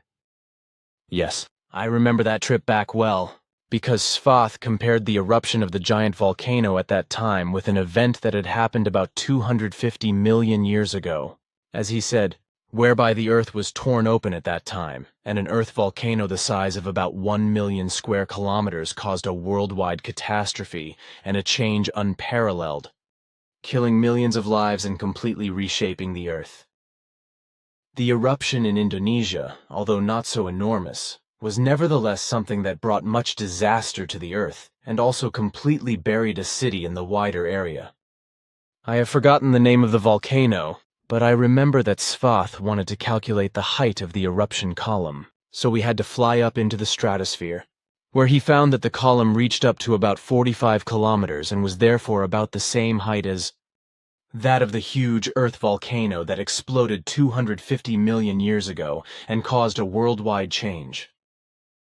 What I also remember is that at the time of our observation, Svath calculated the tephra mass of the eruption, which he told me was about 46 cubic kilometers, which I remember very clearly. The term tephra is still familiar to me from the Greek and means ash, although it is also used for other materials when the magma is ejected from the Earth's interior through the volcano into the atmosphere by tremendous gas pressure, whereby blocks of rock and lava bombs and lighter material are also spewed out, such as ash and pumice. During such eruptions, however, the ash clouds also produce violent thunderstorms with explosive lightning strikes that reach up to about 200,000 amperes in strength, tearing the air in the discharge channel of the lightning and heating it to around 30,000 degrees Celsius. Furthermore, during a volcanic eruption, columns of glowing embers and pyroclastic flows are also ejected, as well as lava flows, which on the one hand can be very thin, but on the other hand can be extremely viscous. If the lava flows are thin, they flood large areas very quickly and bury everything under them, while the viscous lava moves sluggishly, but also buries everything under it, just like the thin lava. This is what I learned from Svath when we observed the eruption of the giant volcano, the consequence of which was that the gigantic tephra cloud, which reached high into the stratosphere, spread over the whole Earth, causing a great deal of disaster and the death of many human beings worldwide. So that was that. And now I want to come back to what I was actually talking about. Namely, that a great change will come and bring an Earth-wide change, in which it will then be questionable whether Earthling kind will survive it. The fact will be that overpopulation will be responsible for this. This, as already mentioned, through its criminal destructive machinations on and in the planet, as well as on and in nature and its fauna and flora, as well as in relation to the catastrophic environmental pollution and extinction of many life forms. Overall, if the real cornerstone of the whole is sought, all this destruction, annihilation and extinction has resulted in a creeping climate degradation as early as after the middle of the 18th century in 1769, which has widened over time and ultimately led to climate destruction today, which is now heading for collapse. Now, however, with regard to the change, it is still to be said that this will remain hidden from the scientists of geology for a long time to come. Despite all the technical advances and all the scientific findings in the third millennium, consequently it will take a long time, as Svath said, before the geosciences recognize this fact. Only when the large-scale tectonic processes in the outer shell of the Earth would become noticeable, when the endogenous dynamics in the lithosphere, the Earth's crust or in the upper mantle would become generally visible, would geologists become aware of the change. The endogenous dynamics, I was taught by Svath, corresponds to the inner dynamics of the planet, and thus to a geological process that results from forces from the Earth's interior, for which the causes lie in the chemical and physical properties of the Earth's interior. Nuclear heating takes place in the innermost body of the Earth, which generates tremendous temperatures that constantly push outwards and heat up the magma chambers all around the planet, which in turn pushes outwards through the Earth's crust and seeps out as lava from crevices being formed in The Earth or leaks out onto the Earth's surface as a result of volcanic eruptions or is hurled far out by tremendous explosions. However, because the upper mantle and the Earth's crust do not have a homogeneous structure, mantle convection currents occur as a result of the inevitable heat buildup. According to Schwath, these currents are to be understood as slow upheavals of the Earth's mantle, whereby the resulting movements are transferred to the rigid Earth's crust and cause deformations and dislocations or displacements, or a geological disturbance in the form of a tectonic process that disturbs the original structure of the Earth's crust. These plate tectonic disturbances, which occur through jerky movements of the lithosphere plates or earth plates, usually cause severe earthquakes and are often also the cause of much destruction on the planet itself. A tectonic jerky movement occurs when two lithospheric plates, two tectonic plates or two plates of the Earth's crust, which are constantly in motion, collide with each other, causing an earthquake or also a seaquake. This is seen in a simple way when there is only a rubbing against each other, and only weak tremors occur as a result. However, if severe earthquakes occur, then the Earth's plates collide with great force, overlap each other and jerkily grind and jump over each other, causing the most severe vibrations, which have a violent and all-destructive effect on the Earth's surface. The energy vibrations of the earthquakes oscillate high above the atmosphere or troposphere, up through the stratosphere into the mesosphere and into the thermosphere, as I was able to observe with Schwath during measurements in the various spheres high up into the thermosphere itself. But now back to the prediction theme, along with the threat from outer space, as well as the inevitable change of the planet, which will continue to be provoked by the destructive, annihilating and exterminating machinations of overpopulation through climate destruction. The natural disasters will also become more and more violent. Also, the discord and lack of freedom of the peoples will increase more and more in the future, because the majority of the incompetent rulers in power will constantly harass their national populations more and more, restrict their freedom more and more, and exploit them financially more and more through taxes, buses, and other nonsensical charges, while the righteous minority of the rulers must remain silent about everything. Also quarrels, hatred, war, terror, and violent crimes, as well as ethnic separatism, murder and manslaughter in many families, acquaintances and friendships, as well as rampages by extremists, enemies of society and the state, etc., will cause more and more deaths, because these violent crimes will increase rapidly in the future. Prostitution and sexual abuse of children as well as rape will also become more and more frequent and rampant in relation to the massively increasing overpopulation, whereby internet pornography and direct internet prostitution advertising have been causing a furore for some years now, seducing even the youngest juveniles and driving them to fornication. The beginning of this has already been created since the emergence of internet pornography, whereby especially imprudent young, stupid girls and women get involved in it in order to earn money, get film roles, become prominent, or make acquaintances, but in return end up being raped, otherwise abused, infected with STDs, enslaved to fornication, or even murdered. This, while the juveniles, but also children, become morally and educationally more and more negligent and antisocial and sometimes even degenerate, work shy and completely indifferent to their fellow human beings, the environment, and any order. Strife and war, murder and manslaughter will also grow as a result of prosperity, because where human beings do not want to share their prosperity with others, hatred, greed, and envy will ultimately arise between rich and poor, and murder and manslaughter will develop from this, as will a steadily increasing crime rate up to and including violent crime. The horrendous pollution of the environment, which for years has been equivalent to an unparalleled pollution of the world, including all landscapes, forests, meadows, fields, swamps, moors, streams, rivers, lakes, public facilities, roads and all seas and even steppes, tundras and deserts, has also become a destructive and often deadly degeneration of fauna and flora in the seas and fresh waters as well as in the wild. In particular, in addition to toxic substances of all kinds, the many types of plastics should be mentioned, of which 600 tons are produced worldwide in a single minute, and, on the other hand, Hundreds of tons are also irresponsibly disposed of in the wild by peoples all over the world. These are the things I wanted to say. Facts that correspond to the truth. However, now the time is advanced, Edouard, and my duty calls me again. Unless you have some importance to discuss, I must go now. I do not at the moment, no. So I say goodbye, and thank you for listening. Also goodbye, dear friend.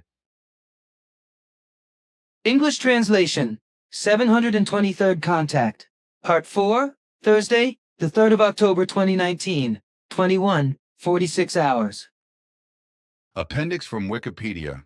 Harry Jacob Anslinger, asterisk the 20th of May, 1892 in Altoona, Pennsylvania. The 14th of November, 1975 in Hollidaysburg, Pennsylvania, was a U.S. diplomat of German-Swiss origin. From 1930, he was chairman of the Federal Bureau of Narcotics, FBN, and one of the driving proponents of cannabis prohibition. He rejected the use of opium and hemp, also for medical purposes, and as a member of the United Nations Commission on Narcotic Drugs in the 1960s, he advocated a worldwide ban on cannabis cultivation. Role in drug policy. Harry J. Anslinger was a staunch opponent of drugs, especially heroin and cannabis. According to his own account, this is due to a drastic encounter with a morphine addict and a pharmacist in 1904. Before he became head of the Federal Bureau of Narcotics in 1930, which was still relatively insignificant at that time, and had been founded by his uncle-in-law Andrew W. Mellon, he worked as a railway detective until 1917. He then spent a year in military intelligence in Belgium. Until 1920, he worked at the embassy in The Hague, after which he acted as vice consul in Hamburg until 1923. From 1924 to 1928, he worked as vice consul in the Bahamas. From the beginning of his tenure, Anslinger tried to maneuver drugs such as cannabis and opium into the jurisdiction of his authority.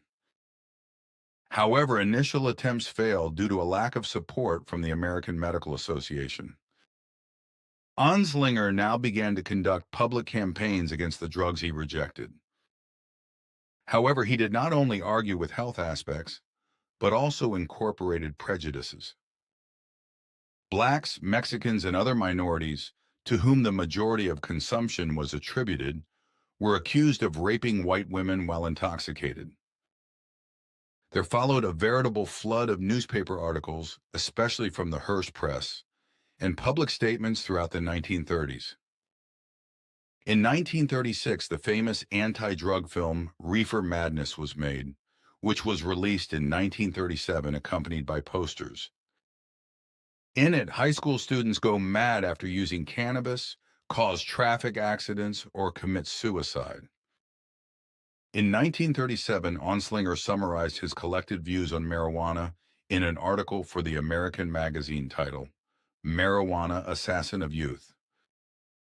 In August of the same year, the Marijuana Tax Act of 1937 was signed into law by President Franklin D. Roosevelt. To come into force 2 months later in October. Last year's, in November 1942, Anslinger also enforced the prohibition of pharmaceutical cannabis products. Synthetic THC remained unaffected by the ban. Paradoxically, in the same year, Anslinger was a member of a secret committee commissioned by the OSS to search for a truth drug and was involved in experiments with a wide variety of drugs on partly unsuspecting test persons. The public only learned about this 40 years later, 7 years after Anslinger's death. Anslinger's appointment to the UN Commission on Narcotic Drugs in 1947 pushed for the worldwide prohibition of cannabis cultivation, which was finally codified in the form of the Single Convention on Narcotic Drugs in 1961.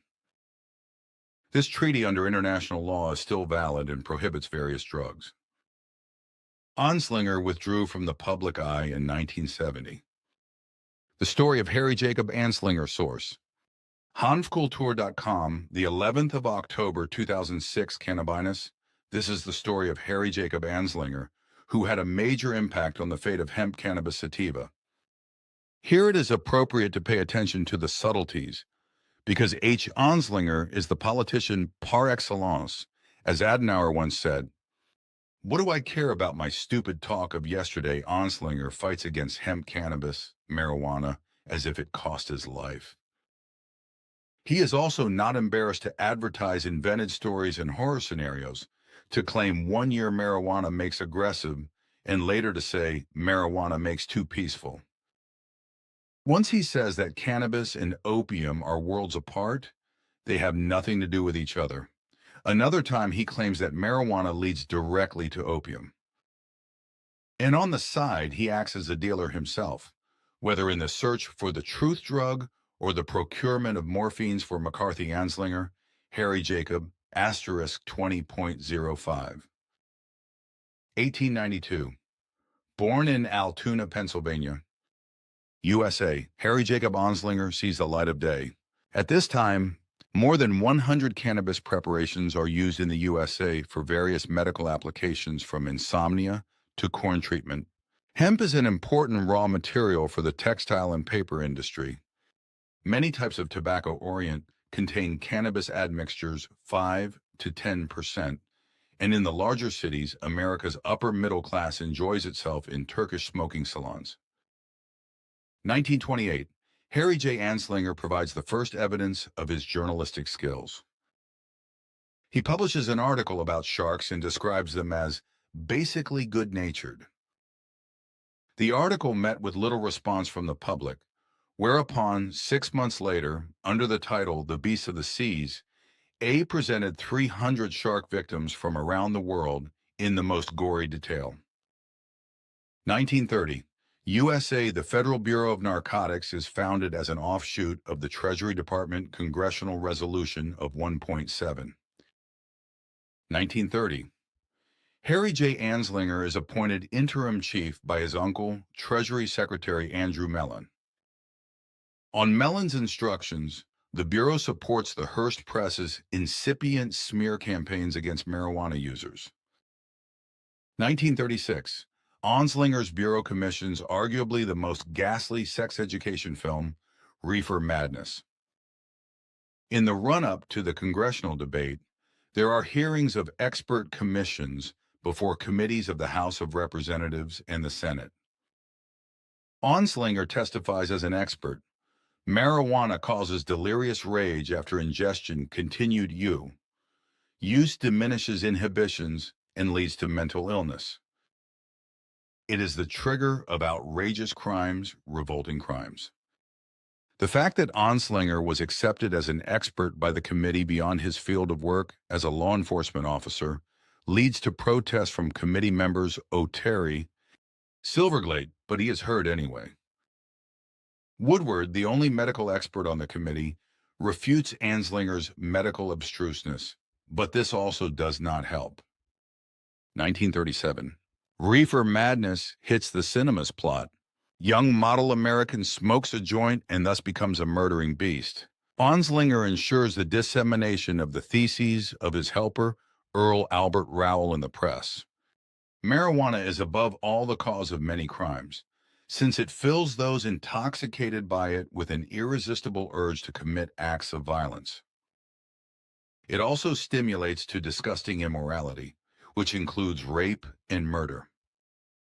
1937. Harry J. Anslinger to the press. If the hideous monster Frankenstein came face to face with the monster marijuana, he would drop dead of fright. 1937 USA. Congress begins debate on the Marijuana Tax Act. Anslinger testifies before Congress. Marijuana is the most violence-producing drug in the history of mankind. 1937. Anslinger compiles the results of years of collecting horror stories about marijuana in Marijuana Assassin of Youth. 1937. USA. Anslinger's infamous collection of the most horrific marijuana crimes, Marijuana Assassin of Youth, appears in American Magazine. Anslinger's stylistic flourishes. There are 100,000 marijuana smokers in the U.S., most of them Negroes, Mexicans, and entertainers. And that satanic jazz is a direct result of marijuana use. And answers the question of a possible switch from marijuana to opiates. No, I have never heard of that. Marijuana addicts are completely different. They do not go in the direction of opium. In 1955, he then claims the opposite and classifies marijuana. Here we have a drug that is not like opium. Opium has all the good of Dr. Jekyll and all the evil of Mr. Hyde. This drug is entirely the monster Hyde, the harmful effect of which cannot be measured, and presents his collected horror stories. 2 Negroes, under the influence of marijuana, dragged a 14-year-old girl into their hut, where she was held captive for 2 days. When found, she was suffering from syphilis. 2 colored students from Minnesota seduced white female students at a party with marijuana and stories of racial oppression. Result: pregnancy.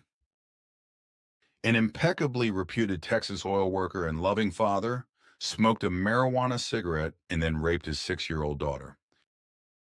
When his wife came home in the evening, she found the little girl lying in her cot in tears and covered in blood. He could not remember anything and was sentenced to death. A 21-year-old boy in Florida killed his parents, 2 brothers, and a sister with an axe.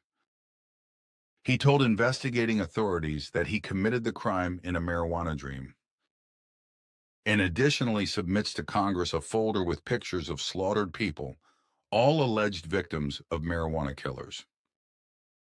And Anslinger delights America with an educational campaign that not only uses books and films, but also posters. One of them reads, "Marijuana, the herb whose roots reach into hell." What happens at marijuana parties? The answer is given by a picture of a man touching a woman. 1938. Anslinger's comrade in arms. Dr. James A. Munch proclaims to have taken a puff of a joint himself and has concluded from his experiences that this can be enough to make a human being delusional for life. I suddenly felt trapped at the bottom of an inkwell for 200 years. Munch was subsequently often quoted as an expert witness in court, as his descriptions of madness were so convincing that defendants in murder trials suddenly confessed to using marijuana in the justified hope of being acquitted as marijuana users due to temporarily reduced sanity. This, of course, does not suit Anslinger, who finally calls Munch off. The agreement was that Munch would receive research grants from the FBN in exchange for expert opinions on the dangers of cannabis. The first expert opinion also stated that marijuana was maddening, but not to an extent that would cause insanity. In the following years, James Munch, on behalf of the FBN, discovers more and more new dangers of cannabis that threaten human life, specializing in the monocausal explanation of complex and hitherto inexplicable clinical pictures. He supposedly finds out that hemp causes irreversible brain damage, destroys fertility in the sexes, that a single joint causes flashbacks for months. The Egyptian Nahas later works for the UN along the same lines. The political ultra-right used the hysteria to criminalize all suspicious elements, first social fringe groups and jazz musicians, then in later years the beat, liberals and hippies. A side effect of the massive marijuana demonization is that the herb is suddenly sung about in countless jazz songs. A welcome occasion for Anslinger to open files on the colored musicians who glorify the substance. In a mania reminiscent of a bean counter, also called a curry cracker, spinach is soon also recognized as a code word for cannabis, leading to 2 years of exhaustive officialdom investigating a spinach song and gathering material against a certain Popeye, Sailor, until the officials realized that the canned food doped Popeye is not a big-time dealer, and the jazz song is not drug glorification, but a cartoon character and a theme tune for an advertising campaign for canned vegetables. 1940, USA, the Medical Association AMA, which represented an expert danger for Anslinger, came to terms with the witch hunter, not least because of massive threats. Result, as late as 1939, the FBN prosecuted more than 3,000 doctors for issuing illegal prescriptions. Between 1939 and 1949, only 3 doctors were prosecuted. 1940, the New York Daily Worker claims marijuana use causes bloated face, bloodshot eyes, weakness of limbs, and trembling. 1942, Anslinger becomes a member of the secret committee that was to procure a truth serum for the OSS Forerunner of the CIA, and for this purpose conducts experiments on mostly uninformed soldiers and civilians with a wide variety of drugs based on hallucinogens. The public only learns about these experiments in 1982. They go down in history as a CIA scandal. For 15 months, Anslinger and his team experimented with hashish oil before they came to the conclusion that the substance was not suitable for military use. 1942. Anslinger enforces that conventional cannabis products may no longer be used for medical purposes, with the exception, at the request of the pharmaceutical lobby, of synthetically produced THC. Cannabis is deleted from the pharmacopoeia. 1943. Anslinger wants to take action against the swing scene and wants to have jazz band Reason advertising for drugs.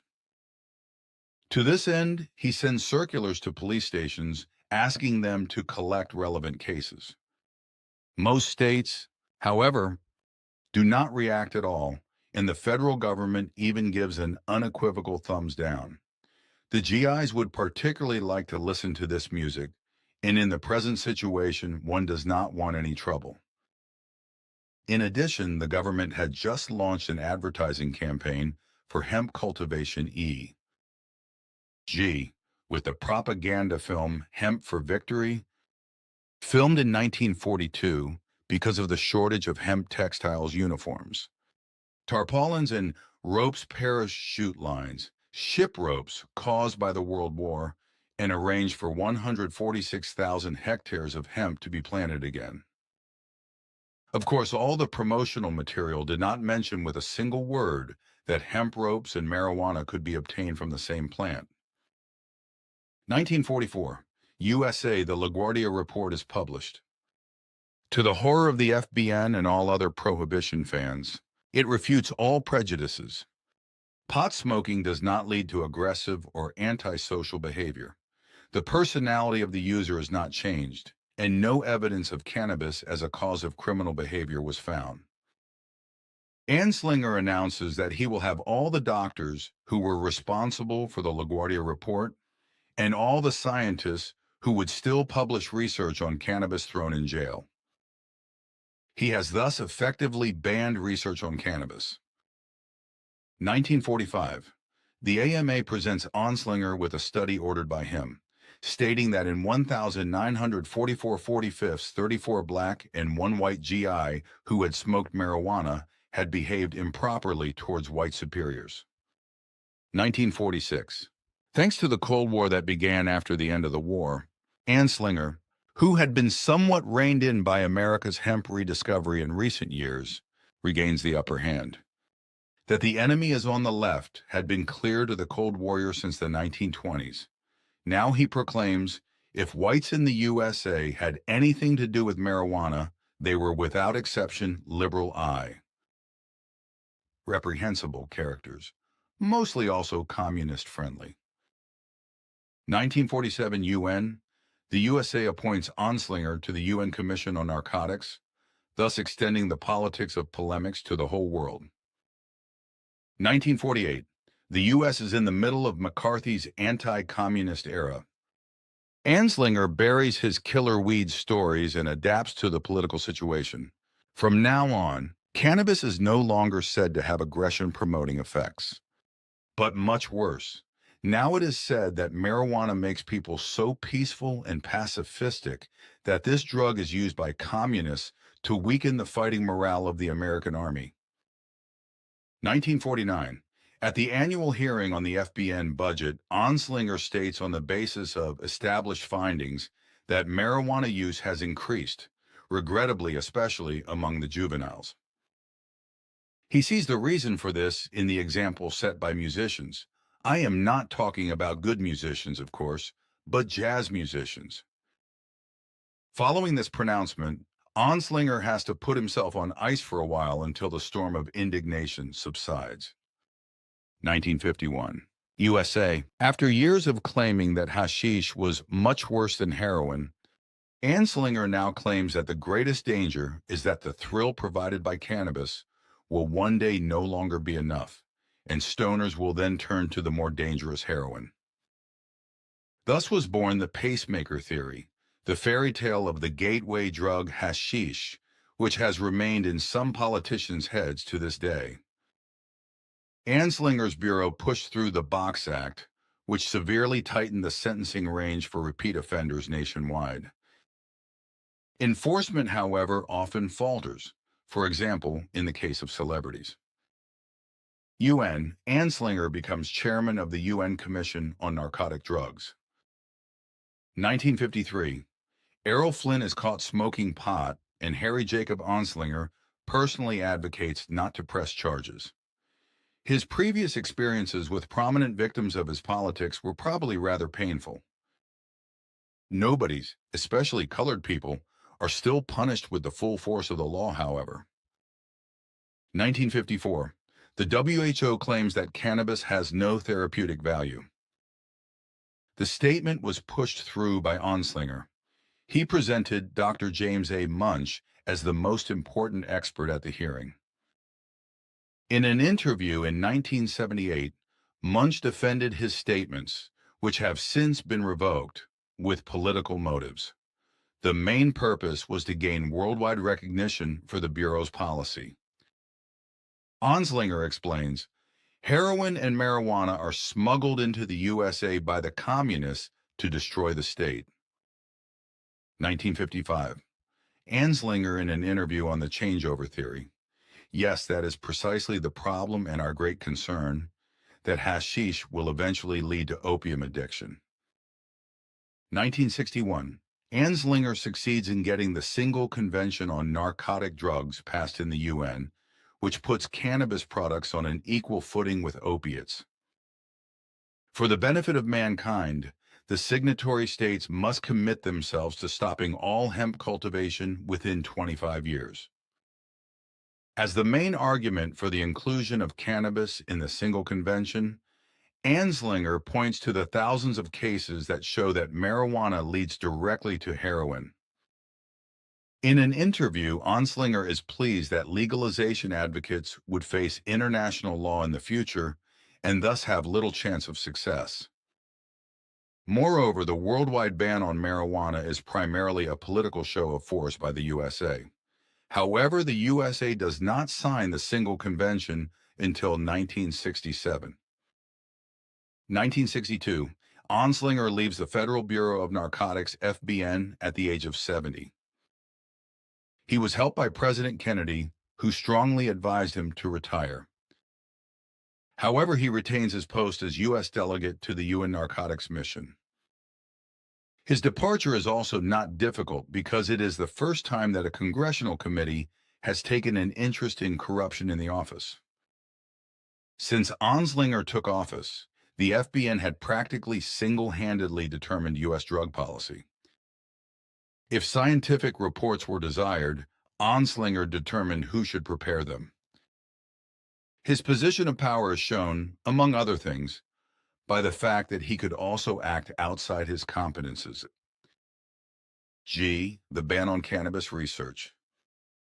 Since U.S. drug policy has traditionally also always been the drug policy of the Western world, Anslinger thus steered global policy for over 30 years. 1963. USA FBN reports a newly discovered danger of cannabis use, the amotivation syndrome. 1967. Anslinger speaks in the Senate. The following day, the USA signs the single convention, 1968. UNESCO passes a resolution calling on all countries concerned to take strict action against marijuana, to advance research to deal effectively with the public interest, advocating legalization or even toleration of the non-medical use of cannabis. 1970.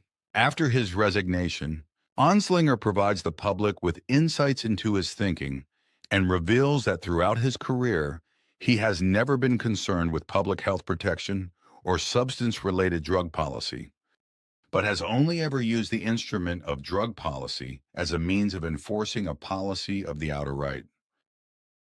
Quotes, "Certainly marijuana is rather harmless. But the thing was an example of how prohibition strengthens the authority of the state.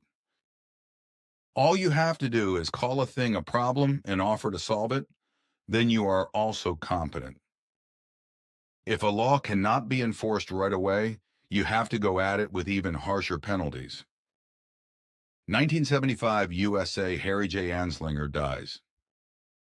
He had previously bequeathed his entire file estate to the Pathé Library at Pennsylvania State University, open to the public. A review reveals that Anslinger's undoubted sources consist of 95% tabloid clippings.